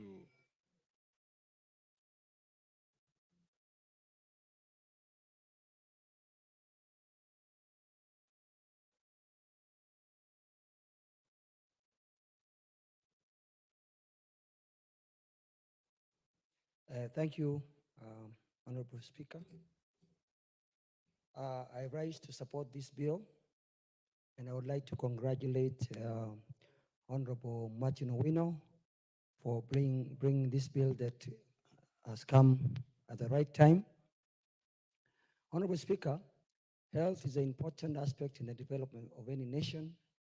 Good health and well-being is a goal is goal number 3 among the 17 Sustainable Development Goals.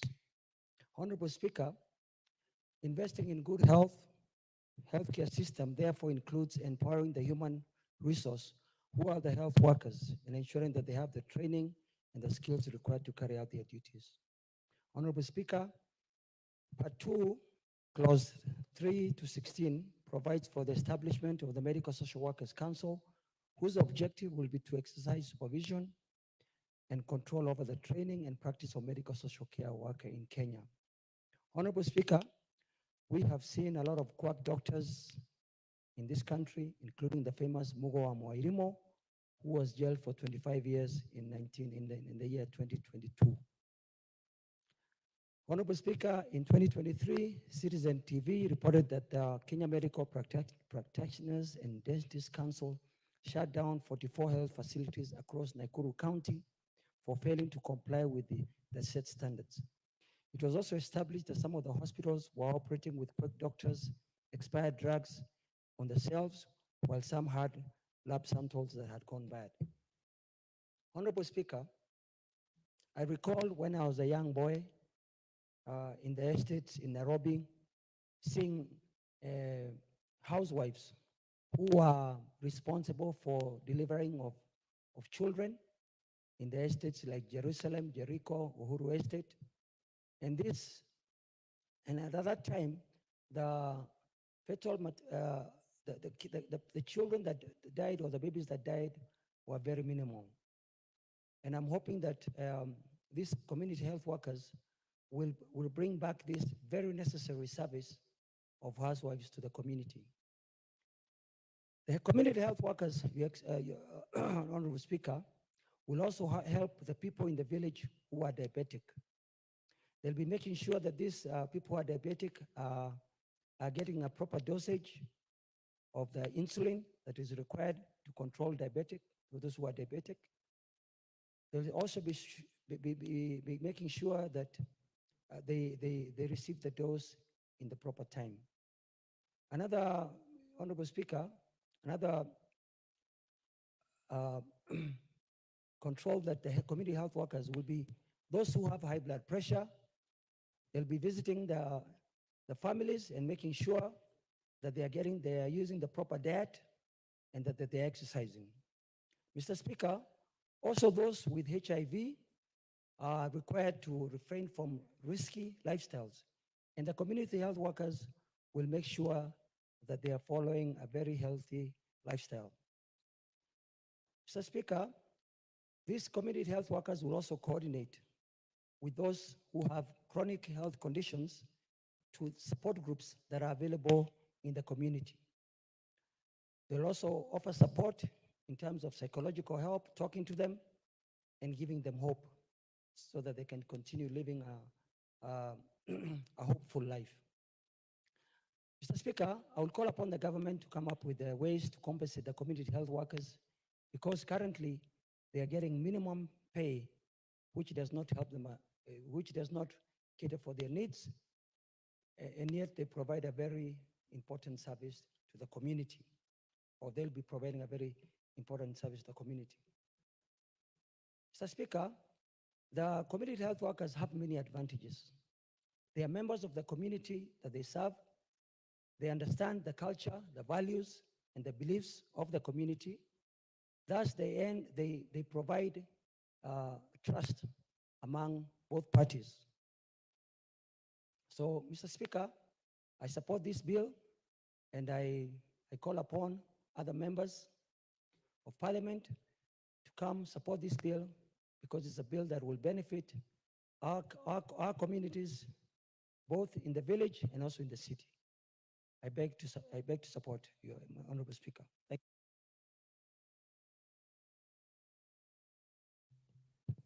you. Yes, Honorable Jalango. Felix.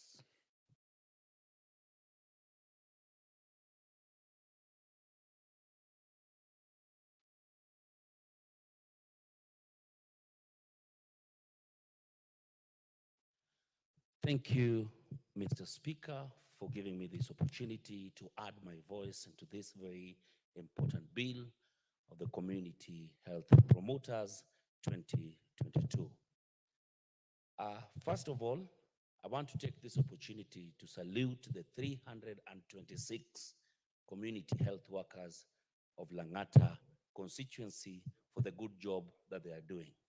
And also I take this opportunity to thank the World Vision for leading a training that now is ongoing for the community health workers in Langata. Thank you so much, and we call more partners to come so that we can continuously have our health promoters train. Mr. Speaker, if there is anyone who knows the health condition of our communities, to the last person in the village is a community worker. This is because most of them interact with our people on a day-to-day basis and almost to a door-to-door basis. They keep their records, they know the health condition, they know the drugs, and they are always there for our people. With the shortage of our doctors and nurses, these community health promoters play a very important role in bridging that gap. And they are always available 24 hours, 24 hours. Even with the mega pay that they get of 2,500, they'll always be there to respond to any situation, matters health at any given time. Another thing that they do definitely is the health promotion. This is from the simple education that they've gotten from these trainings that they continuously have to be able to support our communities. I'm here to support that the community health workers must now be considered as an integral part of our health system, that they will be not only be compensated well, but also well equipped, because what they are dealing with is actually health related issues of our people. And I want to thank Honorable Martin, MP for Ndewa, for bringing in this timely bill. Thank you so much, Mr. Speaker, and asante sana to the community health workers of Langata constituency for the amazing work that you're doing. Asante sana, Mr. Speaker. Honorable Eric Mchangi.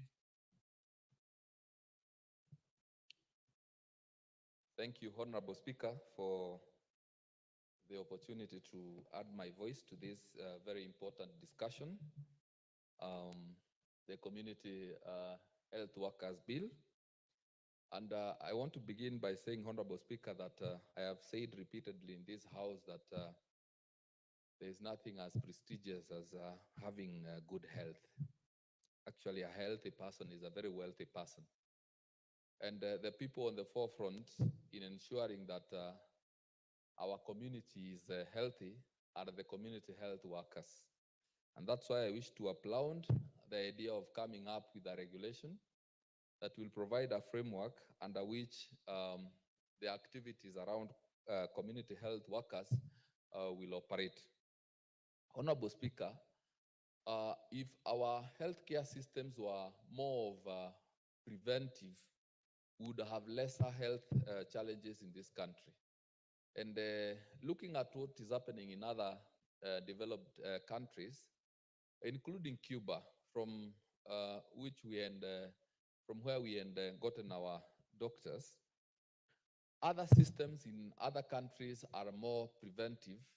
They give more attention to preventive care than curative, because it is easy to manage illnesses by, first of all, diagnosing, or rather checking into the health of our people before they get the illnesses that are difficult to cure. And the people to help us now give this area more attention are the community health workers, because they literally know every homestead. They have a database of who is sick. They have a database of which homesteads requires attention. And I am thinking that if this House is going to enact this law, then it is going to help our communities so much. And by so doing, we are going to reduce the cases that go to the higher levels, like the level 3s, the level 4s, the level 5s.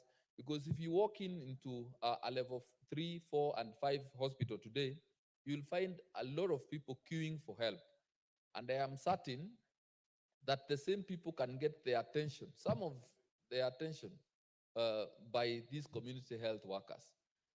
I am very happy that this bill provides for the registration and training of the same, because we do not want people to masquerade in the villages as community health workers, as people who can properly handle or deal with the health challenges when they are not trained.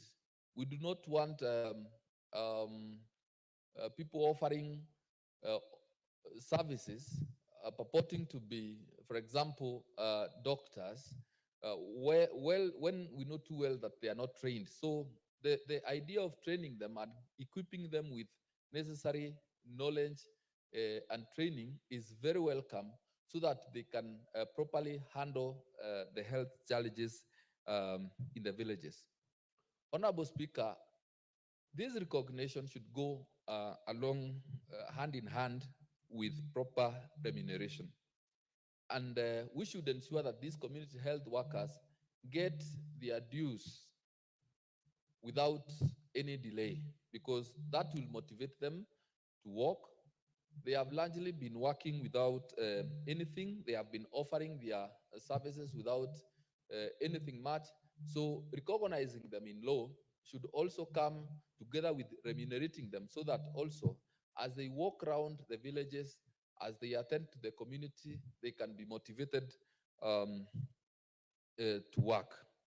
So, Honorable Speaker, with those few remarks, I wish to support. Thank you. Finally, on this, Honorable Stephen M. Mogaka. Thank you, Mr. Speaker, and Honorable Lillian is attracting your attention not to make me final, because we need her voice, Mr. Speaker. I'm sure you have noticed that. I want to thank you, Mr. Speaker, for allowing me a moment to also contribute to this very noble bill, a bill that is going to transform our health workers from the slaves whom they are to honorable workers within the health sector. Mr. Speaker, as a lawyer, I abhor taking services from employees without adequate remuneration. And when those employees are in the health sector, the people who have saved lives, the people who have saved colossal bills patients would have incurred in hospital had they not been attended to in good time by these health workers. When I see Honorable Martin Owino, my neighbor, bringing a bill of this nature, I propose that during this Mashujaa Day, Honorable Owino be presented from Parliament to be one of those who should be receiving the head of state commendation for bringing such a bill that is going to transform the health sector eternally. I want to support this bill and appreciate the drafters who have made a very airtight bill that covers the health sector, particularly the welfare of the health service, these health workers from cradle to grave. In particular, I am happy that this bill anticipates that while it has provided for registration of those who are on the job at the moment, there may be some of them who have not attained the requisite qualification for registration. And the transitional clause that allows a window of 1 year for these health workers to acquire the requisite skills so that they attain the registration meritoriously is a very noble provision, and I truly commend the drafters for including this provision. And picking a cue from here, because in the absence of this bill, this House has been unable to appropriate for the remuneration of these workers. It has been unable to lawfully appropriate for the training of these workers. The moment this bill comes into law, it is an opportune moment for members of this House, even if health is a devolved function. I propose that we each persuade our bursary committees to put these health workers on a scholarship to attain the requisite qualification so that they are registered in good time. Because if we left them to go and pay fees, yet we have not been paying them for their pro bono services, it would be a very unfair turn of these things, that some of them will drop out and fail to attain registration for reason only that they were unable to raise the fees to train and get the appropriate qualification. In this regard, permit me then at this juncture, Mr. Speaker, to celebrate the health workers in my constituency, more than 300 of them, who have given selfless efforts, work, and time to help our medically challenged population. I apologize to them on behalf of this House that this bill has taken this long to come, but better late than never.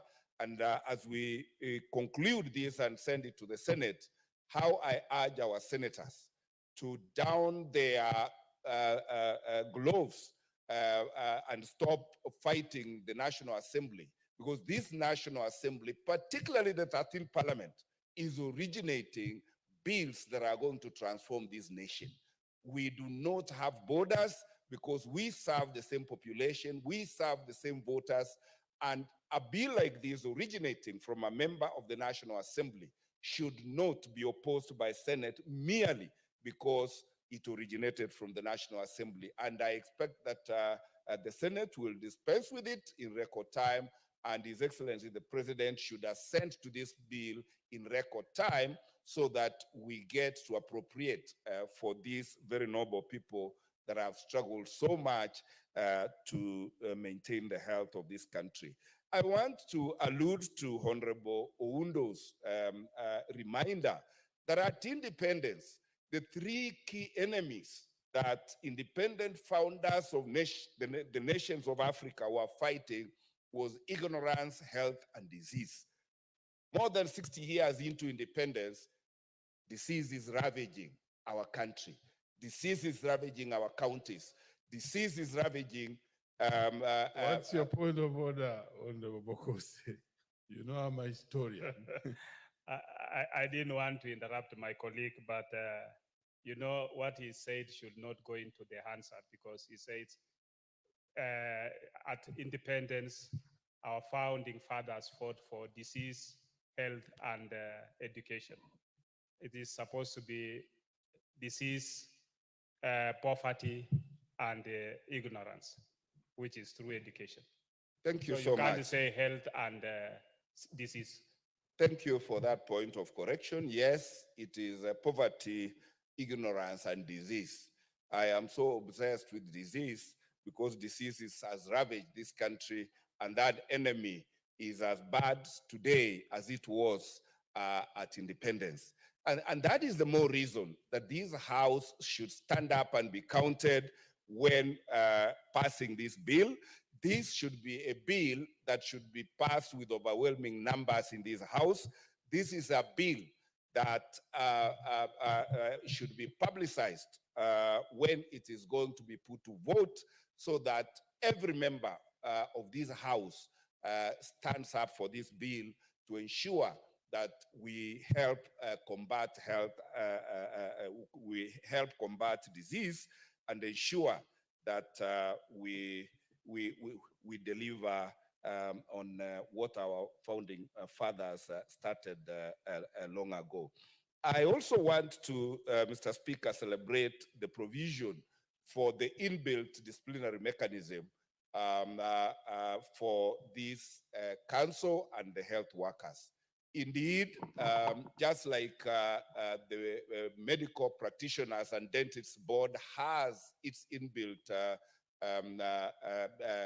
disciplinary mechanism, it is important that we allow these health workers to be self-regulated so that the first port of call for any client making any complaint, from any practitioner making any complaint, should be in the internal disciplinary committee, so that until anybody exhausts that particular committee, they have no business moving the court, because we do not want to congest our courts with cases which are better handled at the professional committee level.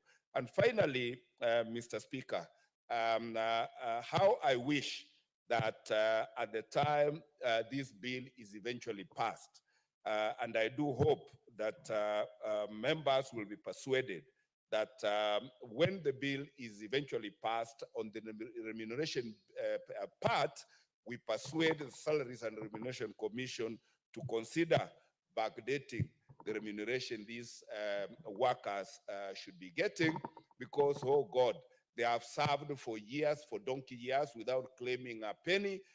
But here comes a time when the 13th Parliament has come to their solace. It is also then important that we mitigate the arrears that they will be counting and saying, if this 13th Parliament had come earlier, their remuneration would have been counting. I support, Mr. Speaker, and thank you one more time for allowing me to contribute. Honorable Dr. Lillian Gugu.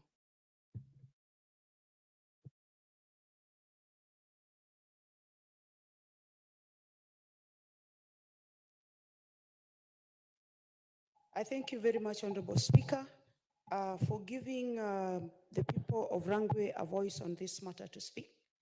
I rise to support, and I want to applaud my colleague and friend, the Honorable Ward Chief, for bringing up such an important matter to the floor of the House. We cannot belabor the work, the effort, the enthusiasm, the energy that the community health workers put in doing the work that they do. We can also not overemphasize, Honorable Speaker, the need for these community health workers on the ground, Honorable Speaker. And from Homa Bay, where I come, if I will be certain with the numbers, we have 2894 community health workers, 2,894 community health workers spread across the various sub-counties that we have. And I want to specifically thank my county government that they are able to submit the part of remuneration that they give these community health workers that come automatically on their phones on a given date through M-Pesa, and it is so automatic. And I accompanied my governor in one of the functions she was interacting with the community health workers, and these people are ready to go. These people only need more training. These people only need to be equipped more. Honorable Speaker, community health workers' name is a complication that we have in the house and outside there. But in the villages where we come from, where we live, where these community health workers reside, they are literally called daktari. They are called daktari by dint of the work that they do. And they are the first contact persons where disease is concerned, Honorable Speaker. So we need to take these people seriously, Honorable Speaker. There was a part that was supposed in their payment, there was a part that was supposed to have come from the national government, and then there was a part that was supposed to have been given by the county government. And I remember His Excellency Dr. Samoei Ruto, last time he was in Homa Bay, he promised that the national government is going to give its part of the promise of actually paying these community health workers.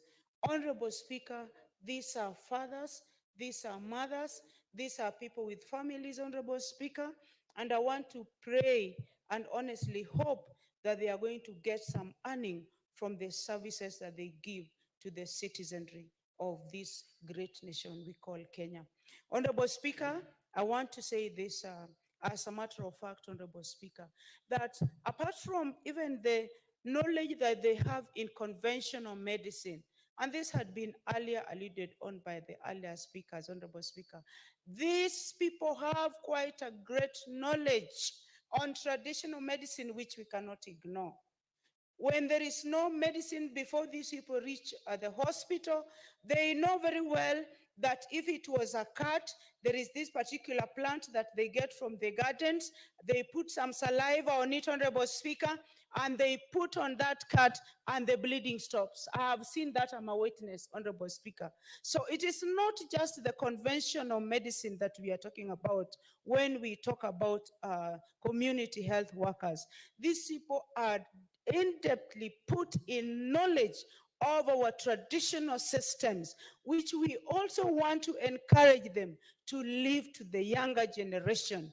Because even as the African nation, through innovation and science, we want to come up with our own scientific medicine, Honorable Speaker, and this can only be generated through the grassroots. And we can get this nicely from our community health workers.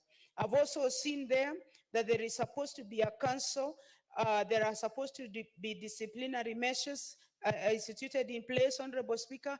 This is a very good idea because any working system, any noble system that is working must get a disciplinary infrastructure, and whatever is instituted, the court should not be the first point of action.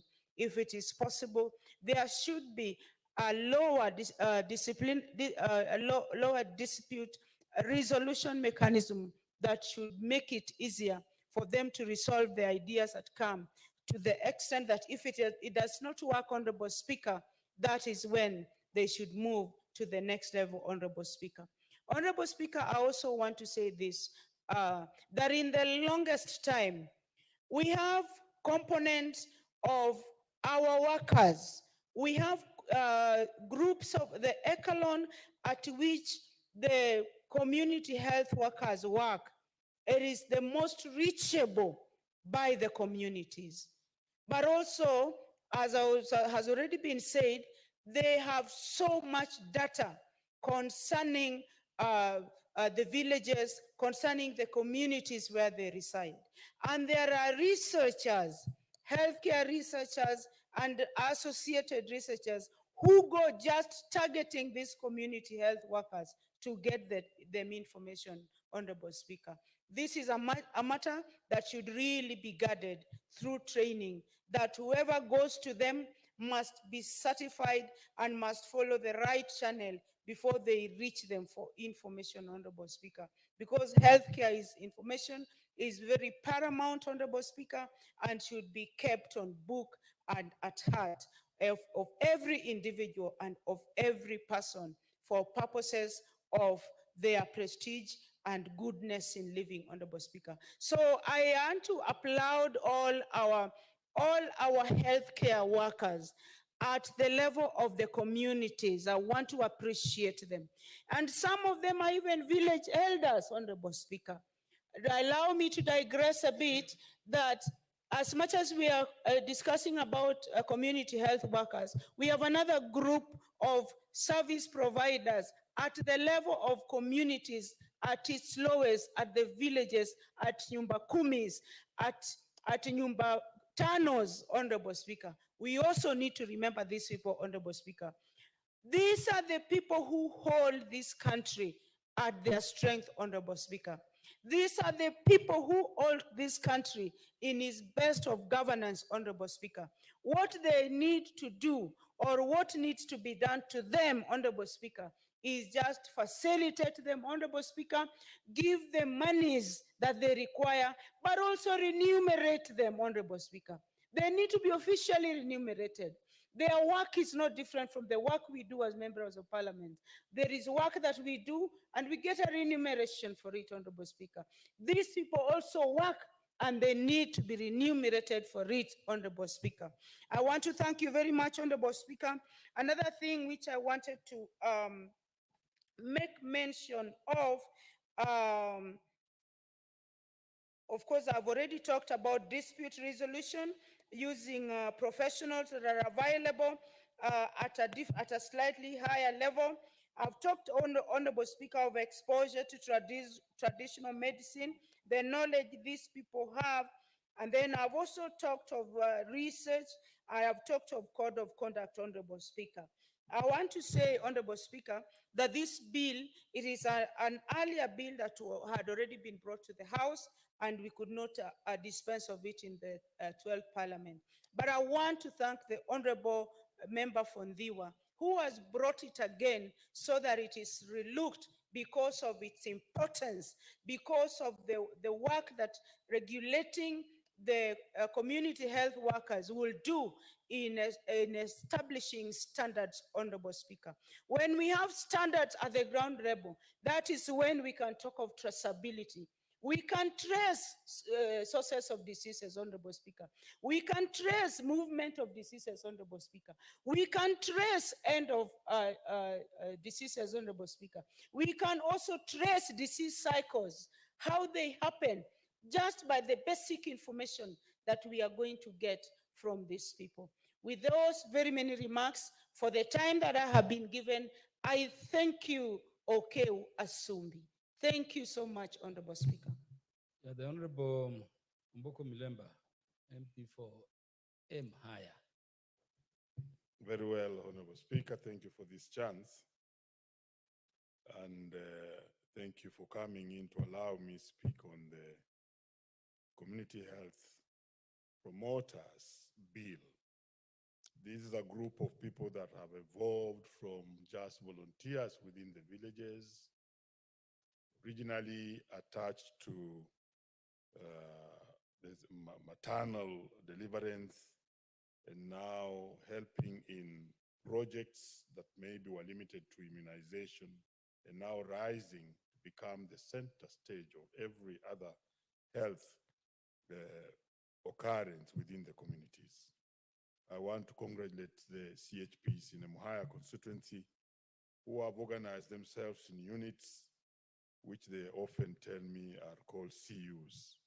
One is in West, another one is in Central, another one is in Northeast. These people are working, and they're actually meeting so oftenly just to deliberate on matters that concern the health of our people, not only in Emuhaya, but countrywide. What I heard, Honorable Speaker, when I was seated where you are, is that the movement is far and wide. It's everywhere, because I heard about the CHPs in Turkana, what they are doing, very exciting experiences of where they are even gathering mothers who are almost getting into lactation situations into centers so that they can be taken care of and make sure that we reduce on child and mortality, especially at the level of deliverance.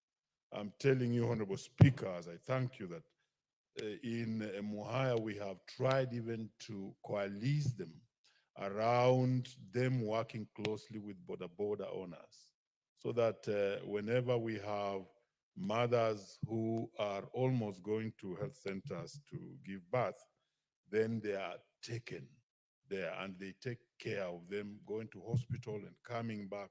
It's a system that I'm telling you, like one of the speakers did speak about them as warriors. These are real health warriors in the village. And it has really reduced the mortality at birth, which is great. The Honorable Ward Chief, this is a very good bill, and we want to give it full support.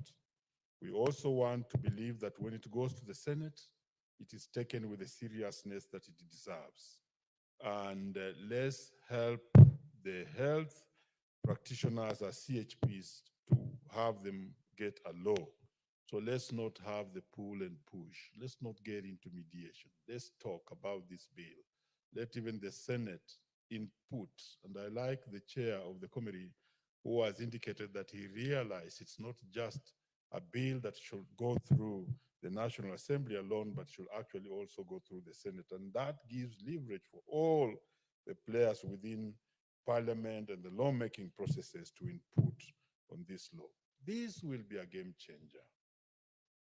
I love the fact that the bill talks about a structured way of dealing with CHPs, including creation of a council.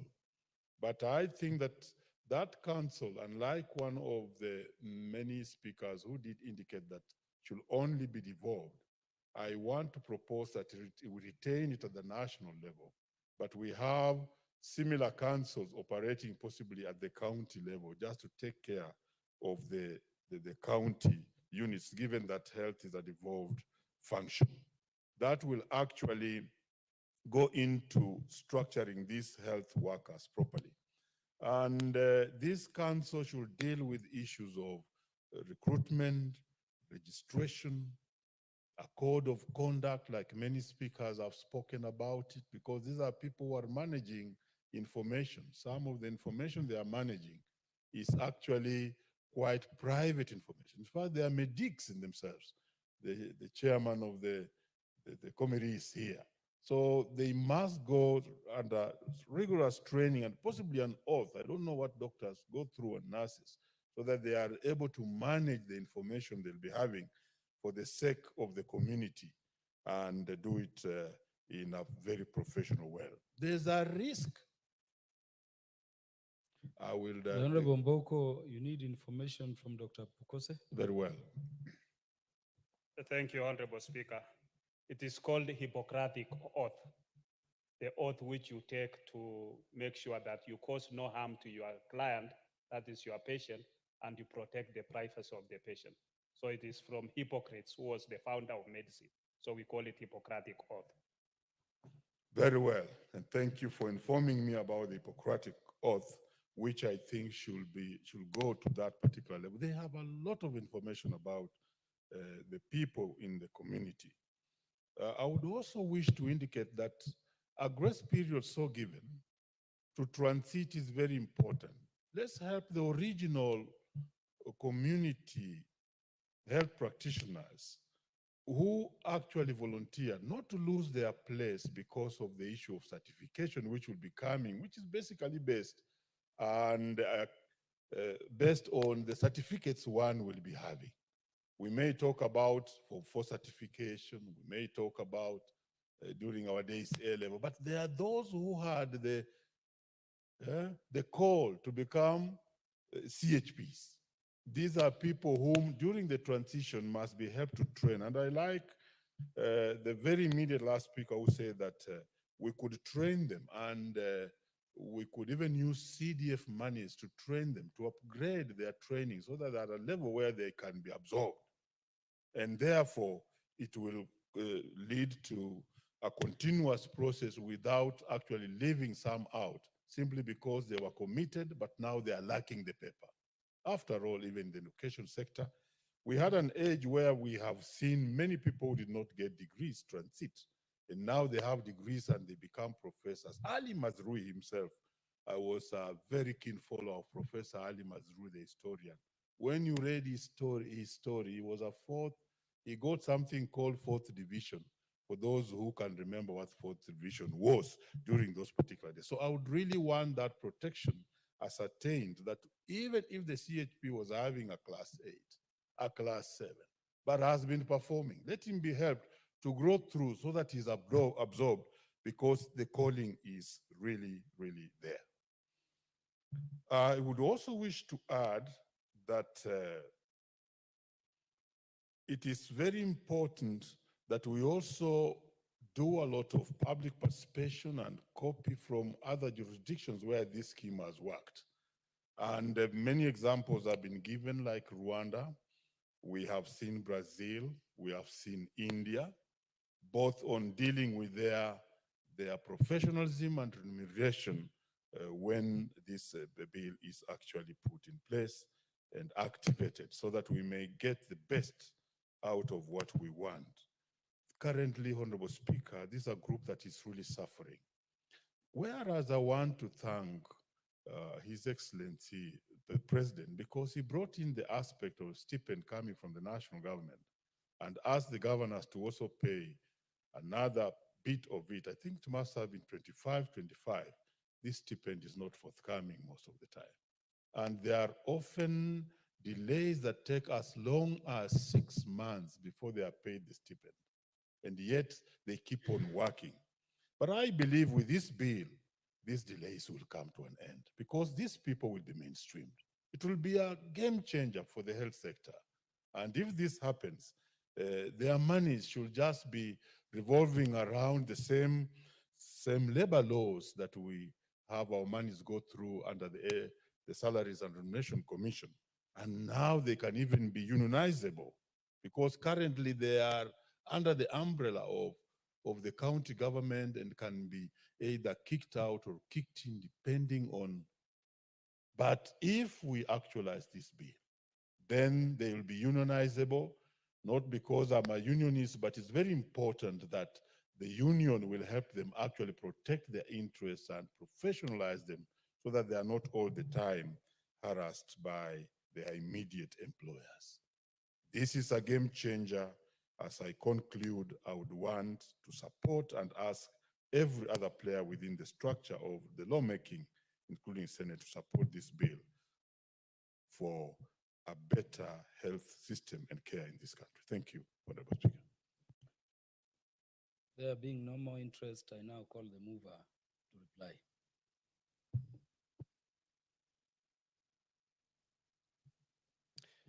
Thank you, Mr. Speaker. First of all, allow me to thank all the members for having established that this is a very, very important bill because it touches the community health workers who are the basic foot soldiers, warriors, as has been put by fellow colleagues. Mr. Speaker, the community health workers find themselves in a very unique situation. One, they live in the community. Two, they have close relationship with their clients. Honorable Stephen Mugaka, what is out of order? Mr. Speaker, knowing as we do, and I request you to take judicial notice that members have retreated to follow a national event going on, which has rendered the House without quorum. Can I draw your attention therefore, Mr. Speaker, that the House does not have quorum at the moment?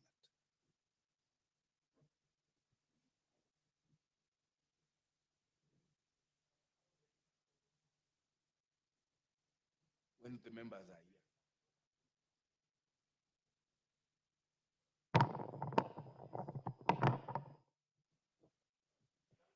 Let the bell be rung for 10 minutes.